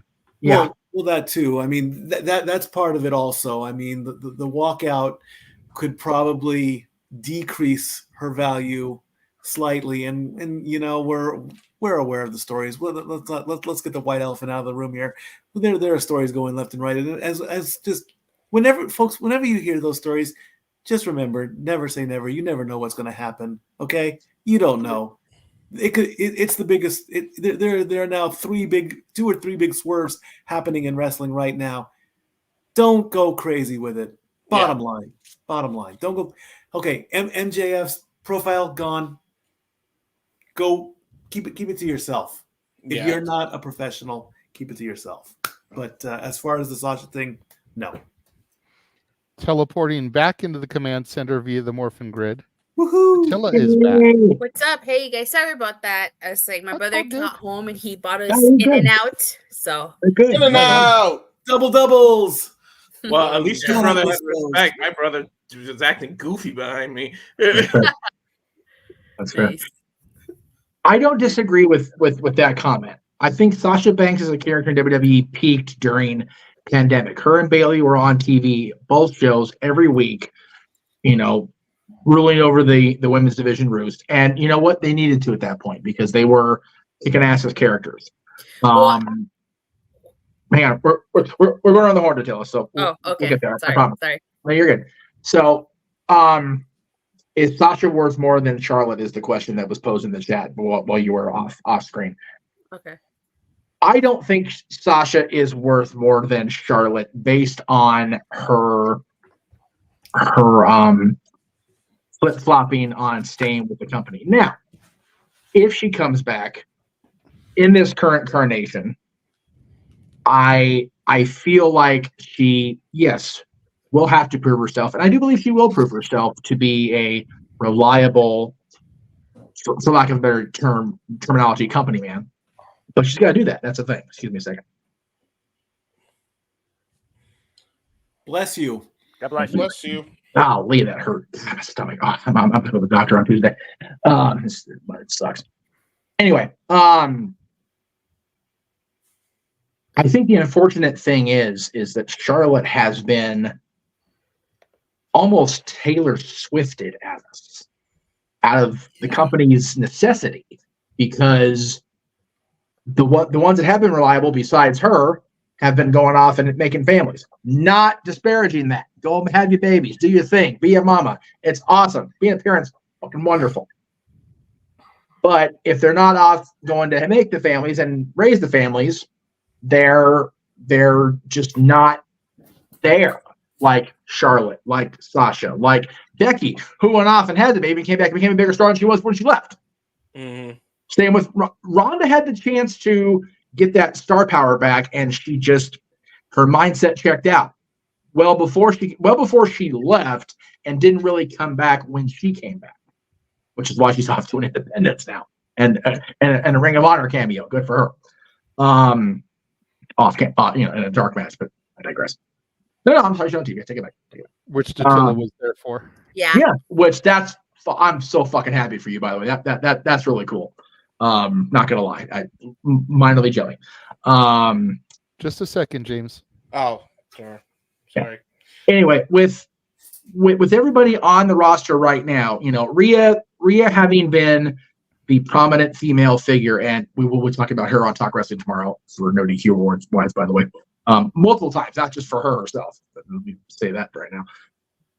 I think that anybody that is going to make that kind of quote unquote Charlotte money has to not only be the same star power as Charlotte or Rhea, but be more involved in the matches as much as the stories than Rhea was. Because Rhea was very much story this year, very few matches. Her matches that she did were amazing.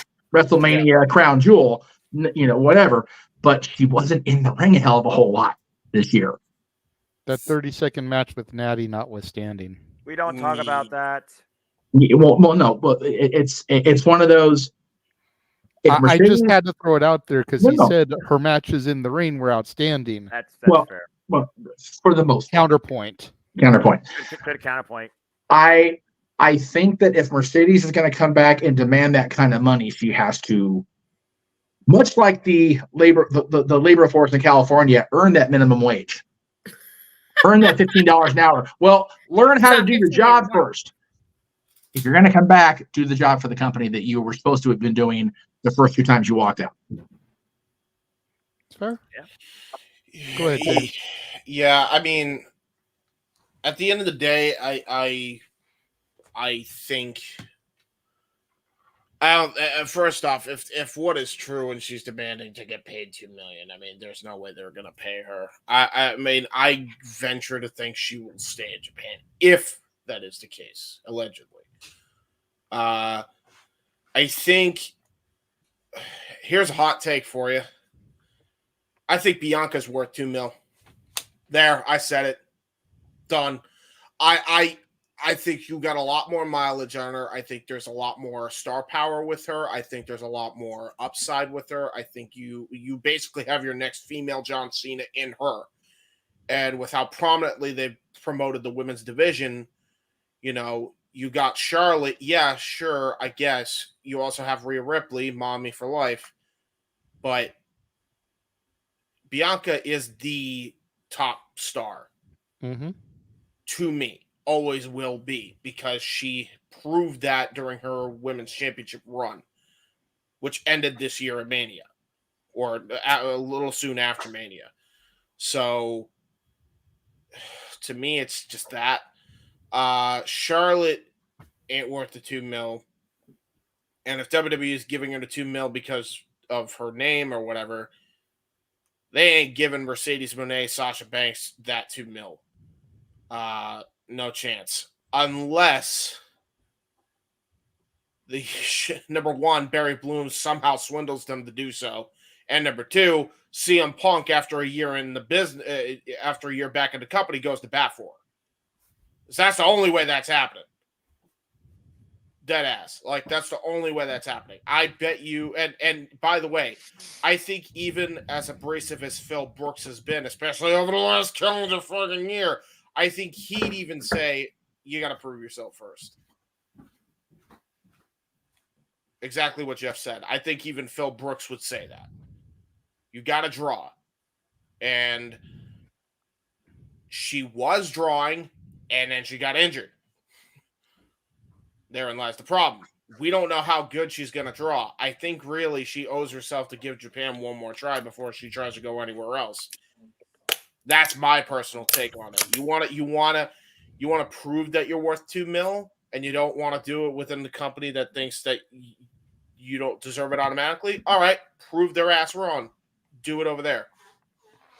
Yeah, because at the end of the day, she only had a 3-month run in Japan. Yeah.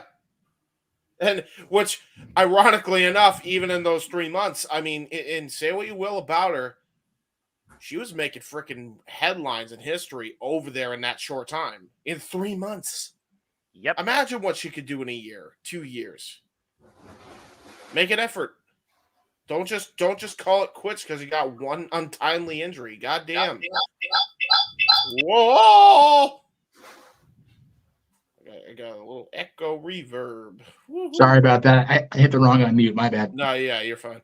But yeah, for me, Bianca Belair all the way is worth $2 million more than both of them, and that's no disrespect on Charlotte, because quite frankly, as much as I don't like I don't even know if I could say the person, the character that is being portrayed, especially on TV, you cannot deny about her match rate and like how incredible her matches are. You're not going to get a lot better than Charlotte. I think she should definitely paid 1.5 personally. I think she's that good. Only, if nothing else, for the match she had with Rhea Ripley this year at Mania. I mean, best women's match of the freaking year, in my opinion. I don't think anything has even... The only things that have even come close to it, ironically enough, are the matches that Mercedes Moné had in New Japan.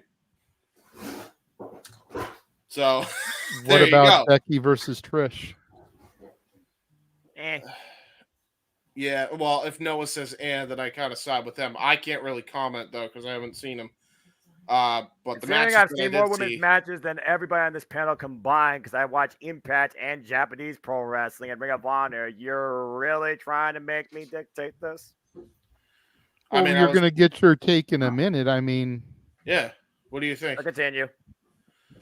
I mean, that's just my take on it. I think, as much as I like Charlotte and Mercedes, Bianca's worth more than both of them combined. Okay. In my opinion. So there you go. All right. Walter. And then we'll bounce back up to Datilla and have Noah close us out. Walter, you're unmuted. In general, Sasha could be worth more than Charlotte, but in the WWE realm, no. There's no way she can touch Charlotte. There's no way Sasha can touch her. She walked out of the company twice, and she defended her title once when she won it. Like every time she's won the title, she's like lost it on her first title defense, except maybe once on a random SmackDown, I think.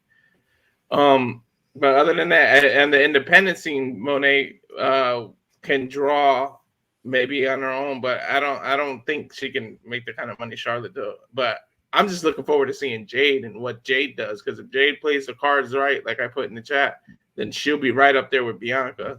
And I agree with you about Bianca being worth the money. It's Bianca that's up there. Becky to the extent, because Becky turned it all around. So I mean, we're gonna see, but in terms of Sasha being worth more than Charlotte, not in the WWE world. Maybe on the independent scene we could see that, but not in WWE. I don't even think in the independents she'd be worth more than Yeah. Charlotte. I don't even think in the independents, no.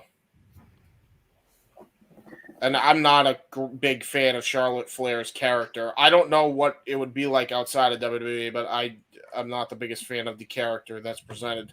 Well, JJ knows me. He knows I don't like Charlotte either. I'm on the same boat as him, but you gotta respect the craft and respect Wuxin. But I mean, we wouldn't be talking about her if her last name wasn't Flair, though. I mean, so.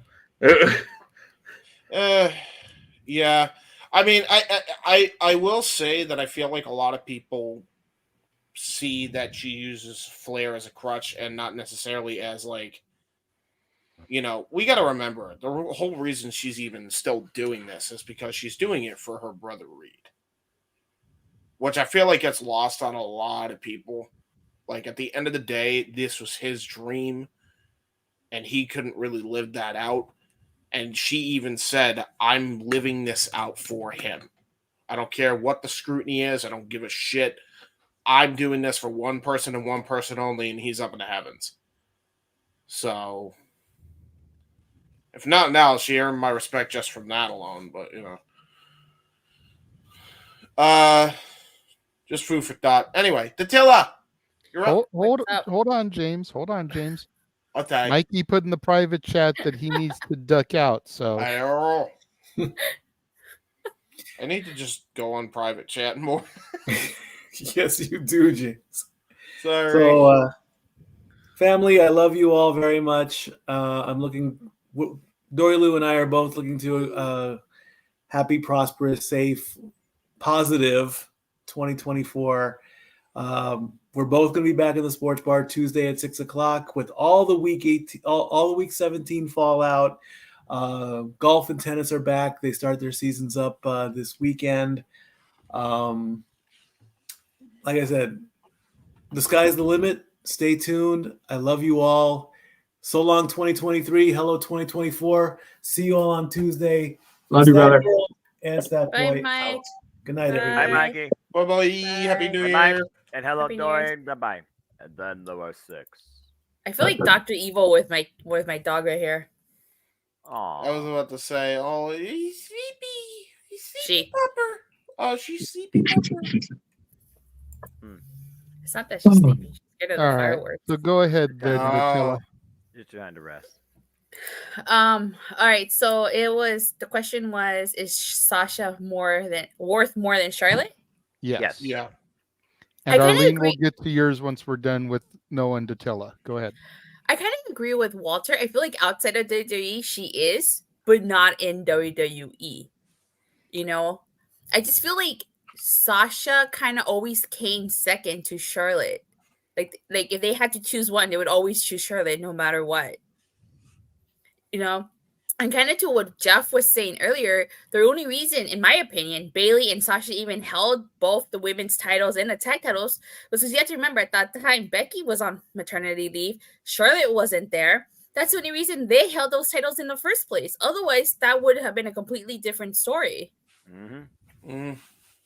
So it's interesting. It would be interesting to see where Sasha or / Mercedes goes. I heard that she and Kairi Sane had one of the best women matches Of the year. at Battle of the Rally this year. Yep. So whether she goes back or not, I honestly think that outside of WWE she is, but not in WWE. I just don't think that they see her. Well, who knows? Maybe Triple H might, because that was all Vince is doing. That was all Vince is doing. So I feel like Triple H might see her as worth equal to Charlotte or more than Charlotte. And I feel like under Triple H, she could probably be the star that she is. Because under all that stuff that we talked about, that was all under Vince. We have to remember that. And that's part of what I'm keeping in my mind when I say that she is worth more than Charlotte, because the entire 4 horsewomen were Triple H's babies. Mm-hmm. Yep. Those were his girls.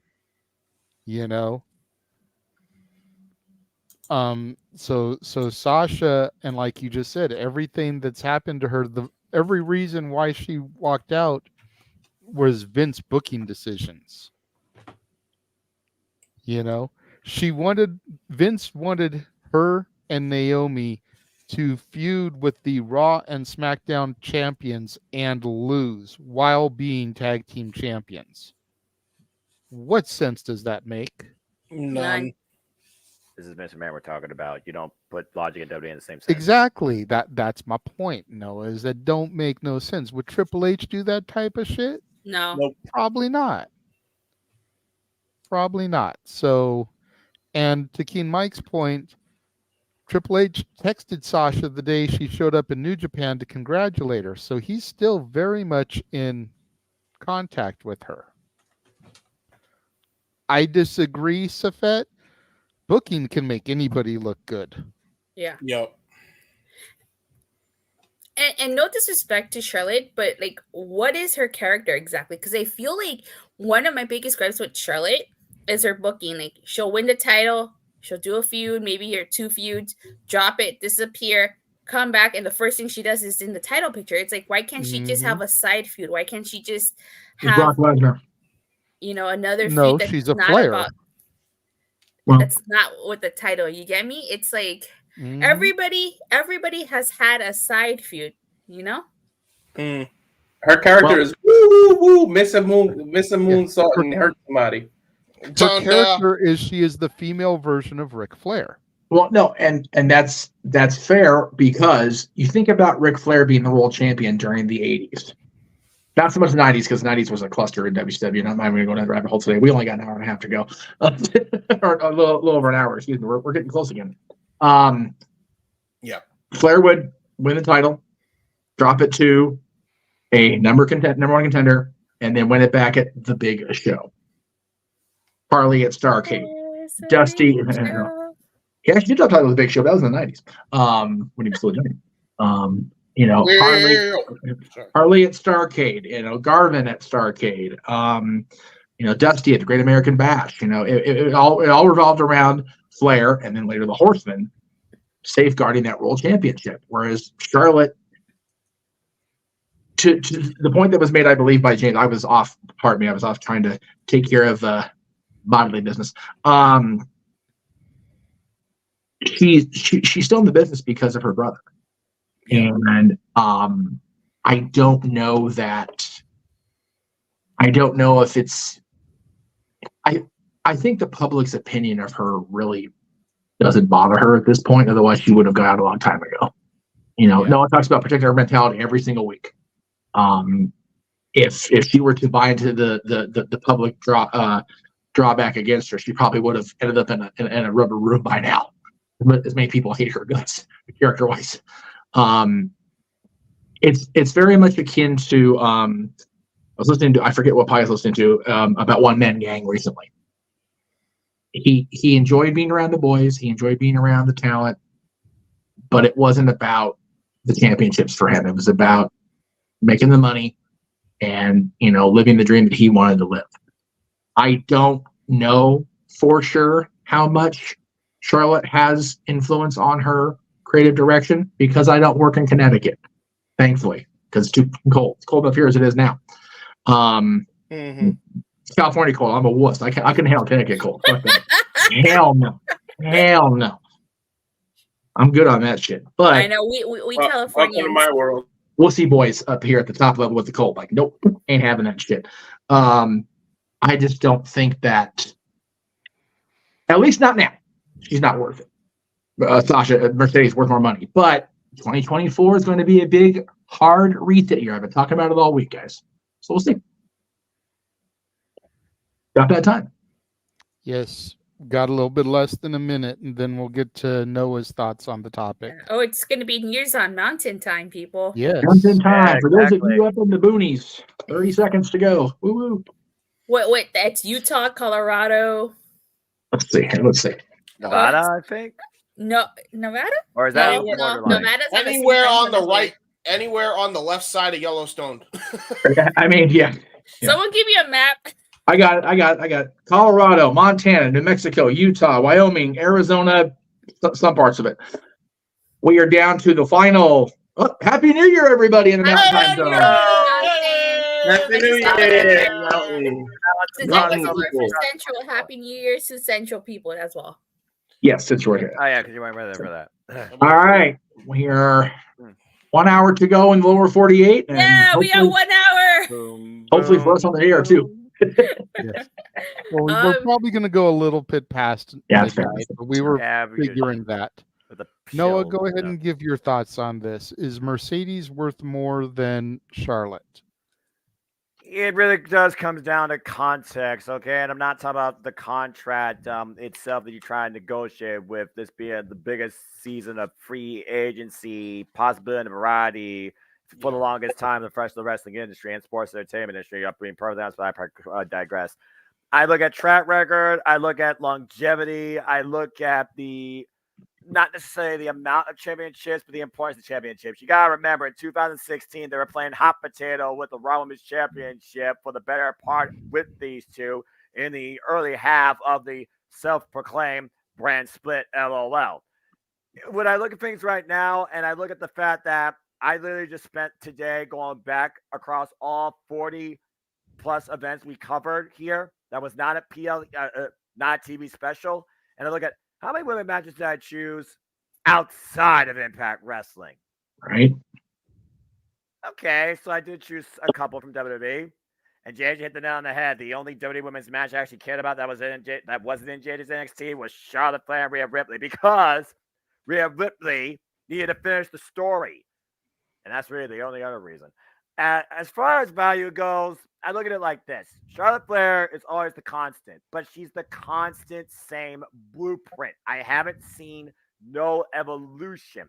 She's just there because the last name's Flair. But also she's doing this on her own demeanor. Booking is what it is. It's as simple as that as far as that goes. Sasha Banks was what Sasha Banks was originally in WWE. Again, Sasha Banks and Billy redefined what women's professional wrestling could be in WWE. Forever, I'm grateful for that. Damn it, in my NXT. But she's had a lot of stir steps, and during the Vince era that nearly broke her mentally, she left twice.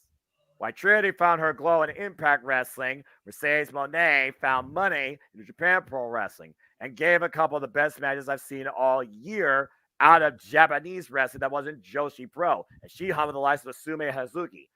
And so freaking Mayu Iwatani took the title from her, and then she got injured at Resurgence, and then I think that derailed everything. But for Sasha Banks, for the question to be answered, can she be worth more than Charlotte Flair? Absolutely. Is she worth more right now than Charlotte Flair? I would say no, because at the end of the day, she's injured.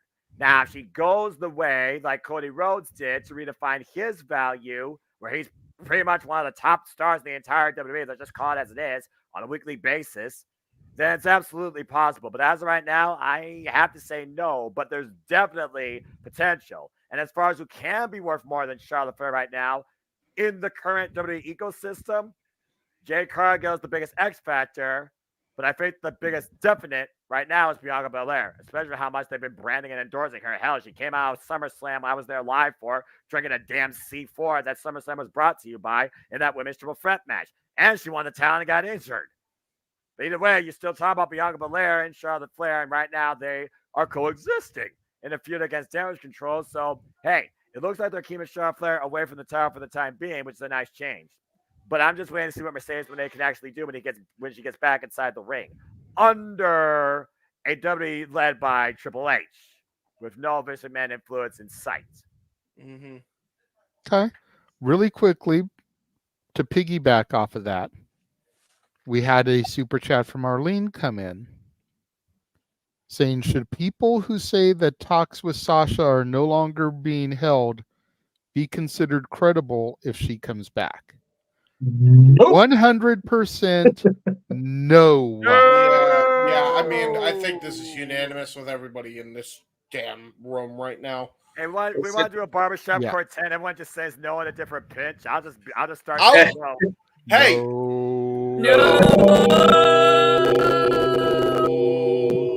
Very good. Very good. Very good. No. Same thing about Punk. Very nice. Yeah. Put it to you this way, Arlene. There was chaos caused in a group chat amongst us for bringing that up. And I'm just going to leave it there.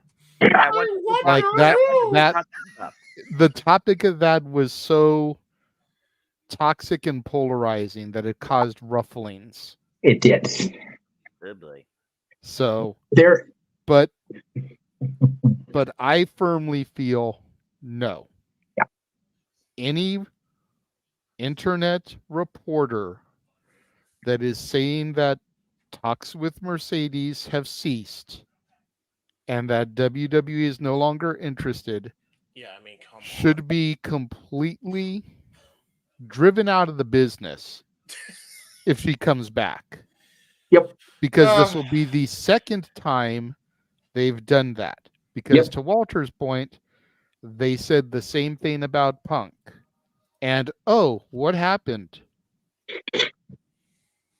Yeah, by the way, they also said the same thing about Jade Cargill, I think, at one point. Oh, wait, didn't they also say the same thing about Edge? Yep. Actually, you know what, Jeff? Before we throw to what you wanted to throw to, let's take a look at what happened to what they said about Punk. Oh! Oh, Lord. Uh-oh. Wait, What? Okay, just give me a second. What happened? Yeah, let me, moment. Calm down. let me go. Let it breathe, brother. Let it breathe. How? Oh, jeez. I'm the civil man, Noah Foster. CM Punk is fucking She's just messing like a madman. Here we go. Here we go. Survivor Series War Games. Thank you for tuning in. Stay tuned for the Saturday Night Shenanigans, our open mic night. CM Punk is fucking back. Goodness. 2 war games back to back because I got emotional as hell when Jay and Sammy hugged, and then that's my quote. And I was frozen after that for a period of time. That's funny. Such a cool moment. It was. That was an incredible moment. Too cool for school. I'm seeing the message come in privately, but I can't access it because this computer's slower than dog shit. I will So- say it's actually, looking at the actual moment now, because that's the first time I've actually seen that moment. It actually was a lot cooler than I even thought it would be. I think part of it is because the All Elite crap was so fresh, but now that I've just seen how everything is just played out, I'm like, you know what? I'm at this point of if All Elite Wrestling loses people, fuck them. There it is. I mean, honestly, yeah. same on the other side. I'm at the point now where it's like, Excuse me. Screw the company. I'm for the workers. If the workers are happy going somewhere else, then there you go. He has finally seen the lights. Yeah, fuck corporations, dude. God, that's how I'm seeing it. Like, it's just, I have to kind of look at it with that mindset because it's like, we're dealing with people who make mistakes. Like, we're all human beings, but No, I got you. I did want to throw it. I was going to throw it too, but we do have a super chat that I'm. Did you want to do? Do you want to do like DQ and super chat first? You want to go ahead and throw to the clip? I didn't see the super chat come in. Oh, okay. Well, Emmanuel, let us. Yeah, we'll get to that in the next segment. Yeah, go ahead and throw to your thing. Hold on, real quick. Okay. I know you're being so patient. I appreciate no, you're fine. that because I'm trying to do like 15 different things. That's okay. For the record, this is not the one I was asking you to be on camera for because that was supposed to be the one I'm showing here was supposed to be in the third hour. So you can stick around if you want, but just It's, no, I apologize. I keep getting a phone call from. No, you're good. You're good. Okay. So while JJ is making sure we're ready. I have it because it led to this. Oh yeah. Oh boy. I, Joshua Mansfield, was wrong. I, Joshua Mansfield, marked the fuck out. There you go. Do your homework, bro. Yep. There you Okay, go ahead, Jeff. Thank you for your patience. Oh, you're good, man. All right. So I had a great segue. We were talking about the women's stuff, and talking about who deserves it in women wrestling. Our third guest definitely has been an advocate of women's wrestling almost as long as I have. Actually, no longer than I have because he's been around longer than I have. The clue I gave about this person was a multi-time award-winning artist across multiple genres in their nearly 5 decades in the public eye. So not only has he been a winner in wrestling, he's also a multiple-time best-selling author. But this thing's so slow. Christ. Chromebooks. There it goes. And JJ, if you can add. Oh my God. There we go. Thank you. It's not working. Shit. I'm so glad you responded to. Hey Jeff, it's Mick Foley. Hey. And I'm so glad you responded to the end of year special. Don't worry about the expedited, more expensive version. The truth is, I always get my videos out. He does. In less than 5 hours. 24 hours. 5 hours. This goes out to Jeff Meacham Network's anniversary. Jeff, you'll have to tell me more in the DMs about this network of yours. First of all, I want to thank a fellow Santa ambassador for reaching out to me. Man, I have to tell you, I've slowed down in the Santa work, and I've realized that a considerable part of my income at these conventions comes from trying to make people feel like they did when they were kids, like they did 25 years ago. And I never had that big beard. And I mean, I loved being a volunteer Santa, but there's no money coming in as a volunteer, and it would, I'd give up my entire December. So instead, I've limited my duties to letter writing and videos. But the videos, I mean, you just try to create the magic where you can. And even though I loved having my own real beard, I look pretty good with the good theatrical beard. My problem is, because I'm not a particularly neat fellow by nature, I don't think I could go out there and do visit after visit with the theatrical beard mustache, because I'm kind of a slob. And even during my video shoot, I had to keep gluing the mustache on. So I think in another 5-10 years, I might give it a try, but not grow it down to like my chest, but just do that nice little, thing, so I could start it in, July and have a pretty good looking beard by then. There you go. Yeah. So I'm terrified of kid. I used to love when they would pull the beard and it was real. I don't know what I'd do if they pulled it and it came off. But anyway, it's all about the magic you create for the children and for the adults. I'm convinced that Santa is really about making adults feel the way they did when they were kids. So that's what I do in my real life. You'll have to tell me more about your network. We'd love to come on next December and talk a little Santa business with you. And I'm really glad you reached out. It's a beautiful morning here, a little chilly. I wish I had more than just this Santa's Village. Oh, I am pretty Santed up. Santa's Village sweatshirt, Santa's Candy Castle from Santa Claus, Indiana, t-shirt, and the spirit of Christmas beating in my heart 365 days a year. Thanks, Jeff, for being a fan and a fellow ambassador. Wishing you the best and hoping your New Year's is nice. There you go. Big fun. That was awesome. That brought a smile on my face. That was awesome. Now, let me just say this about the mixture, if you will. I originally had the picked out for a certain somebody on the other side of me, on the other side of the cylinder. And it occurred to me in the lack of reply. It's like her and Nathan are still on the other side of the world. let's not wait for that to happen. So I canceled that.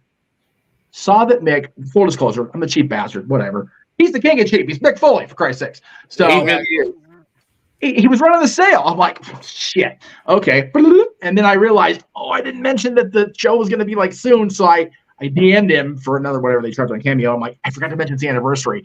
And he messaged me back. He goes, you need to message me, but I appreciate it. Yeah, he's dead ass serious about coming on the show next December during Santa season and talking about Santa stuff, about his career. And what's so funny is in conversations we've had since I got the Cameo back, he remembered when I asked him for an interview, God, back in 2000, I'll say 5. It may have been 6, but I think it was 2005. When XNV was still running, put it that way. Oh, wow.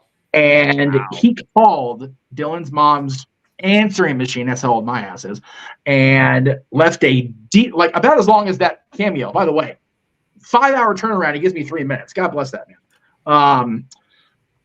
And explained that he would love to, but WWE would probably not be too happy with him because he was still very much involved in the company on that master, whatever you want to call it, contract. And so it was like he couldn't do it, but he would love to if he had the opportunity. Well, he has the opportunity. Give myself a year timetable. Mick Foley on December 2024 on the Jeff Meacham Network. There you go. Nice. That's awesome. My wife just met him in like October, and she's he not just the coolest dude? I love that man to pieces. JJ and I have met him a couple times over the years. The picture of JJ is great, and if you want to break it out, Jay, I'm looking for it. Give me a second. Well, I'll give the setup for it because I'll give you the setup for it. So the night that Mick Foley and Tommy Dreamer and Terry Funk are in the ring, and Mick completely turns on ECW and leads to one night stand. Oh Jesus! At the Arrowhead Honda Center, if you will, just completely like, what did he just do? Because it was supposed to be Edge and Mick Foley, and then Tommy Dreamer came out, and Edge and Mick Foley just guzzled poor Tommy like a gazelle. It was ugly. And then JJ gets a picture with Mick outside the pond, and Mick, ever the old schooler, even though he's still Mrs. Foley's baby boy, no smile from either one of them. But still getting the thumbs up for the cheap pots because it's Mick Foley. Have a nice day. Have a nice day. Wow.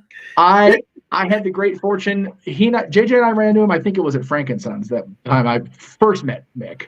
I had my Attitude Eagle belt with me. He's like, "Can I borrow that for today?" He ended up using it in photos all day because he didn't have a belt with him. Like, okay, cool. When I saw him again out in Landscatter out here in California, I had the belt with me. He's like, "Oh yeah, here, give me that." He brought it again. I'm like, "All right, here you go." Yeah, so JJ, cool. You look like Buzz from Home Alone in that picture. Jesus. Emmanuel with a good point here. His title reign when he beat The Rock was one of the big nails to the coffin for WCW. Yep. Who knew a taped Raw would be so impactful? Yeah. Well, yep. Well, no, it's funny when I gave the clue about Foley, it was the anniversary, 25 years since he won the championship, as far as the taping day. Wow. So that's why I gave the clue I did. Yeah. Did you guys see this Mankind meme? I thought it was so hilarious. Uh-oh. So it says when someone says you're losing faith in mankind, I remind them there's still Cactus Jack and Dude Love to count on. That's right. Right. That's right, damn it. Nice. Because the Foley that actually involved him in a Royal Rumble. Yes, good stuff. Good times. Oh, the man's a gem. I love him. I love Mick, and I can't wait to bring him onto the network in a year's time. That's so friggin' cool. So happy for that. There we go. Anyway. All right. So 3 minutes. We're gonna run another highlight video. Oh Jesus. Oh God. Should I be? You should be scared. Get ready to cry tears. With the tear in my funniness. With a Oh tear. no! Oh no! Oh. You are beautiful on the inside. Oh my God. You are innocent innocence for Just some on a time, and I will I'll drag you drag down Out and sell you out. Run away. There's no holding me back. Oh no! Driven by- Oh my god! I forgot he did this. Yeah, I forgot too. I'm sure Noah tries to forget these. With every fiber of his being, JJ. Every fiber of his being. Did you guys know Our Lady Peace actually doesn't perform that song anymore? They don't. Yes, Yeah. yeah, for good reason. Oh, man. I know. Good track record. It's so hard to Got your rules and your religion all Voices in his designed head. to keep Yes. But when rules I start still say my own Getting broken, you start start questioning your faith. I have a voice that is my savior, hates to love and loves to hate. I have a voice that has the knowledge and the power to rule your fate. I hear voices crying. I see heroes dying. I taste just going along with it. blood Budget. that's Just going along with Courtney it. has one of the best feel themes, though. tension rising. Oh my god! Oh my god! I forgot I bodied this shit.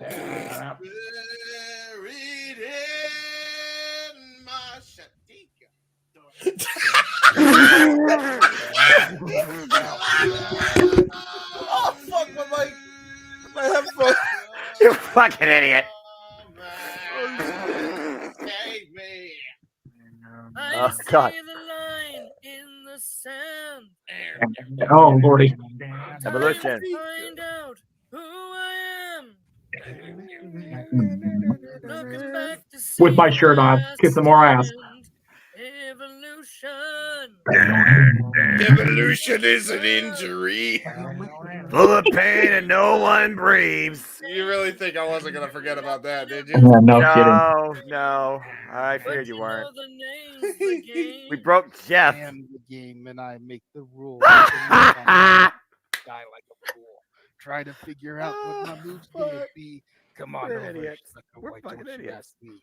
Don't All of us. Every last one of us.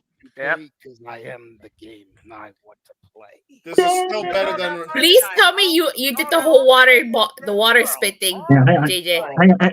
Careful, Noah, careful. Fuck it. $100. Stand back. Music and dancing. Ah, that's right. I forgot about that. Boy, everybody told me what I should do. Well, we gotta listen to it again. Oh my god. As we see Noah dancing, to stand back real quick. I got some advice. JJ, I finally have to say, stand your back. performance of Motorhead is still better than Lemmy's version What than kind of Mania William 21. Shatner was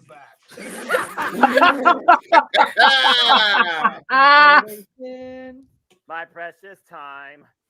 Get your act together. We could be just fine. Oh no! So tell me what you want, what you really Oh, I forgot all about this. What the hell? Oh my god. I remember the hell out of that one. I'm so glad Caitlin's asleep. Me too, for real. Jesus. You put the boom boom into my heart.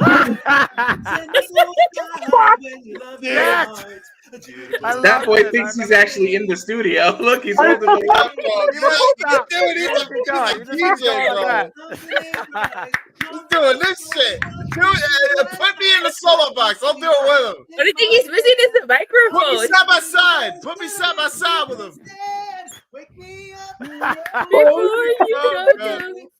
I love that song, by the way, too. Oh, Bro, God. he gets so into these. He does, man. He loves it. It's good for him. Fuck. Hey, it's a good song, dude. On Disney, he got lost. Like, we had to stop him. We were like, Mike. He got lost here. Kevin's trying to take the hook Every and pull him single off one we screen. get lost. We say you only have to do the first verse and the chorus, and Mikey says, "Oh, so the whole song? No, the first chorus in the song. No, Even got the high the whole note. song." Ooh. I can't hit my those high God. notes. Let's dance. Oh, David Bowie. Put on your red shoes and Yeah, that's not fair with somebody who actually Well, I know, right? Yeah. dance. So shout out to Natalie and Dory, the best voices in the multiverse. Well, Yeah. Natalie, Dory, and Josh. To be fair, they yeah, destroy us, like destroy us. We're No doubt. Oh. Up your face. I haven't heard that song since since Let's Sackboy's sway. Big Adventure, and I was like, I recognize that. God, I hear it enough on the radio because my dad and his damn serious. To introduce myself, I'm the man of wealth and taste. Oh. I've been around. Oh. Yep. Okay, I recognize it. So this is right after the Sean O'Malley one. Yeah. I love while I'm singing, I'm wearing a shirt that says, "Do you find this offensive?" Do you find my horrible singing offensive? Are you not entertained? Are you not entertained? Are you not entertained? That's the shirt you need. Endorsed by Shaman. Hope you guys might. I don't think that's a song No, we've I ever. can't even see you down there. Your name banner is blocking your face. Oh, I'm sorry. Let me go ahead. It's by design by Noah. Where There we go. Everybody gets one this year. Attila. Gotta get home quick. That's a nice solo, just rendition. We love you, Attila. Backstreets all alone. I gotta. I can't do anything else. Just sit down. Don't you get to yell like Sean? Fuck, I forgot about that. We're all idiots. We're all idiots. Yeah. Yeah. We're all dummies. Yeah. What would you do for a super? I don't like one night bars. Hey, Super chats though we like. Love me do. Love me do. That's pretty good. Yes, my Eric God. Clapton. Tears in Heaven. If I saw you in heaven. Oh God, I'm gonna start crying again. Jesus. Didn't Jeff have to have a fear attack after this? Eric what? Clapton, good, James. Yeah. I admire that. I do try. I do try. Once the blue moon, I might even try myself. You tried with Mary Did You Know? Well, that song holds a deep spot in my heart. That is an emotional song if you get into it. So There's some songs that if you can get into the in heaven. There's nothing you can do that can't be done. Yeah. Nothing you can sing that can't be sung. Nothing you can say, but you can learn how to play the game. It's easy. Nothing you can make that can't be made. I remember that's right. Is this all going to be on the album? Can't be saved. Oh God. Nothing you can do, but you can Don't learn remind me how of to that. be you in time. It's easy. Maybe 2 albums. Maybe. All you need never know. is love. Dun, dun, dun, dun. All you need is love. Dun, dun, Dun, dun, dun. All you need is love. Love. Love is all you need. Woo! Oliver and Company. Yeah, baby. That's my movie. Still one of my favorite movies of all time when I was once a wee lad. So glad they never CGI'd or made a sequel. Didn't The need it. beginning of the Renaissance. I'm with JJ. I'll die on that hill. And I've got street side welfare. Maybe Who is that girl I see? Oh no. Staring straight back at me. Why is my reflection someone I don't know? Mother knows That's your best. voice. Listen to your mother. It's a scary world out there. She got it. Perfect having Natalie and Dory back to They back. have pipes. They got the pipes. They need to do a duet, not me and Natalie. I don't know what the people are trying to get. Dory nailed Gothel here really well. She did good here. Yeah, I don't know what the people are trying to get me and Natalie to do a duet. Oh damn it! I can't watch this part. Jesus Christ, Gene. Small to say the least. Both a little scared. Oh no, okay, we're good here. This is okay. Yeah. This is the one where he balls and then you ball as a result. Is this the one his wife kissed him at the end all of a sudden? Well, no. The one where his wife kissed him was during Christmas. Well, there was that. No, he sang. Didn't he sing "You'll Be in My Heart"? And I just lost it. I don't remember. Might have been. It was. I know. That I song- know. G lost it during Beauty and the Beast too, but I tried to make sure I didn't get that part in. Okay. Well, like I said, the reason I lose it for "You'll Be in My Heart" is because I don't know what it was, but when I went back to Disney last year as a guest, the first time, and I was doing that countdown, I found that clip. And I don't know what it was. I put the little image of the Tarzan treehouse and had the song. And I think it's being a parent. Just that song just wrecked me more than it ever used to. So I think you did make a comment about that, even while I wasn't probably paying attention. I think you remember. I remember hearing some nonsense like that. Parents. it's the karaoke has just been such a gem for this year, considering how crazy this year's been. Every time we get together and sing like a bunch of jackoffs, it's just so much fun. I love it. It's annoying, but some of it's been okay, I guess. Dude, Big G during the last karaoke, That's what it was. the funniest and yet most wholesome thing ever. Because like he's singing, he's getting all emotional as he sings, and then all of a sudden, like halfway through, his wife just comes in. What are you doing? What the hell's going on? It was very sweet. Goes to Noah just playing on his Switch. And then it goes into them just like she's just. It was what's happening. The Christmas and Disney karaoke's were just so needed this year. I was bummed as it was not being where I was supposed to be on the 18th of November. So it was going to be a rough night. Luckily, Max retained. Luckily, we had our karaoke, so it turned out okay. But I'm going into that. I didn't talk to anybody else besides JJ off air. I was a miserable mood piece of shit all day. I was like, fuck it. It's Mickey's birthday. I'm usually the giddiest I ever am on that day. I was just like, I shouldn't be here. I should be there. And it was so good that we did that. So. I'm not one to convey a lot of emotion outside commentary, but you definitely are lean Emmanuel and Yahoo is definitely trying to force it out of me through singing conventions. That's it. And to Datilla's question, put it to you like this, Datilla. We've been plugging and harassing Noah with Noah, that's what I call Disney. I have 45 clips for Disney songs that aren't even Noah. It is just the rest of us. Yeah. Golly. Wow. So we could literally do, and now that's what I call open mic night Disney CD. Yep. Just the rest of us. Yes. Without even putting Noah's on there and saving Noah for his own release. Yeah. Why? Because he's legit only got like 5 or 6 songs in the entire show. Yeah, exactly. All the rest of us have 45. Wow. That was a long. We'll have to pick and choose for this. That was a long damn thing to endure. Yeah. And if people call now, they get that's what I call Noah, Disney version, and that's what I call open mic night Disney version. Right, yeah. That's We ran the right. earlier, so there you go. And that's what I call Christmas. And the normal, that's what I call open mic night. I have 18 clips. So there you go. Just us, not even counting Noah. While supplies last. And while my stomach lasts from laughing so damn hard all night. At least it's not just me being embarrassed.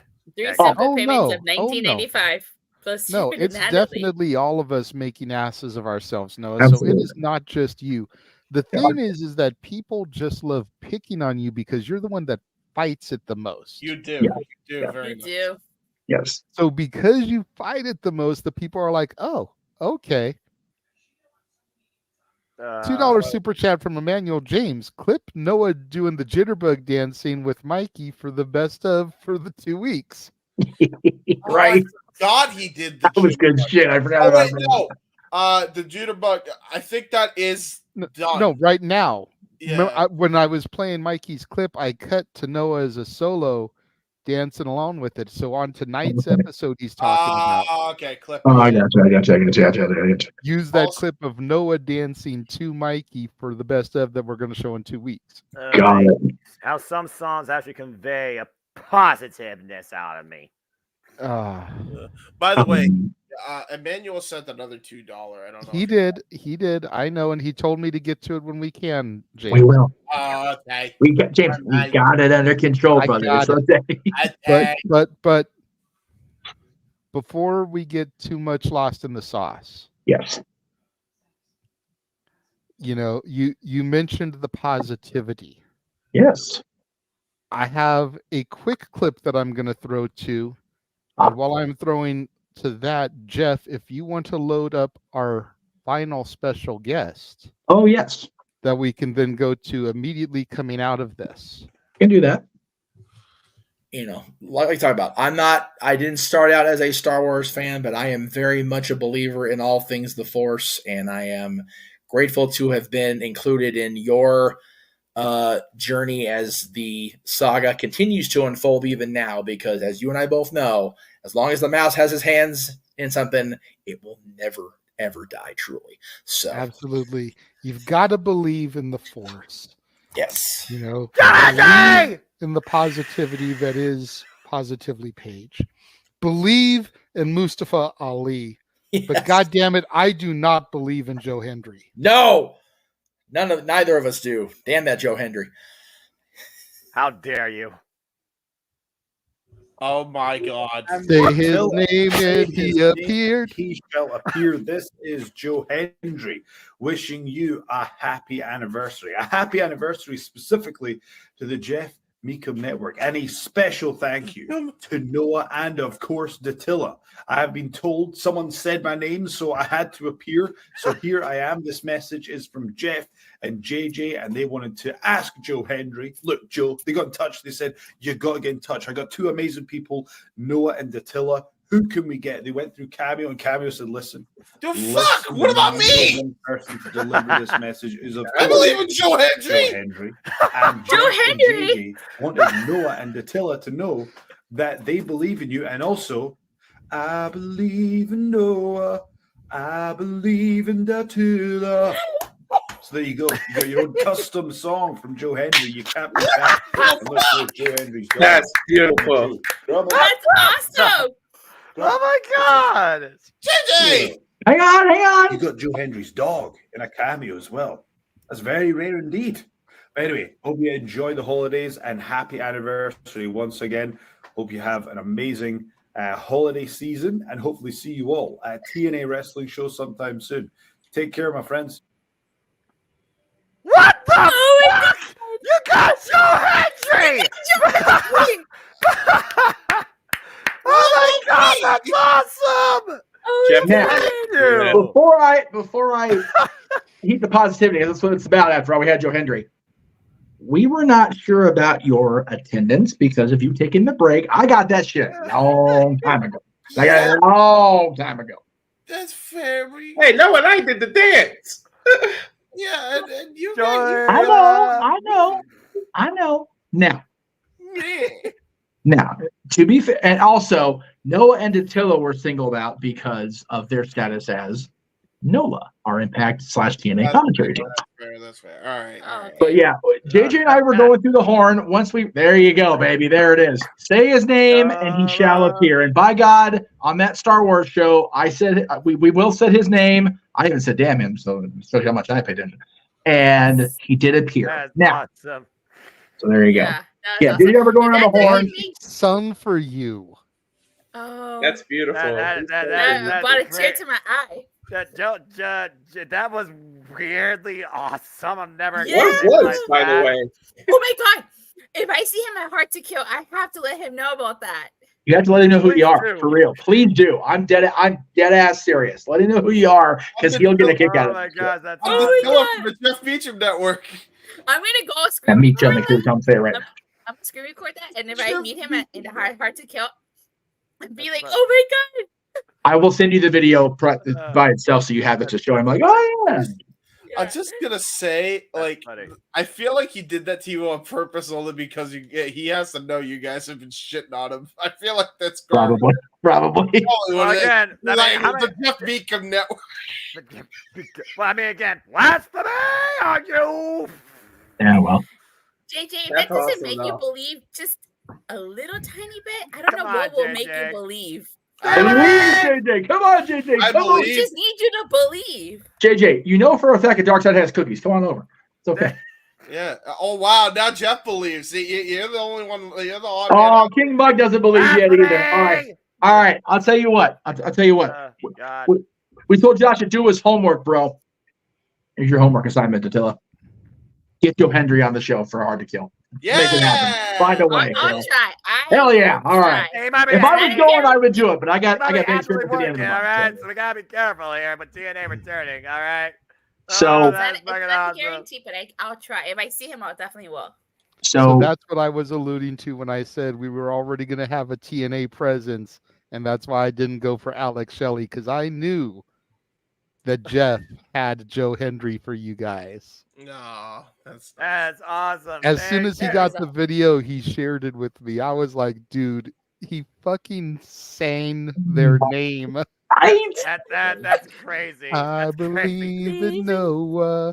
I believe in Attila. Like that was beautiful. That was a highlight of 2023 for me. I watched that back and I popped and I'm like, oh fuck, I gotta tell Jay like right now. Yeah. So if I again, would have shared this with my ACW crew, they wouldn't fucking believe it. right. I love it. So again, thank you to next time you do an ATW show, just have Jeff send you the clip and fucking roll it for them. I very well might do that. Predictions. I very well might do that. Just put it in When our you do your private hard to chat. kill That's predictions. awesome. No, we got to get somebody from NWA to single us out now. There you go. Yeah, there you go. Natalia Markova for me, please. Oh, for the love of God, control yourself. Sorry. thank you again to Vince Russo, to Joe Hendry, to Mick Foley, you saint of a man, you. And to my buddy Demi from the Ice Crew. And even though I didn't ask permission, he would have given it anyway. Thank you, Adam Pierce, for that gem this morning to be able to add to the show. Thank you to everybody that appeared via clip or whatever this year in 2023. And tell you what, man, between Joe Hendry possibly from Hard to Kill and Mick Foley at the end of the year, that's a hell of a bookend too, kids. Just saying. That's No kidding. It's Attila No Love for life. No, where are you? Where are you? Right down there you go. There you go. There you go. No love. So yeah, there we go. And thank you to people, the folks at Cameo, because we got those on the cheap. I thank God. My wife tried to get me the Undertaker, but he was gone off of it. She tried to do. I once got one of my friends for their birthday, Ty Condi, and I think somebody once got me the bunny, which I thought was pretty awesome. Killer Kelly as well. So the thing with Undertaker is, like, had he been on there, I may have done it, but I had such an amazing moment that I didn't get the video, unfortunately, because it was what it was. But like I said, Undertaker this year, Max at the end of the year, and then getting these cameos for everybody was just so. I think I still have both those cameos. So needed. If It was Jade so is cool. on, if Jade is on Cameo, She is not. She's not. And she Can you imagine what she would charge y'all asses? I'm just saying. Yeah, we do actually imagine. charge. God. Now, I'm not gonna lie. As I was perusing people that were affordable, right? We'll just leave it that. Yeah. I contemplated Masha Slamovich. Yeah. I contemplated Alex Shelley. Nice. I contemplated just for Noah, Aubrey Edwards. Yes. Nice. So that she could have spoken of her love of the Jarretts for you. No, it's face. I'll put it out there in the universe. If Kennedy's on, or Mr. Anderson's on there, I would love him to go on there and just say Mr. Reliable the way he says Mr. Kennedy. That would be I contemplated WWE Hall of Famer Chico Santana. There we go with the Chico thing again. Just for that reason, Noah. Just for that reason. Right. I did just cancel probably about a half hour ago. I had one in for the girl who does the voice of Dolores from Encanto. Oh. And I was gonna try to get one from her. You know, she was even gonna razz Joss a little bit. Like in the script I sent her, I was gonna have her be like, shout out to Noah, James, blah blah blah. The team wouldn't be the same without you guys. You know, Datilla, Walter, and even Josh. Have you really not seen Mary Poppins until recently? Have you seen Encanto? Like that was in the script for her to say. It was like just so we twist that knife a little bit more with him. That sounds too damn funny. I'm not gonna. If I could afford it, I'll get Will smiling Smith there to right do Men in Black just to know it. And then she was gonna reference Renegade's rule number 4, which is we talk about Bruno, which would have been perfect to like segue to my shirt, which you can buy now. But you know, didn't come time, so. I will say, if Noah's been the MVP for us on commentary and for just allowing himself to be humiliated, you know, bringing it on himself, Josh is up there with him. Jesus Christ, poor Josh.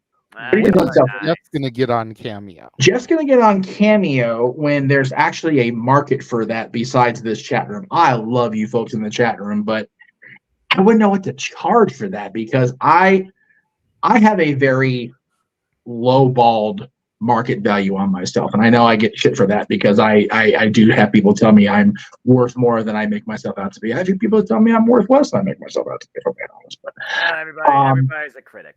It's one of those, it'd be a good side hustle, but I feel like I would turn into Mick Foley and just have to do everybody's and I would not have time for anything else.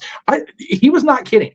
I canceled Thea Hale roughly, I want to say it was like 1:30 in the morning,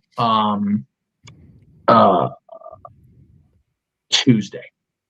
And I went, okay, let's see what's out there. Mick Foley had that sale running through New Year's Eve. I'm like, okay, whatever. I'm literally sitting there, not to be graphic or gross with Lady in the Room. I'm literally sitting there on the pot going, okay. Blah, blah, blah. Yeah. I woke up 5 hours later and it's in my inbox. I'm like, what the shit? The man's a gem. Emmanuel says simple, charge $25 like a karaoke special. I will say that one of the people we did get for this Cameo thing was at that price range and it was well worth it. So not a bad idea. I'll think about it. All right, JJ. I will say to King Mike, I did download and sign up for it. So you can find me on there. Oh, there you go. Cool. I'm only charging $10. Oh, okay. There you go. I figure that's cheap. Yes, James. Oh, sorry. Jesus Christ. I was trying. I thought he was done. I'm sorry. Go ahead. I'll let you finish. I feel bad now. If your hands up, you can say your code on. I was just gonna say I figured that was reasonable. Yes. Go ahead, James. Okay, cool. Damn, bro. I was gonna ask. Here. There you go. Well, now he's in the hot seat. Thanks. Now, JJ, do you have any more? Good. Do you have any more highlights you were going to show? Because I have one in particular that I feel like should be shown. I do have another highlight video that I was going to show. I've been trying to wait for the right moment to get to that. Oh. Okay, we got 11 minutes. Is it about a certain If we let the producer produce the show, we might get to it, but I'm just throwing that out there. DM me. DM me what it might be. All right, go ahead. It's just a compilation of clips like the others have been. Okay. But we have 11 minutes and it's an almost 10-minute video, so I don't know if we have time now. Like we'll just get to it after the countdown. There you go. That's fair. Okay. Okay. Did everybody get their personal professional highlights in besides you and me, JJ and Attila? Yes. Okay. Just want to make sure. Because I forgot. I lost track of Attila, did you give yours yet? No. Okay, go ahead and give yours then. And then Jeff and I will do ours after the personal high. Oh, God, sorry. Basically, personal and professional highlights of 2023. Personal, the fact that I got to do WrestleMania week, it was such a chaotic week, but I would do it all over again in a heartbeat. You know, I got to go to Chicago and try the famous Mindy's Bakery. I got to meet my favorite female wrestler, Deonna Purrazzo, during WrestleMania week. You lucky son of a gun! That was such a huge highlight for me. As for business, what was the other one? Professional. Oh, professional. I was gonna say business. Same thing. Same difference. As for professional, my YouTube channel has grown so much. I'm almost 1,000 subscribers. I am gonna try for this upcoming year.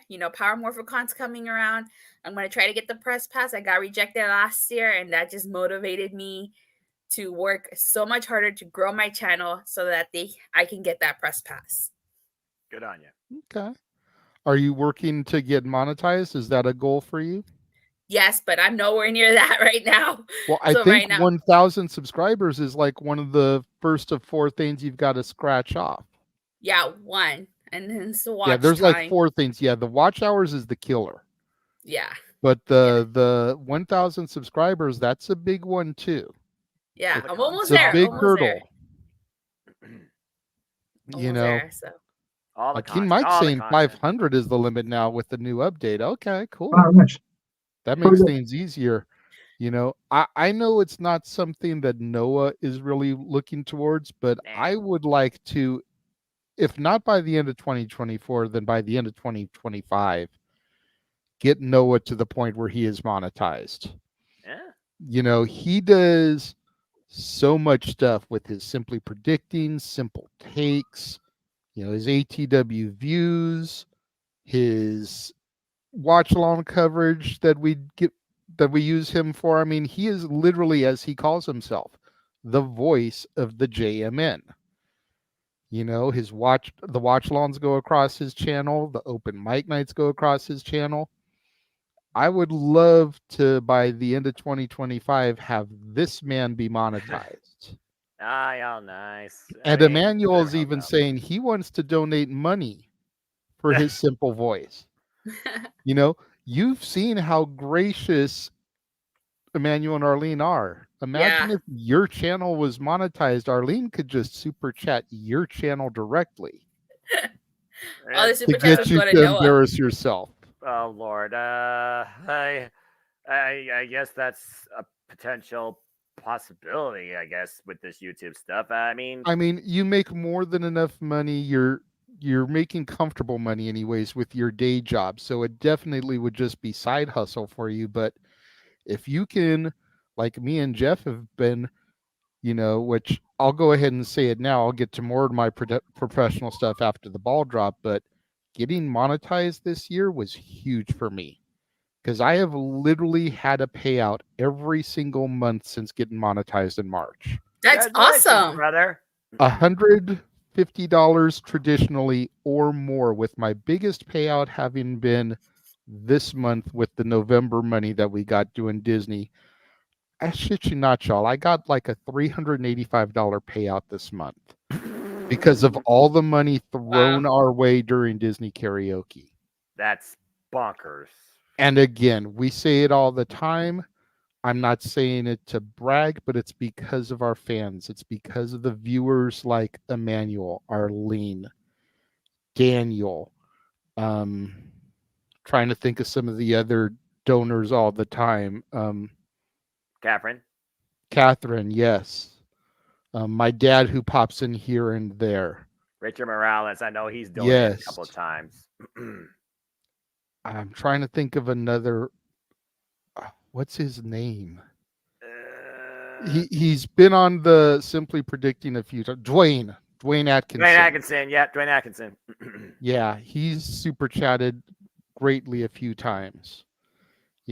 All of those people.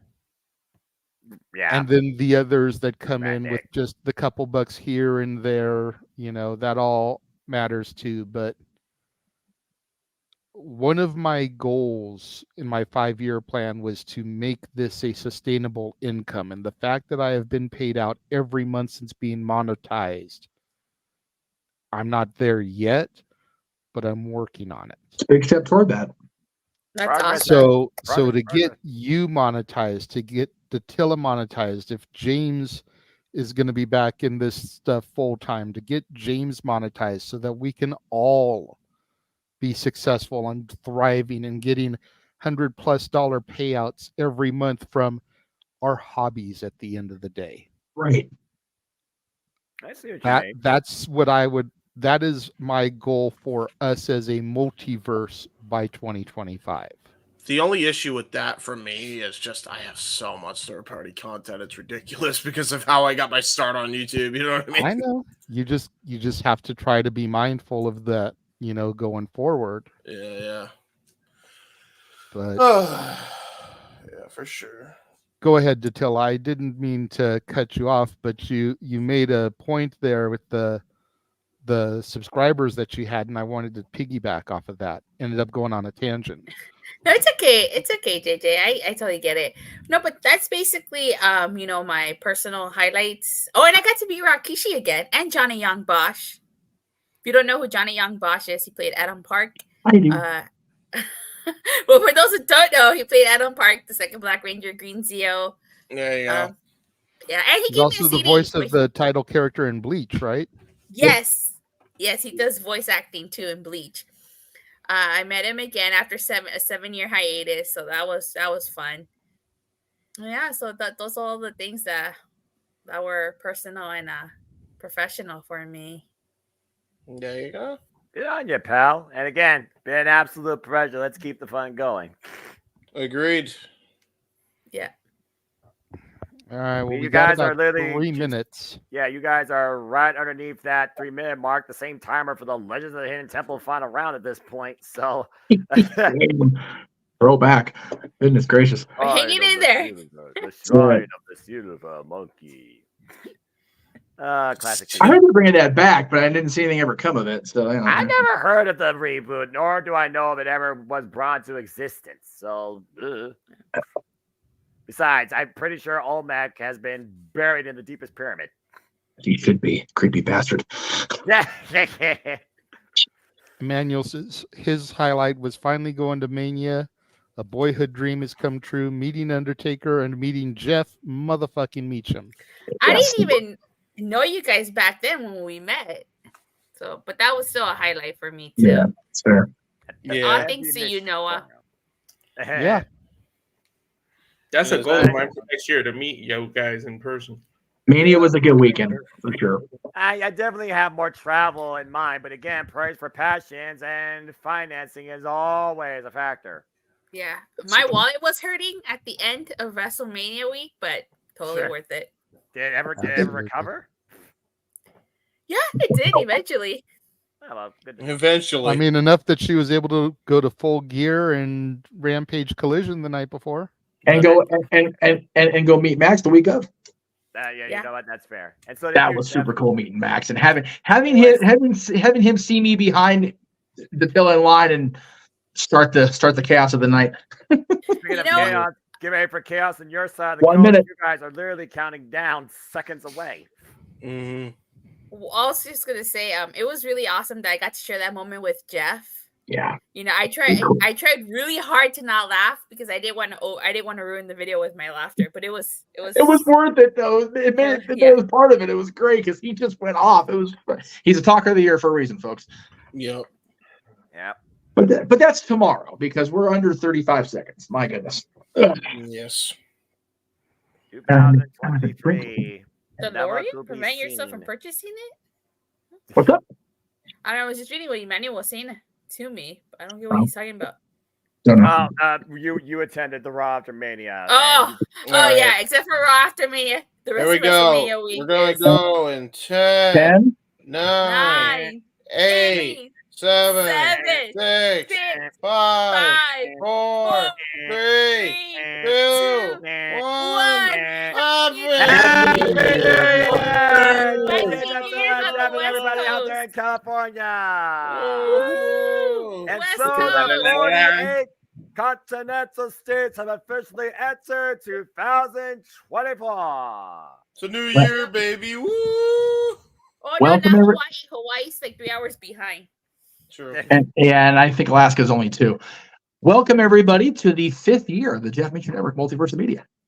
Happy 5th anniversary. Jesus. All right. West Coast is finally. I just gotta say, especially because Southern California is the worst. People have pets. Can we not with the pyro? Like Jesus, save it for the professionals. Yeah, you didn't see my dog earlier? Yeah, I know they're freaking out. Luckily, my dog's. I'm sure my poor dog's freaking out at home across town. But man, oh. Anyway, happy All New right. Year, everybody! Happy anniversary to the network. I don't even know where she went. Happy everything. Yes, gonna throw to the last video highlight package. Then we'll come back. Jeff and I will do our reflections. Yes. And we'll see if we can get out of here before the top of the next hour. It sounds good. Sounds like a plan. We always say that, but we end up staying like another hour. Oh no! Oh no! I recognize this one. I don't want AEW to fail. Competition in the profession is what is best for business. Damn right. Definitely. But I have zero sympathy for you when you do shit like this. None.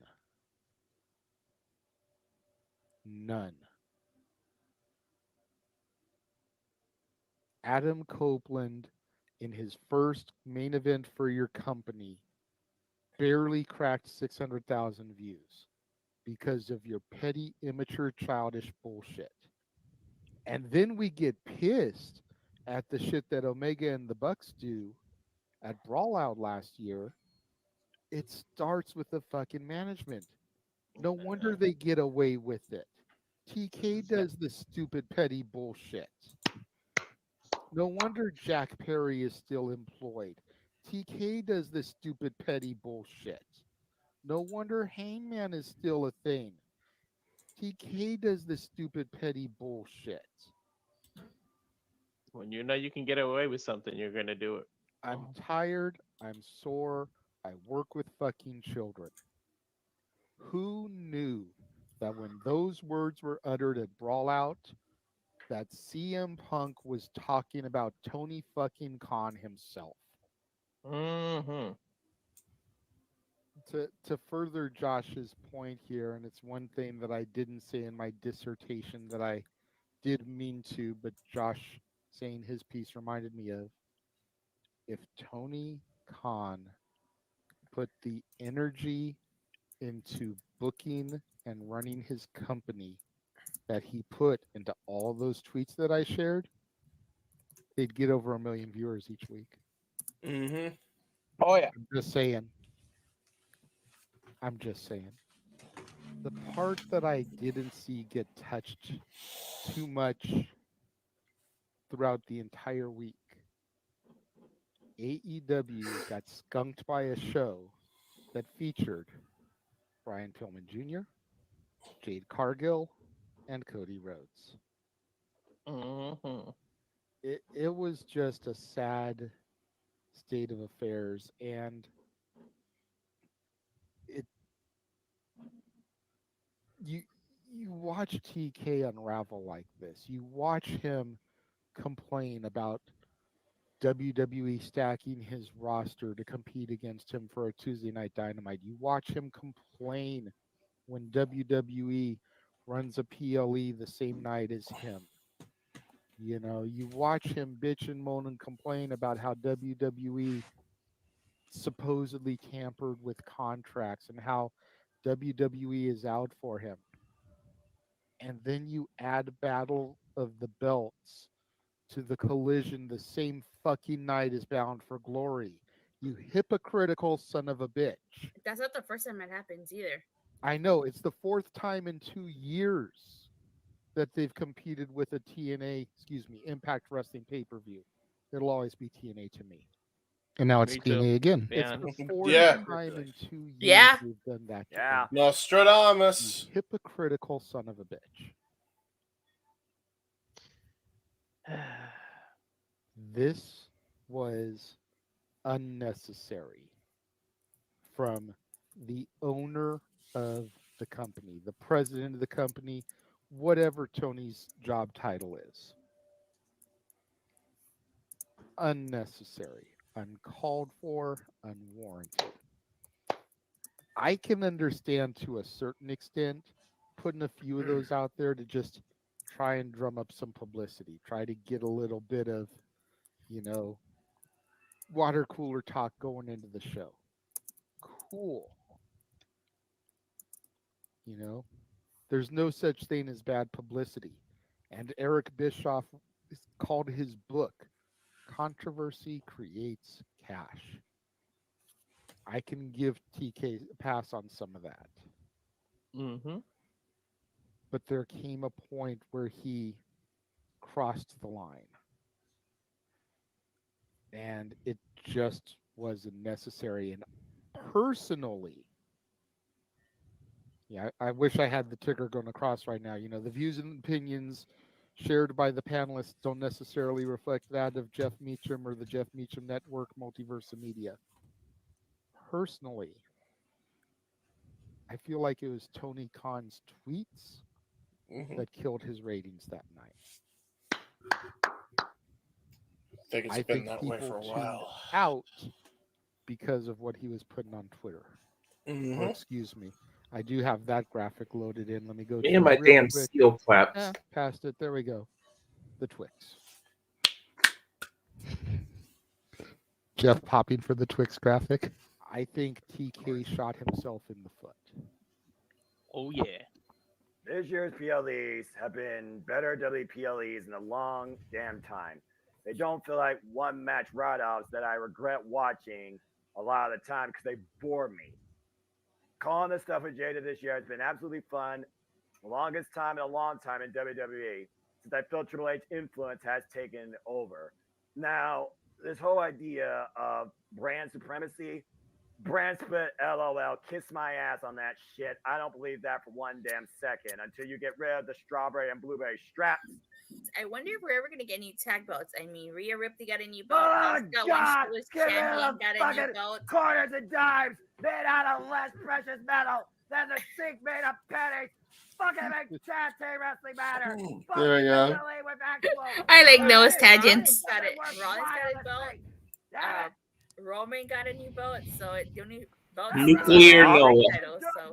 Noah. That's not a new championship. Noah. That's a freaking rebranded WWE generic title. Preach it, brother. Noah. We agree with you, but let Tella get her point across, bro. It was after I came home from a collision Seth as well. Rollins, that whole interview was in gimmick. You could tell by the way that he responded. Roman Reigns isn't even on TV for half the fucking year. Thank you. So I don't give a damn what the 1,139-day reigning champion says. If you only around for 150 of those 365 days, you can eat a dick if the person that you're hating on is going to be there for all 365 and moves merchandise and gets ratings and sells tickets. I'm sorry, but I'm not JJ's sorry. like you. JJ's like acknowledge these nuts. I was getting emotional for Adam Pearce. Not gonna lie, last night. Eating all the dick. I want to meet back up with Adam again because we met him all those years ago with 10 pounds of gold with a beer in his hand. I want him to come out here, and I wouldn't want to meet anybody right now but him. Like, remember those I was days? that close to getting to see him again. The SmackDown that I went to that was at the Toyota Arena. Yep. Didn't even go inside. I just drove out there to try to meet the wrestlers as they came in. Called out to him, tried to get him to come over. He acknowledged me, but he didn't come over. And every freaking fan that was out there was like, "Who's that?" I almost went to jail bitch slapping all those fans. It was like, dude, how do you not know Adam Pearce? Like, first of all, he's the on-air authority figure. So clearly you don't fucking watch or else you'd know who he is. Dumbasses. Second of all, he started at Ultimate Pro Wrestling in Orange County, California. That's where he cut his teeth and made a name for himself. Thirdly, he was, I want to say, the second Pro Wrestling Guerrilla Heavyweight Champion, defeating Frankie the Future Kazarian. Yep. Who loves to pop in on our He's got shows? lineage out here. and you want to try and act like you don't know who the fuck he is, and that's not even talking about the NWA title run. Bruh, get away from me with that shit. I got scissored by daddy ass too at WrestleCon. Hey, the only scissoring I do is with the guy below my name. I asked him, I was like, "Can you scissor me?" And he's like, No. "I've been scissoring people all day." Daddy loves. Yes, daddy ass was such a cool meet and greet. He asked him to scissor me, and he scissored me. That is so wrong. I find myself being grateful that he wasn't with the Acclaim while I met him on the Jericho Cruise, because that would have been an awkward conversation, I think. They were actually right next to each other. Oh, I believe it. I believe it. Oh Lord. Yeah, when I if you remember, when I met him on the cruise, I met up with him twice besides going to watch the wrestling and at the comedy show, which was hysterical.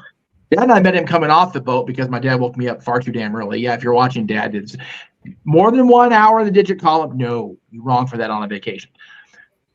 But as Dad and I were coming off, Billy and the boys were coming back. I went, "Where were you last night?" My old ass was in bed. Fuck that. And then of course we did the meet and greet, which he is legit Hogan height 6'8". Yeah. It's absurd how tall that man is. And his boys aren't that much shorter. It's like I feel so small. But Billy's cool. Anyway. Yeah, he is big time. But yeah, scissoring, I'll leave that to Big G and to tell I'm good. So real quick, JJ, there's one more highlight I think that needs to be played. If you would not mind me sharing my screen. Well, since we didn't DM like we said, and you're going to queue it up anyway, I guess we can just go ahead and since we're on the spot. Trust me, I think you guys will like this one. This was the fucking. Come on, we all know this is the funniest one. What is this? Just watch. Oh Jesus!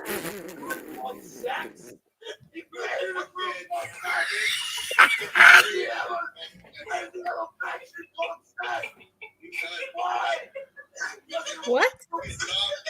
What is happening right now?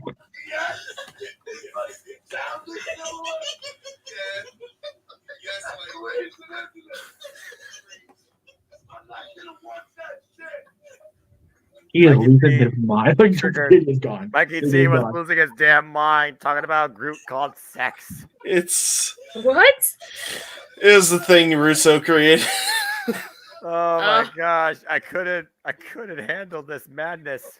It's just He was wrong. on a tangent for a good 5 minutes. That is the show that got the all for fuck's sake, Mikey clips. Yeah. Yes, it is. It's the same episode. Yeah. Shit like that is why. And JJ's losing it. There you go. God. I feel like that had to be shared, man. That had to be shared once. Crazy. And to be fair, James, that was a clip that I sent to Jeff with the Russo shit. It was just so long, and like I want to try to keep it rolling, but that's okay. It's still funny. It's funnier than Oh, that. So I did wow. have it clipped ready to be shown. Yes. Yeah, perfect. Oh, Alrighty. sweet baby Jesus, that was ridiculous. Good Lord All right. Almighty. So there you I go. didn't know what was going on, but okay. Yeah, I could see on a tangent before I knew what a tangent was during that episode because you think I'm unhinged. That dude. Yeah. God bless him. Who is that guy? That's Mikey T. Mikey T. Michael Furston, part of No DQ, also Report Card Radio. Shout out to fellow friend of the Multiverse, previous Open Mic Night participant. Oh, My okay. fellow cannabis connoisseur. Former. Yeah. Former. He would come on a lot in the early part of the year, and then he stopped hanging out with us. Uh-oh. Became too cool for us. He's always busy. I got to do all those interviews with all those people. Yeah, hey, you're in the big time, or what we do to do. Anyway. All right. So it's down to you and I, right, brother? Yes, sir. Do you want to go first, or do you want me to start? It doesn't matter to me. Go ahead and go first. Okay. In that case, I'll get the share screens ready. So I kind of half-assed did this the other day on I think it was Musings, and I'll stay on Talk Wrestling, but it's a little bit of both, so it's okay. I had a good mix of both professional and personal highlights this year. Yes, I know I went on social media and bitched a lot this year, like a lot. And I felt like I was, a little justified, but working at Disney kind of took me away from a lot of this. But it meant for cool moments like this, starting the year off meeting in person my buddy Scout Compton from the Rob Zombie Halloween movies, which I know is not everybody's cup of tea, if you will. But it was very cool to meet her. And then ending the year going to the convention and meeting all these people, which was just phenomenal. Malcolm McDowell's a legend in Hollywood, period, let alone, in the movies he's done. PJ Souls again, Nancy Loomis for the first time. Our buddy we've had on the show, Braden, who did a tremendous fan film sequel to H2O and is in development of the sequel to that sequel right now. He's doing part 1 of that right now, so be on the lookout for plugging the shit out of that next year. Tyler Main, Raya's from the 2018 sequel. The man who keeps the magic going, hopefully not for a while after Halloween ends, but Malika Cott and my buddy Danielle Harris, who just elicited such a ridiculous giggle out of me. I had to share that one as opposed to the fancy posed one. Aaron mentioned this earlier in the show when he was here, but I feel like I just saw a picture of it because it was such a cool day. Getting to see him again, having him come to California. First time he'd been to Disneyland, and we figured out it was almost 10 years that he'd been to Disneyland. So it was cool to be able to sign him in. Seeing Brett Buchanan for the first time, even longer than that. And meeting up with Brett again led to a coming together of myself and Noah Donish, who I had not spoken to or, wanted to interact with in more than a decade. And it was cool to let that one go, right? To just get that off of my soul. I'm a ginger, lack of soul, haha, very funny, but it was very therapeutic. I will definitely say that, to have that start the ball rolling. A lot of you are not going to know who this is, but I think you should. Part of my being at Disney, I was privy to an event where I got to meet Bob Gurr, who was, if you're familiar with Disneyland, he was one of the original Imagineers. Just so friggin' cool to meet Bob. And what he's signing there is one of the prints, I grant you, but of the poster of the monorail. The company my dad works for constructed the newest windows on the Mark 7s on the monorail. So that was super cool to get to meet Bob and to just share stories with him and just get his insight and then have something for my dad. Speaking of my dad, talked about this ad nauseum this year, but I'll go ahead and throw it up there one more time. There it is. Golly. Oh, so friggin' cool. To Emmanuel, I swear to God, you're not wrong there, brother. It was so special to be able to pay for that meet and greet and to be able to. Over here, it's not close, of course. Oh, it's right here. Oh wait, to be able to get the authorization to buy this. Oh yeah, we'll send it back to Amazon, no problem. We're not going to keep it. Or to your customers, not going back now, motherfucker. And getting to meet him at this part of WrestleMania weekend, which was, again, I mentioned earlier about the Sammy and Kevin thing. There's no photo of it, there's no video of it, but just as much emotion as JJ showed on the call, I think I was surprised I wasn't hoarse in the post show. I was so happy and so emotional for Sammy and for Kevin. And for the Usos, if I'm being honest. I've known both, I've known Sammy and Kevin. I've known the Anawahis forever too. The one picture that stands out to me most this year is part of my Disney time, but it's also very personal. This first picture is from December 2008. First time we ever took Dylan to Disneyland. He's 8 months old in that picture. The other one is from June this year. Or last year now. Sorry, we're in a new year, kids. I guess they're using that again. Well, no, not a botch, just after midnight mistake because I'm dog ass tired. what's special about this, number one, it's how it started, how it's going. I mean, you can see the difference. 15 years worth. What made it special was after the fact when I got home and got a text from, we'll say, the friend of Mickey in the picture. Was that Dylan? And I looked and went, holy, it's the same person. It's the same three people in both pictures, for the record. Wow. Didn't know that until after the fact. So I just thought that was super So freaking the person cool. in the Mickey costume is the same person as this Mickey. What? That's Yeah. crazy. Yeah. That's dedication right there. Yeah, I just was that flabbergasted me. And then there's a moment I don't have a picture of handy, so you have to forgive me on that. But I was waiting to go on stage earlier in the year. Like I want to say it was just after the first of the year. And I get a little tap on the shoulder, and this woman older than JJ and I by considerably, but she's been with the company forever, so it makes sense. We just start talking. I'm kind of like, and then she adopts the voice of the evil queen from Snow White. How's Dylan? And I went. Turned out she was the queen, portraying the queen in Snow White, at a meet and greet we did during a villains centric time in the park. 2011, I think that was. Yeah. And Dylan had just run up to this person like she was family. It's the evil queen. And he's like this big. And she remembered that. I was just blown away by that. So as much as I bitched this year, and I bitched a lot, I'm not even going to disown that. This year was really fucking cool. And I cannot wait until next year.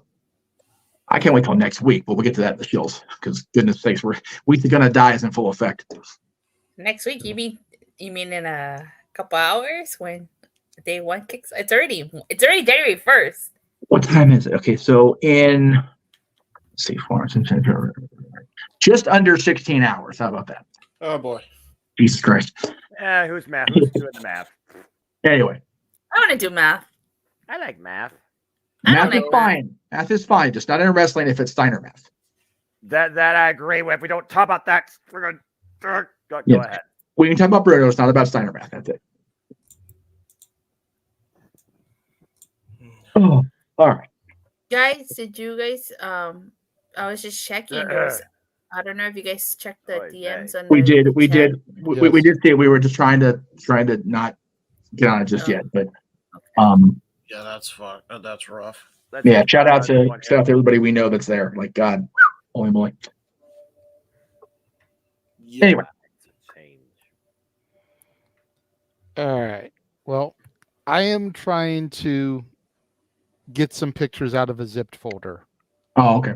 So I need to stall for a few minutes. So okay, if it meets with everybody's approval, specifically Noah's, I feel like we should lighten the mood one more time. Yeah, fucker. Just because James did such a good job on this one. Thank you.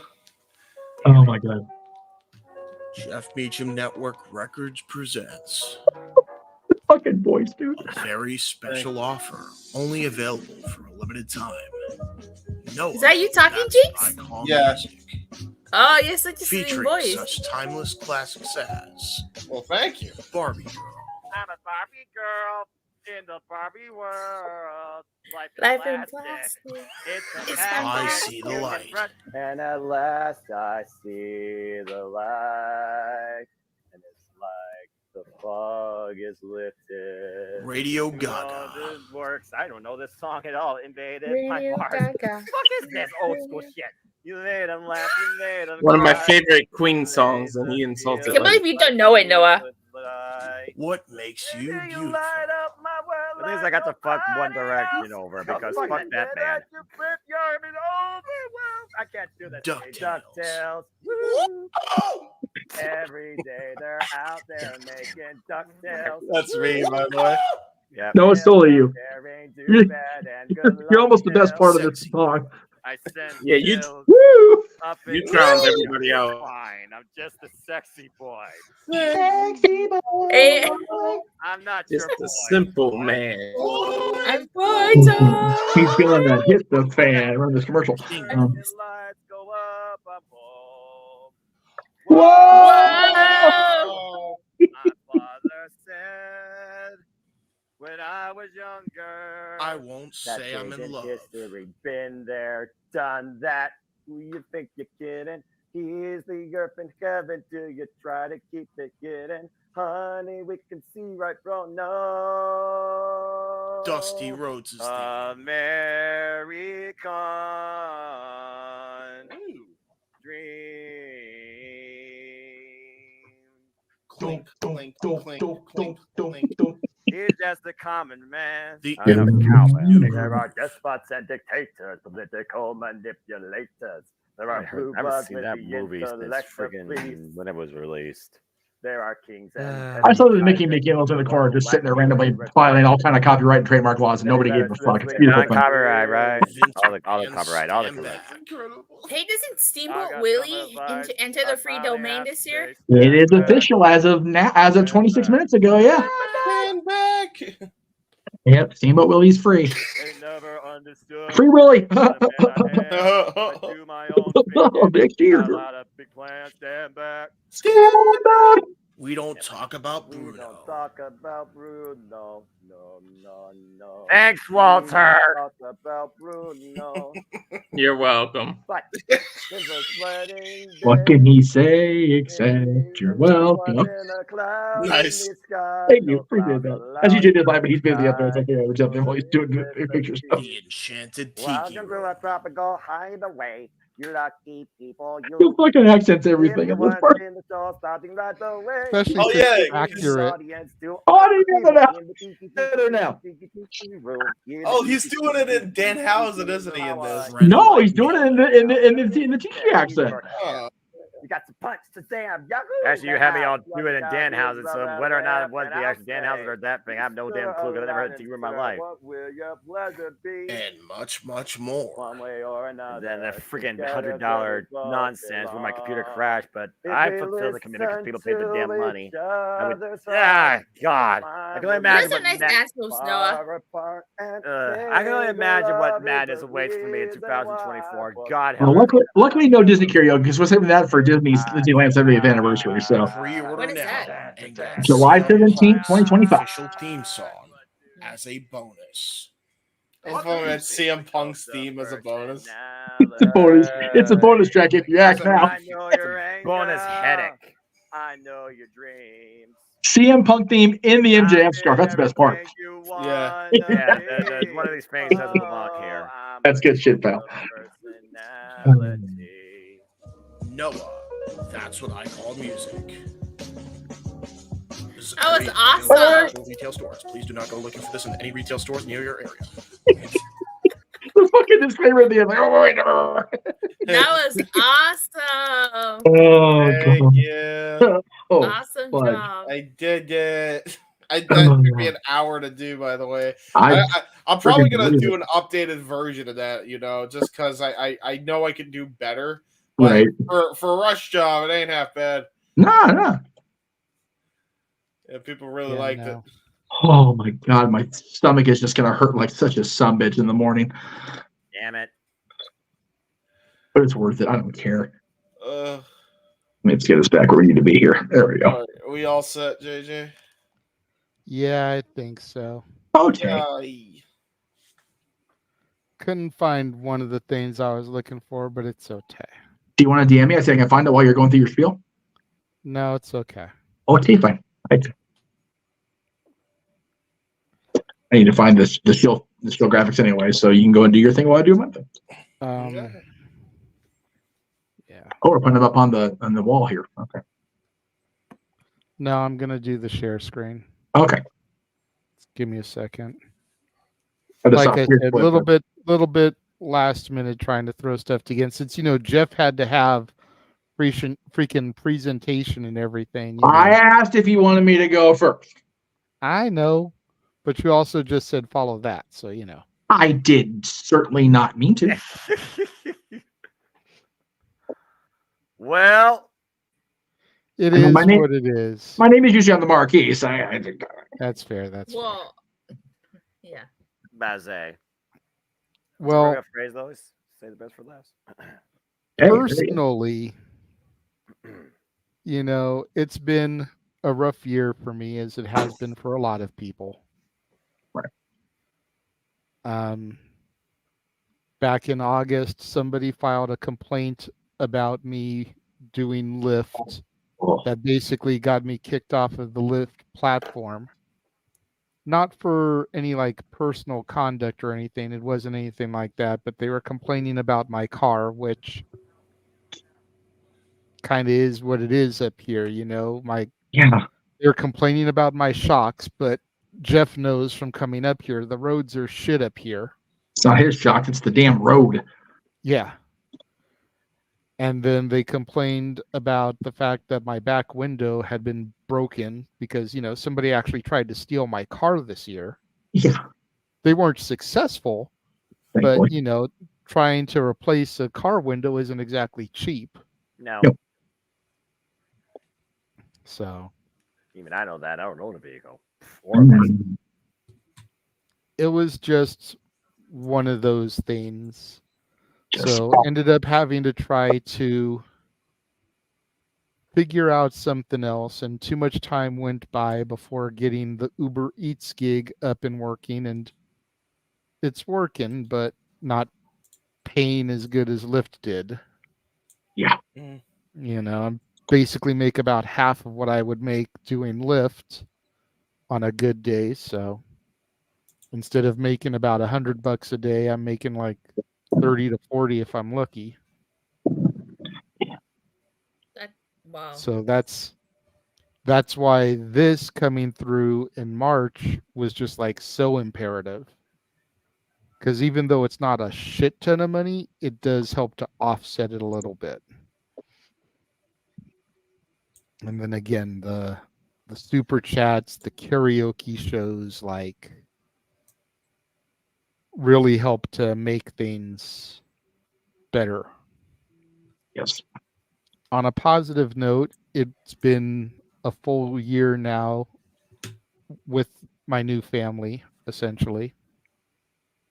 You know, me and Cece have been together for over a year at this point, but we moved into this place right around August of last year. Her kids came about a month or so later. So this has been the first full year living with all of them. Nice. And I mean, there have been ups, there have been downs. Mm. Living full time with a kid with autism and not having really been exposed to that before has been challenging. I'm not going to front. You know, then knowing James also and being able to have somebody else that lives with it and be able to interact with has definitely helped. I try. You know, Yo, that's a boy. getting to go to a wrestling show again this year. Yeah, but I'm going to hell. Was awesome. You know, when I took my hiatus from wrestling back in 2014, I honestly never thought I would get back into it. Never thought I'd go to a show again. Yeah, it's true. And then I went to a show pre-pandemic. Granted, it was an indie show. Right. But it was Stat Boy's birthday. So I was going for him because he wanted to go. I was going because Mark Henry was going to be there. I was going because Billy Gunn was going to be there. I was going because Crime Time was going to be there. Got to see Shad before he passed away. Was going because my buddy Gino Rivera, who we had on earlier in December, because now it's officially January on the West Coast. Wait, last year. Yep. But Barely. we got to have for 3 hours on the show. Got to see him again for the first time in years. Damn near forever. You know, just getting to communicate with him, get caught back up. And then, like I said, going to a show this year for the first time, a televised show Mm-hmm. in over a decade.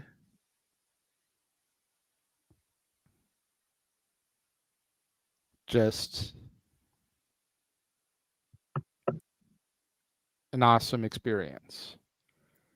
And getting to share it with Jeff.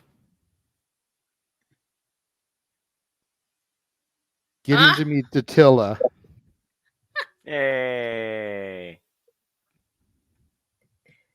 Hey. That was awesome.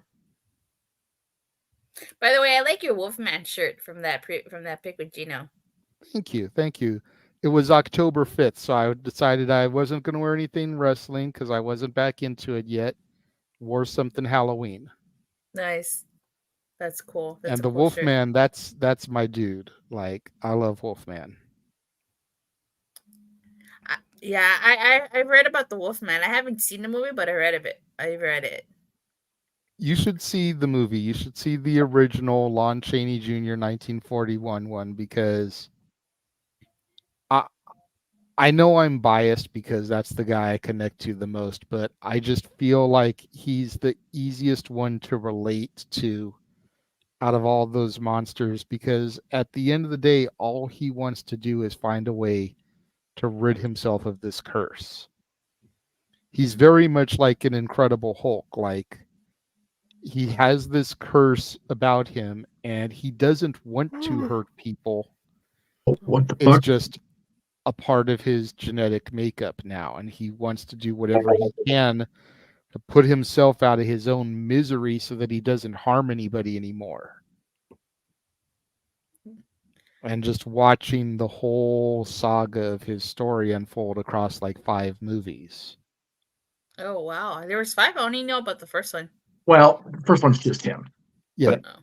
There's the Wolfman, then there's Frankenstein meets the Wolfman. Then there's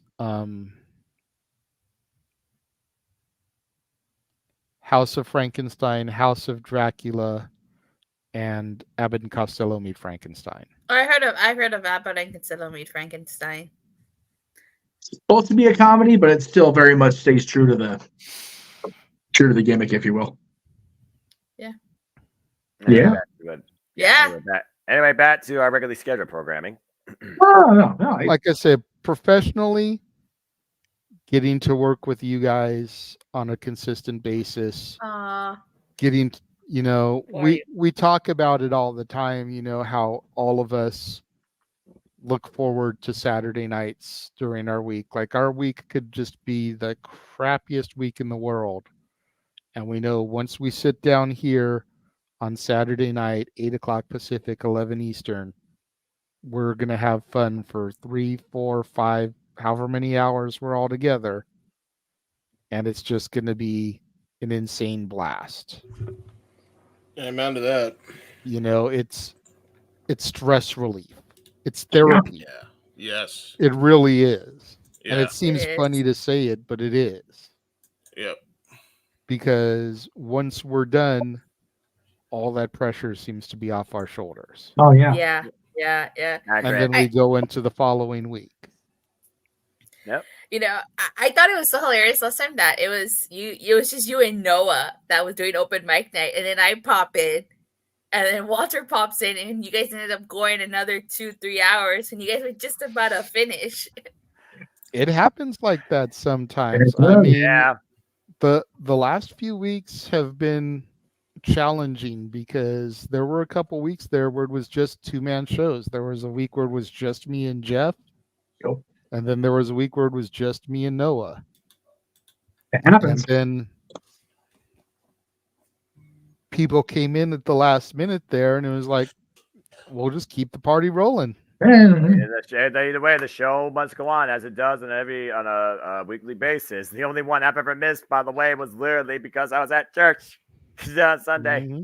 And I think that was the one that was just me, JJ, and Jeff. Correct. Yeah. Oh, was that the brunch one? It was Yes. the brunch. Oh. Could not be helped. We were trying to not compete with hell. I forget what it was now. AEW. Oh, that's right. Because no. What was going on the 16th? Though I don't remember now. Doesn't matter. It was probably Impact Final Resolution. Probably one of those. I love how he says probably and then gives an exact pay-per-view. I'm the guy that calls everything, so I know all Yes. the shows. Yeah, damn Noah, it. Noah That should know. 'Cause that was gonna be the next thing I touched on professionally is everything I have done with you, sir, has been a highlight of my year. From our pay-per-view watch-alongs to the TV specials to the shit that I had to pinch hit for once James left before Datilla came into the fold. You know, having to sit there and call shit that I really wasn't knowledgeable about and just fumbling my way through it. The 12 pay-per-views that we've called for the road to WrestleMania already. Right. Technically 13, but as I told Jeff and you, and I'll go ahead and own my shit, I accidentally deleted it before downloading it. It happens to the best of us. Jeff has done it 100 times. At least. You know, and I've given him shit at least 95 of those times. Like the first few times I was willing to let it go, but when it became a consistent thing, it's like, grrr. Hey, first But, offense, you know, it's all good, brother. It happens. Like I told you guys, you only can store up to 100 things in StreamYard. Yeah, and it wasn't even that. Like I had to clean my shit out. Right. And we had clicked straight over last night for the AEW watch along. Quite literally. So it's like I thought I had downloaded it, then cleared everything out, but I guess I hadn't. So we get to do a recall tomorrow of Mania 13. It just is what it is. Exactly.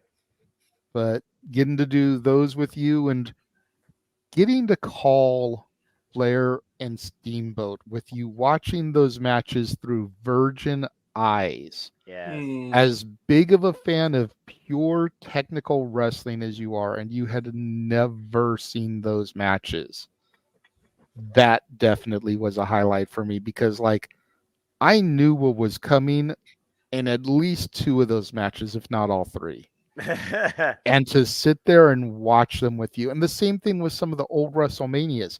He had never seen some of the old WrestleManias start to finish. Nope. Whereas for me, it's some of the later ones because they came during my hiatus. Right. So sitting there through like 1, 2, 3, 4, 5, 6, you know, calling Savage Steamboat, calling the main event of the inaugural WrestleMania, knowing what was going to happen and seeing his genuine reaction because he hadn't seen some of this shit in years. You know, educating him on who some of the people were and would become. You know, pointing out that Head Shrinker Fatu is Rikishi, is the father of Jimmy J and Solo. You know, back when he was still slim like Solo. Yeah. And not great big fat like Rikishi Fatu that slapped his ass. You know? It's too cool. Some of that stuff was just so fun to be able to point shit out to him, considering he's Mr. Wrestling around here. You know, he's Johnny Wrestling. Mm-hmm. Noah Wrestling. I was just about to say that he's Noah Wrestling. Noah Wrestling. No, forget the gimmick name for me. The So, Simple Man you Noah know, Wrestling. Yes. Getting to do some of that stuff with him has just been sheer fun. And then in a few days, in a week, whatever our schedule is able to work out, we'll have Jeff on the first Road to WrestleMania calls. We do WrestleMania 2000, which he was there for. God help me. What a clusterfuck of a show. There was a couple of good things from that show. Come on, I recognized most of it. It was my first Mania, and that's what it was. There you go. I do have to say I'm disappointed with Peacock for cutting some things from some of these Mania. Yeah, you're gonna notice it a lot in 2000. Some things I understand, like the Roddy Piper Bad News Brown thing, where half of his body is black. It's rough. Like, that really shouldn't have applied then, and it definitely doesn't apply now. I get it. Yeah. Why they cut Salt and Peppa's performance for LT in 11, I don't understand. Nope. But it kind of is what it is. Mm-hmm. Because they basically changed the lyrics to "What a Man" to perform him to the rain. And like, you still saw them on the stage, you still saw them as part of the show, but you didn't hear them rap him to the rain. DMCA, probably. No, Run DMC is still there. Is it like a copyright issue, maybe? I don't know. Yeah, probably an audio copyright issue. Music licenses are always weird, and they follow the trends of time. And again, speaking of time, again, JJ, I've had an absolutely incredible time engaging in professional wrestling sports entertainment history with you across all the brands and across all different decades and eras as part of my professional and honestly personal joy of the last year too. So I greatly appreciate that, man.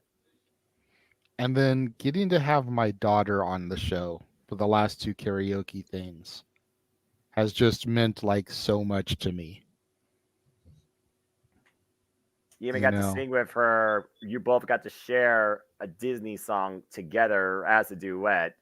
I thought that was absolutely a precious, priceless moment for y'all. And I'm glad that you took that on yourself versus me in that super chat.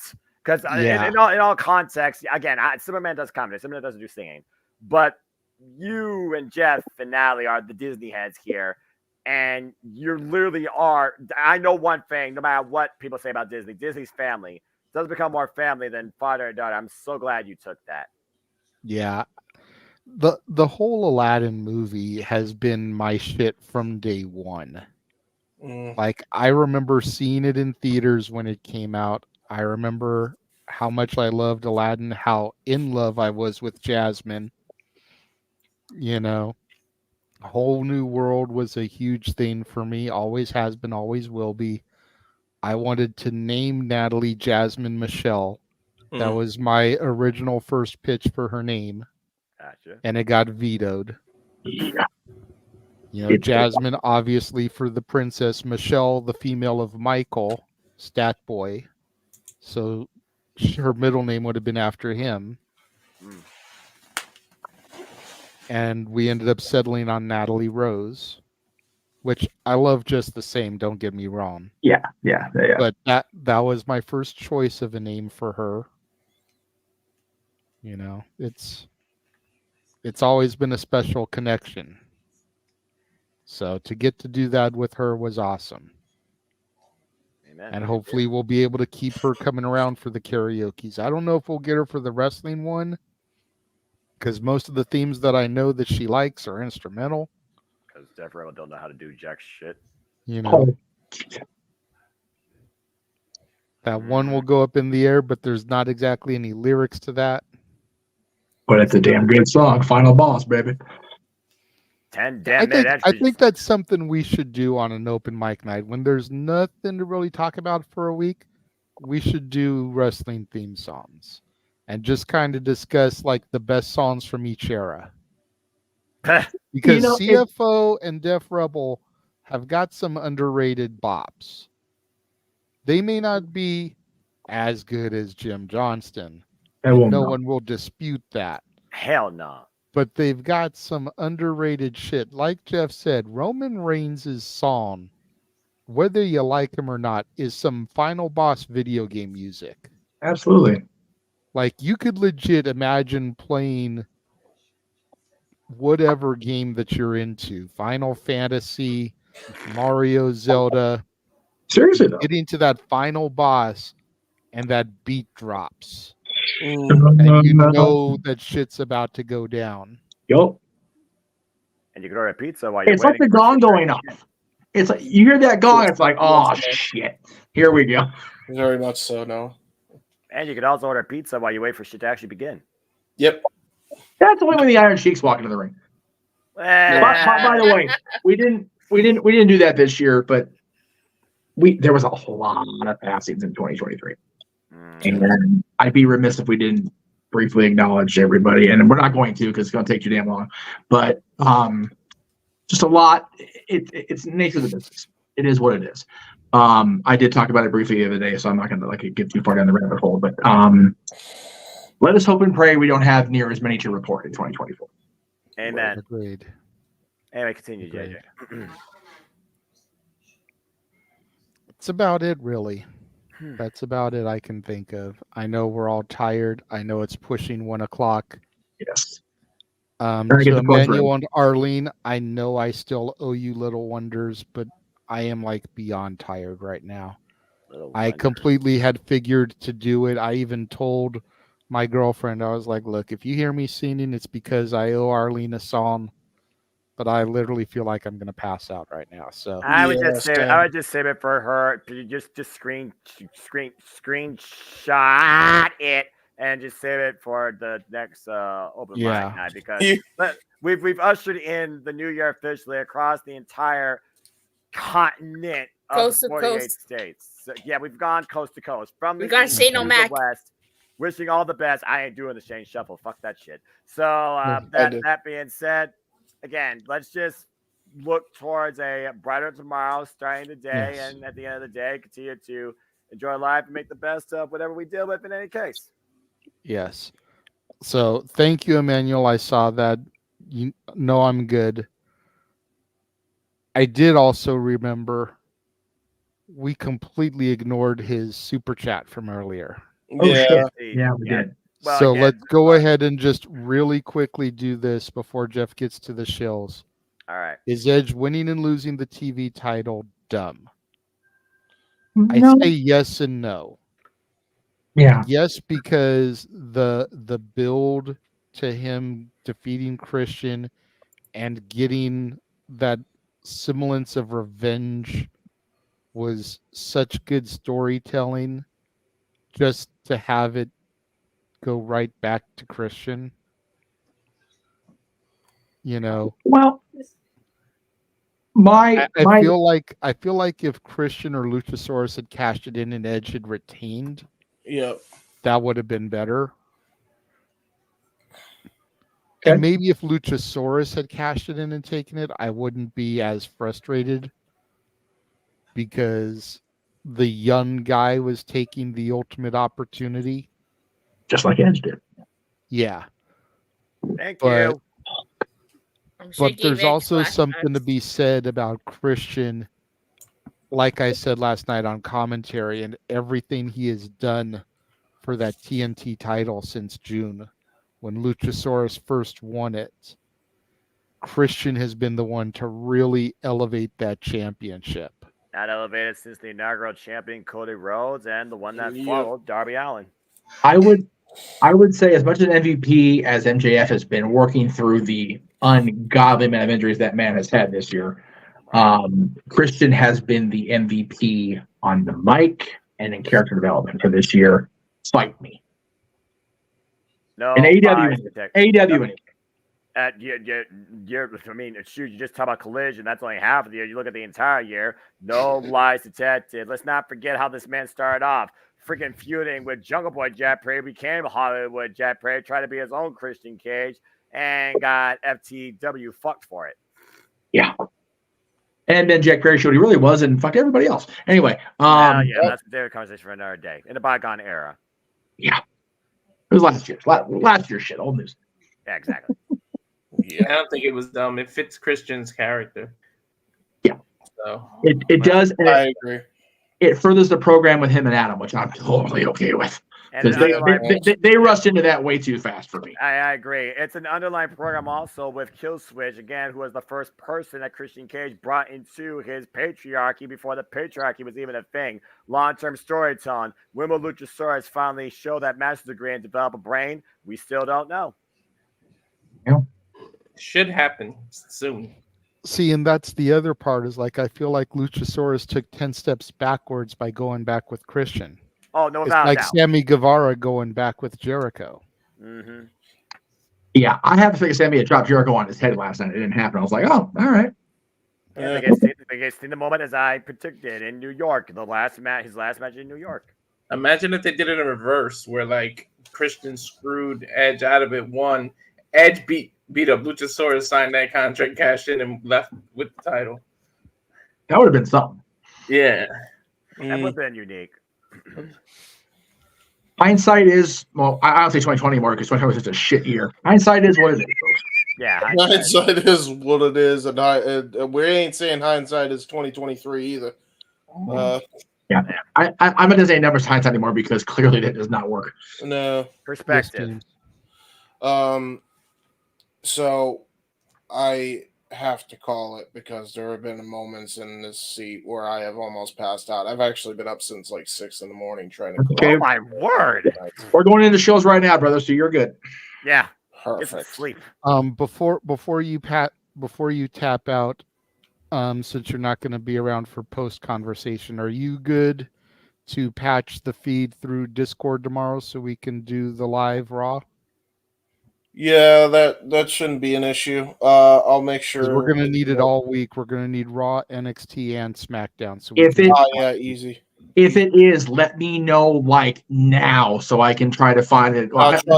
Trust me on that. We're good. We're good. Okay. All right. I have Noah Sling, and my Discord still works. You guys are the only ones that are on that one still. So okay. Yeah, we're good. Well, before he leaves. Okay.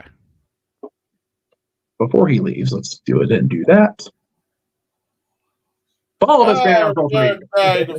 Follow me on the Twitter and the Facebook and the YouTube, and where I will be a lot less tired because I'm gonna go memes, and when I can actually formulate a sentence to promote stuff that's upcoming, because I thought I would be able to tonight, and I am way too goddamn tired to do so. So yeah, that's fair. Gotta wait until that, and until next time, I'll see you on the Jay Hebert side. Jay Hebert side, solo shot me. I promote that I will be going in that bed to go memes. Good night, everybody. Good night, everybody. Good night. Bang, get out of here. Camera, log off. Oh, Sorry, down. Almighty. Jesus Christ. Okay. All right. Well, kids, it's about that time. Yes. Let me go ahead. Bring forth the rhythm in the rhyme. No, God, no. We gotta go to bed. We gotta go memes. Do you know what I was quoting right there? I know exactly what you were going on. Yeah. Marky Here I Mark thought you- and the Funky here I- Bunch. Yeah. That's right. Here I thought you were just trying to do a Frank Sinatra type thing almost. Nope. But as was pointed Elvis out, karaoke. That's a good idea, though. No, I did not put that out in the ether. not, You stop I it. like He did. Just stop it. Big Bang here. I like that. Yeah. I'll book that shit. I mean, 2024 is already booked, but we can add it to 2025. Oh, there was a question before we get to the shows. I know we're trying to go to bed. There was a question put to me. Should we do wrestling karaoke this year in Name That Tune form? What? Like, so I approve. Settle down there, host, not producer. Damn. I do. Right? I was like, damn. You had Noah like excited about wrestling karaoke. Like, no. why are we yelling at him? I'm here for it. It's just one of those. It would have to be completely a different layout because we can't spin the wheel because then everybody knows what it's going to be. That's and you can't copyright it. So it would be just something to percolate as we go memes tonight, just to think about. My PowerPoint creativity is winding. PowerPoint creates. What are you, Jukulek? You only allowed like five seconds of a loop without copywriting. That's the other reason why I think Name That Tune would be better. Yeah. Because and we can even acapella it and just like have one person with the knowledge of what the song is, and make it a karaoke game combination type night. I don't know. It was thrown out there to me. I'm like, it's not a bad idea, but it would have to be discussed and percolated and definitely fleshed out. Like guess the theme song type of thing. Like guess the theme song. Yeah, because exactly. The words that'll throw you off. It means I'm off screen and behind the computer. Count me in. You know how I actually saw a React video where they kind of did something similar, but just with songs. And some of the things that they did is that they would show an image from a music video, and then they had to have them guess what music video that is. So maybe show like a picture from like their entrance and try to figure out. I was thinking about it anyway. It was brought up completely independent of the thought process because when Natalie was hanging out with her father. When Natalie was over at JJ's place last week, they were playing. There was a YouTube video about guess the theme, and there was discussion. So independently of that conversation with JJ, we were watching Celebrity Name That Tune on whatever the hell channel that's on now, hosted by Jane Krakowski, who, by the way, damn, she's lost a ton of weight. She looks fucking great. We could do wrestling karaoke. Wrestling match. I'm like, we got a wrestling themed karaoke as it is. We'll talk about it. Anyway, just wanted to throw the feeder out there, see what everybody thinks about it in the multiverse. All right, well, that's for later. Let's go ahead and wrap this party up. The multiverse. And Tatilla brought it up. We're gonna die next week alone. Seriously, I can't wait to get to next Sunday. Yeah.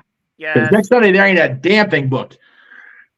But in the meantime, and I know that graphics on, that's why I'm going to go through it really quick here, because it's actually tomorrow now, not next Monday.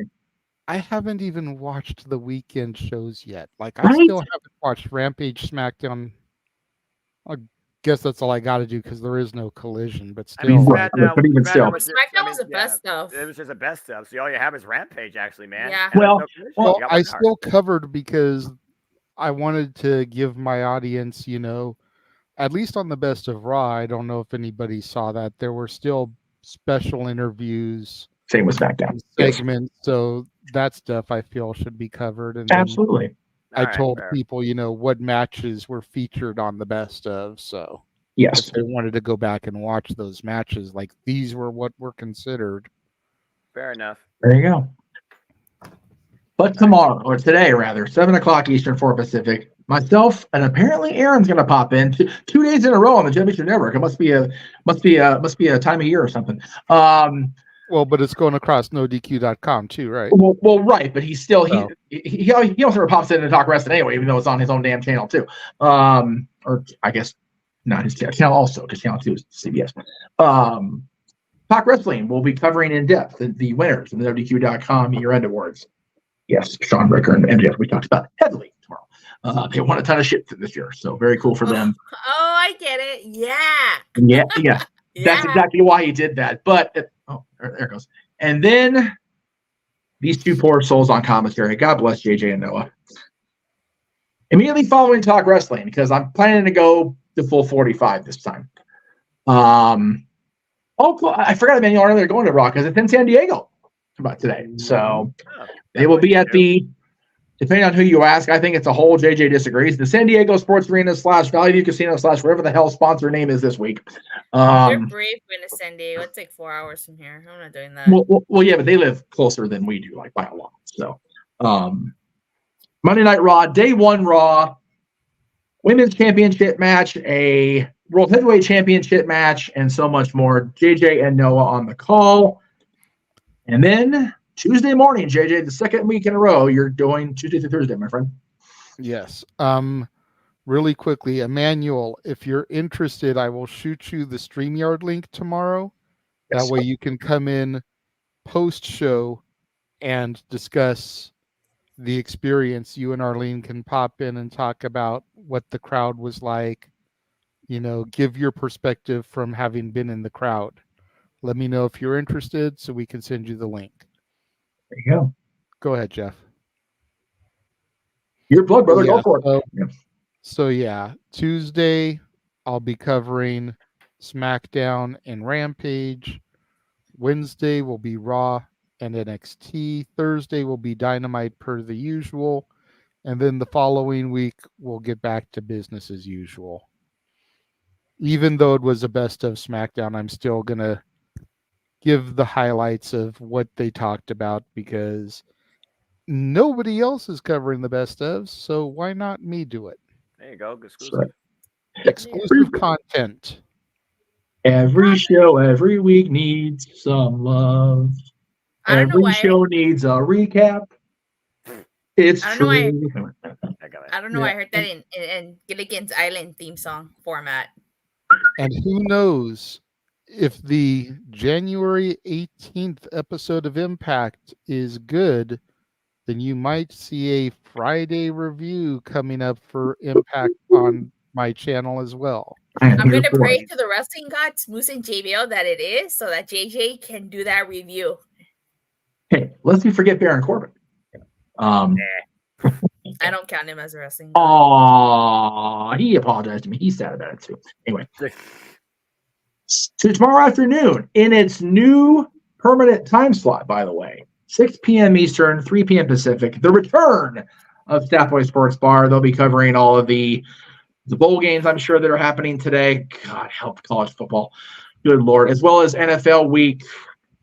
What week are we on? I think we're on 16. We just let it pass it at week 16. Anyway, so all the sports news and everything going on. Plus, it was briefly talked about tonight. So check out Staff Boy Sports Bar.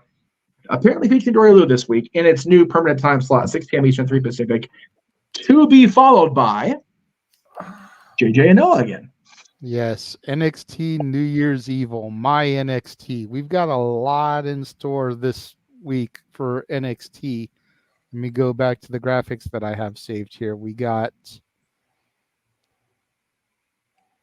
Radden Hand or Servant for a day match between Fallon Henley and Tiffany Stratton. My goodness. Grudge match between Roxanne Perez and Ariana Grace. NXT Women's title, Lyra Valkyria defending against Blair Davenport. Yes. 6-man tag team action, Dragon Lee, Joaquin Wilde, and Cruz del Toro versus 3 members of the No Quarter Catch crew, which is Drew Gulak, Damon Kemp, Charlie Dempsey, and their new guy that was in the breakout tournament.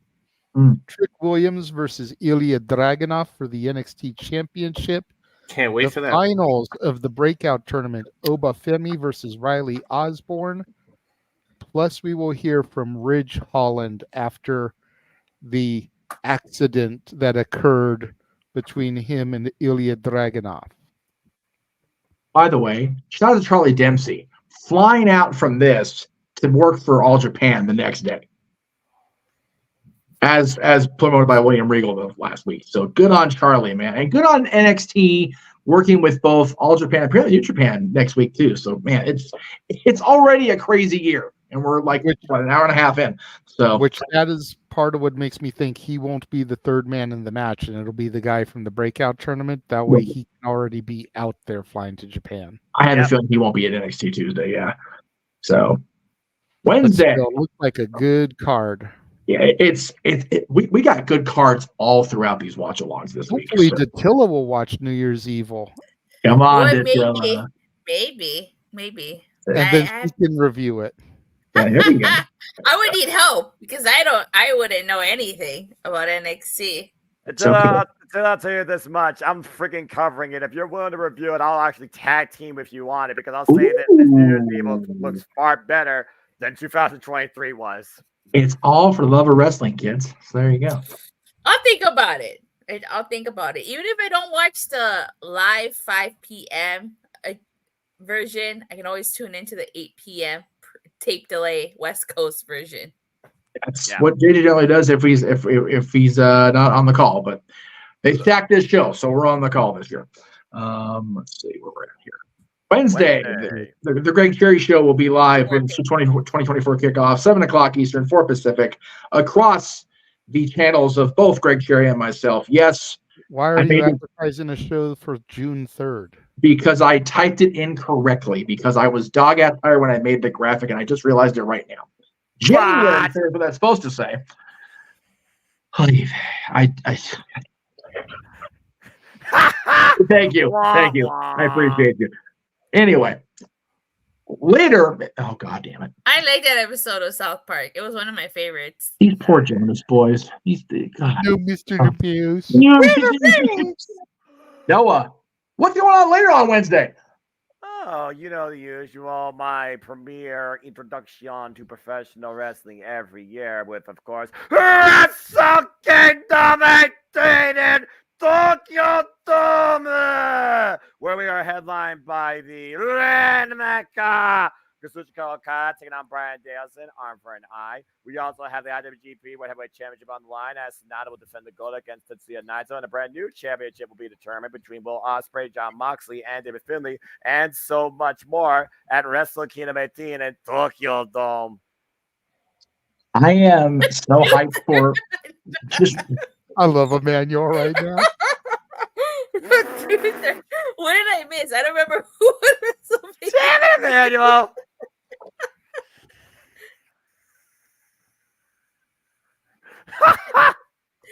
That's brilliant. June 30th is a Monday, by the way. It is a Monday.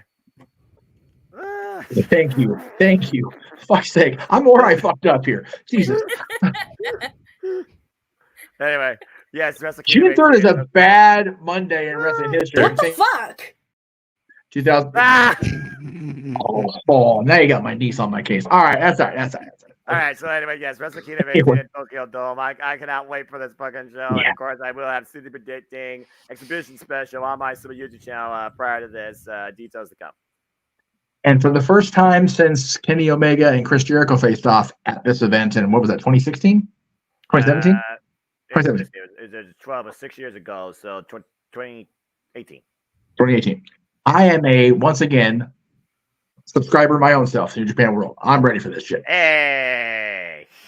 And so we're not clogging up the timelines in case more people want to call this you at the end of the day. Right.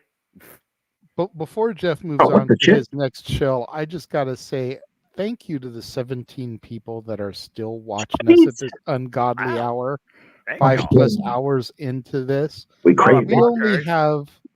only have 3 channels that we are broadcasting on right now, including our socials, that don't have at least one person watching. I love it. So we're still being seen across multiple platforms. So thank you all. Yes, you guys are the troopers. We love you for that. Even Emmanuel, who picked on me when I was tired making that graphic. Anyway, and to be fair, that was the second take, and I still fucked it up. So it is that. Golly. Thursday, I will be live at that very spot, as a matter of fact, in downtown Los Angeles. I think they call it Peacock Place at LA Live now. I can't keep track of the damn sponsor names these days. But I will be there for Meach's Musings prior to the hockey game. LA Kings against, I think, Detroit's coming in. Detroit Red Wings will be in town. So before we go live for the Kings game, I'll be there doing musing about the week because we'll be fresh off Wrestle Kingdom that morning, and I will have slept for approximately 32 minutes, give or take. So it'll be good. Sounds about it like a normal Jeff morning. Oh no, it's gonna be far worse because I'll be here doing the coverage of Wrestle Kingdom, trying to sleep on this ratty ass couch. So there is that. God. Friday, Dylan and JJ. Friday, it's back to WWE. SmackDown presents New Year's Revolution, another pay-per-view quality card stacked from the main brand. And yet still no World Championship defense. I mean, he's got to show up for that, so you know. Oh, shit. And then, of course, we bring it back to the regular time slot. Open mic night next Saturday, 11 o'clock Eastern, 8 Pacific. We'll wrap up all the craziness of the week. I'm sure there's going to be more news dropping between now and then. So, yes, it'll be a thing. All right. Personal skills. Here we go. Jesus Christ. Big G was not here tonight, unfortunately. He had to work, but we invite you to follow him on TikTok if you dare go on TikTok. God bless you for that. Really? Big Baller G 1988 on Twix, which I just love that graphic. No DQ _ Big Baller G, and on Threads and Instagram at no DQ _ Big Baller G 1988. And coming up in what's that date on this? The date is, I don't see it. Ooh, and the Reckless. Whatever it is. MCW Winter Blast. Somebody give me a date. Well, there we go. Sunday, February 4th. There it is. I just couldn't see it because my eyes suck. Lena Cross and Heather Reckless both will be appearing via Parker Kane Promotions at Winter Blast on February 4th. So check that out if you're in the area. If you're anywhere near the area, get your tickets for that meet and greet and for the show from MCW Pro Wrestling. Noah Foster. And of course, you want to engage more with me, you simply follow me on the Twitter and on YouTube. And then Foster1916 for all things wrestling. Shout out, of course, my TW family on the Twitter and our social media platforms. I haven't done this in a long time, so let me go ahead and bring it back real quick as he talks about the community tab, because truly I am but a simple man and a lifelong fan of professional wrestling. Damn it! At the end of the day, we're all just fans with our opinions for this passion we all share. So respect one another, support each other, protect your mentality, treasure your families, build a brighter tomorrow too, and just enjoy life and enjoy wrestling. You'll find forums, you'll find polls, you'll find updates across the community tab, my little YouTube channel. Me and Attila began together at some point before TNA Hard to Kill with a best of look back on Impact as we look towards TNA's return. We might even do some sort of predictor special. Who knows? And me and Jada, of course, have Simple Takes coming up as well. Data to be determined. There's so much stuff coming up. City Predicting. I already got City Predictings tentatively lined up as far as when I plan on doing them. Now, who I'm doing them with, that remains to be seen. So stay tuned for more on that, courtesy of my simple YouTube channel at @Foster1916. And it's always a pleasure, gentlemen and lady. And as you saw in the commercial tonight, make sure you get your hands on all of those beautiful albums coming up through Jeff Meacham Records. Don't have them queued up because my computer's just being as fast. If they're still on the StreamYard thing, by all means, throw it up there. But I don't know if they are or not. So I was trying to do this all as a share screen that we can get reactions throughout the night, and it just busted up. So it's okay. Let me go ahead and do. Where was I at here? Oh, there we go. God. That's what I call Music Volume 1. Now it's what I call Volume 1, which is going to end up being like 3 volumes out of the Disney stuff. Yeah, no, that's what I call slow jams. Yeah. And no, that's what I call Disney. There you go. Thank you, JD. Appreciate you on that. Damn it. Got you. Appreciate you, brother. All right, where are we at here? Oh, okay, James again. Follow the He-Man, but he's Mimi, so we'll get to him later. Attila. You guys can follow me on Twitter at @Attila_. I live tweet during all the shows. I cover Raw, SmackDown, Dynamite, all the pay-per-views. I cover TNA. Only the pay-per-views. I don't do the weekly show anymore. Next week I should be doing my unboxing of my it's upside down. Well, of my AEW Upper Deck cards, which I actually filmed today, so that should be out next week. Nice. And I will be doing Raw review tonight. Well, yeah, in like 16 hours or whatever. Yeah. Yes. Yeah. And next weekend, I will be at Hard to Kill, and I cannot wait for that. It's going to be so much fun. And I'm also going to do the tapings.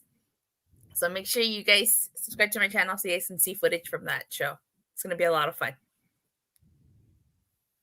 I don't know what happened to this graphic. I did have it saved. I did have it share screen, and then it disappeared. So, Mr. Cruz.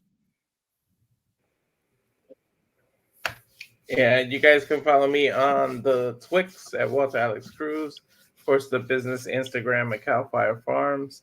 And then my YouTube at The Rage of Wrestling, where we do I'm the MMA guy at the Jeff Meacham Network. So we do watch alongs of the UFC, which the next one should be January 20th, which is Strickland and Duplexi. And also I'm trying to do the top 10 Thursdays where I do top 10 lists, but we still got to coordinate with Jeff and JJ on time slots. So we're not bumping heads with other shows. And then sometime in 2024, we should get the Simply Reliable debut. When NWA can get their stuff together, we can actually know what their schedule is and what we're going to do, so we can do those kind of watch-alongs. And that's it for that.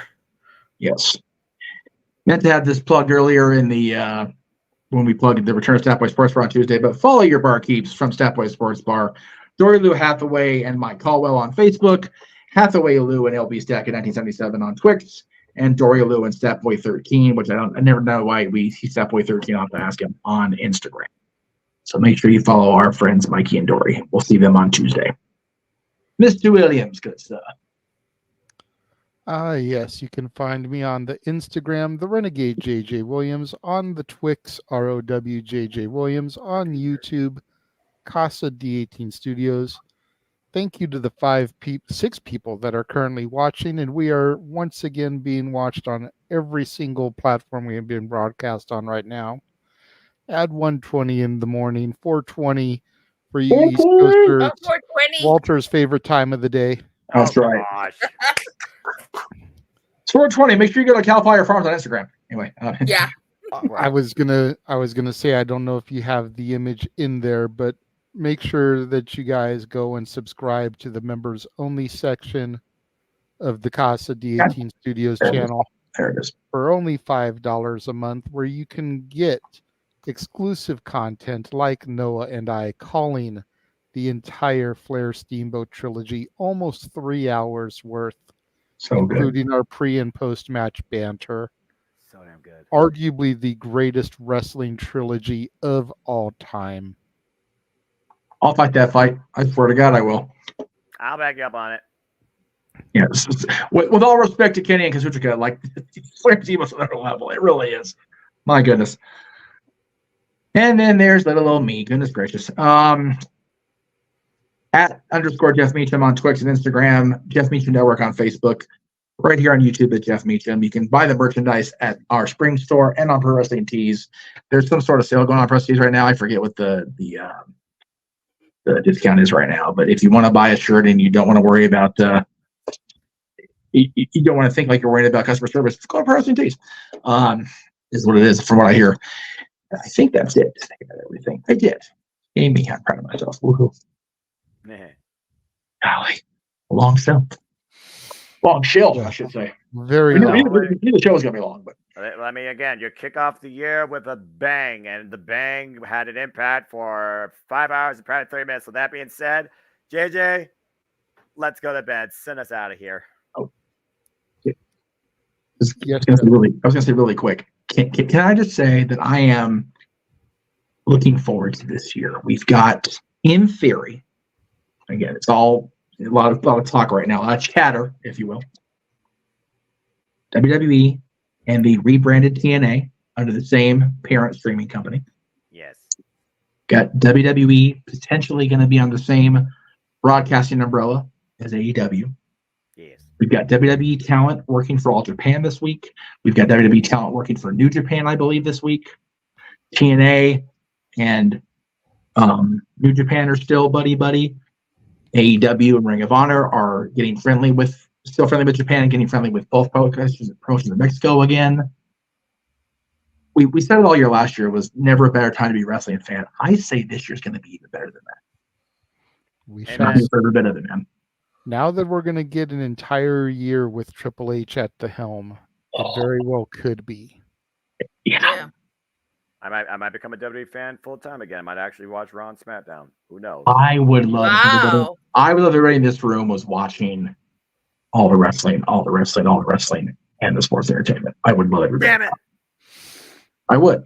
I don't know if I could find the time to watch everything. I already feel overwhelmed sometimes just watching WWE, NXT, and AEW. I'm willing to give TNA a try because of the rebranding and the fresh start, if you will. I have access to Honor Club thanks to Noah. I don't have the time to sit down and watch it. That's fair. I don't have the time to sit down and watch New Japan. I just don't. It's not for a lack of desire. Right. It's just a lack of time. I was just going to say, and as Noah always says in his sign-off, trying to protect my mentality by not driving myself so batshit crazy by watching everything the way he does. And also just enjoy life and enjoy wrestling and priorities for passions. See, and that's why I don't watch NXT. You have the luxury of working an IT job, so a lot of time you can work home and you can be watching shit while you're waiting for a phone call or something. That's literally what I do. I don't have that luxury working out on the road. Yeah. You know, I could get into an accident while trying to watch wrestling and driving. Like, I don't recommend that. Not a good call. No. I don't recommend that for you. No. Life is just 3 kids away. I think the clip of Noah going, Rainmaker, distracted is evidence. Do not do this shit and drive, folks. Yeah, no. Yeah. Yeah. And JJ, that's like the reason why I don't watch NXT, because like I already watched their Raw, SmackDown, Dynamite, Rampage, Collision, Impact. It's like I don't want to add one more thing to my weekly schedule. If I am willing to sit down and give Impact a try, you should be willing to sit down and give NXT a try. It is only fair, Datilla. Yeah, I am opening up my Thursdays that I keep open, non-wrestling days. Open up your Tuesdays. Okay. I will try. That's all we can do. That's all we Yeah, all can that's do. all. That's all I ask is to give it a chance. If I have gotten Noah, who a year and a half ago was so anti my NXT. Where I was yelling, "Not my NXT!" I was an anti. Well, you were doing that during this past year too, but it really started a year and a half or so ago when we were doing some of the NXT calls. Yes. I got him to the point where he is looking forward to a TV special. It's better Not than a what watch you- along, not a PLE, Nope. but a legitimate weekly TV show. First A year or so ago, him and James did an NXT TV call, and they were like, "Never again with this bullshit. This was hot fucking garbage." We were talking about burger. We were talking about burger shapes. Burger shapes? Yes. And now he's like, "About half of this card, I'm actually intrigued in." Quite literally. So that's a huge turnaround for someone who 4 months ago was still screaming, "Not my NXT." Haven't said since. It's taken time for the product to grow on him. Consistently doing the watch-alongs with me, being my play-by-play anchor, having to watch it even if he didn't want to do those. But slowly he's come around to it. I was on that same boat. All I ask is for you to give it a chance. Yeah, Walter hadn't watched it. He started watching when Becky Lynch was champion and watched it every week ever since. All right, if you're gonna give TNA a chance, I guess it's only fair I give NXT a chance. Thank you. That's all I ask. And if you want, you can even wait until the week that I start watching Impact again. Or you can start with New Year's Evil. It's up to you. Okay. Yes, Jeff, I see your hand. You're muted. You're muted. Botch. I have to hit mute up here instead of down here. Do you know why you should believe? You know why you should start watching NXT, Tatilla? So that JJ can finally believe in Joe Henry? No, not because JJ.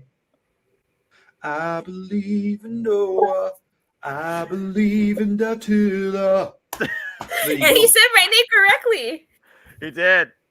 That's why you should watch NXT because Joe Henry believes in you. Yours right. Yeah. Watch my last name all this shit, but you know, it's because that is too damn cool. I'm not gonna lie. That is really cool.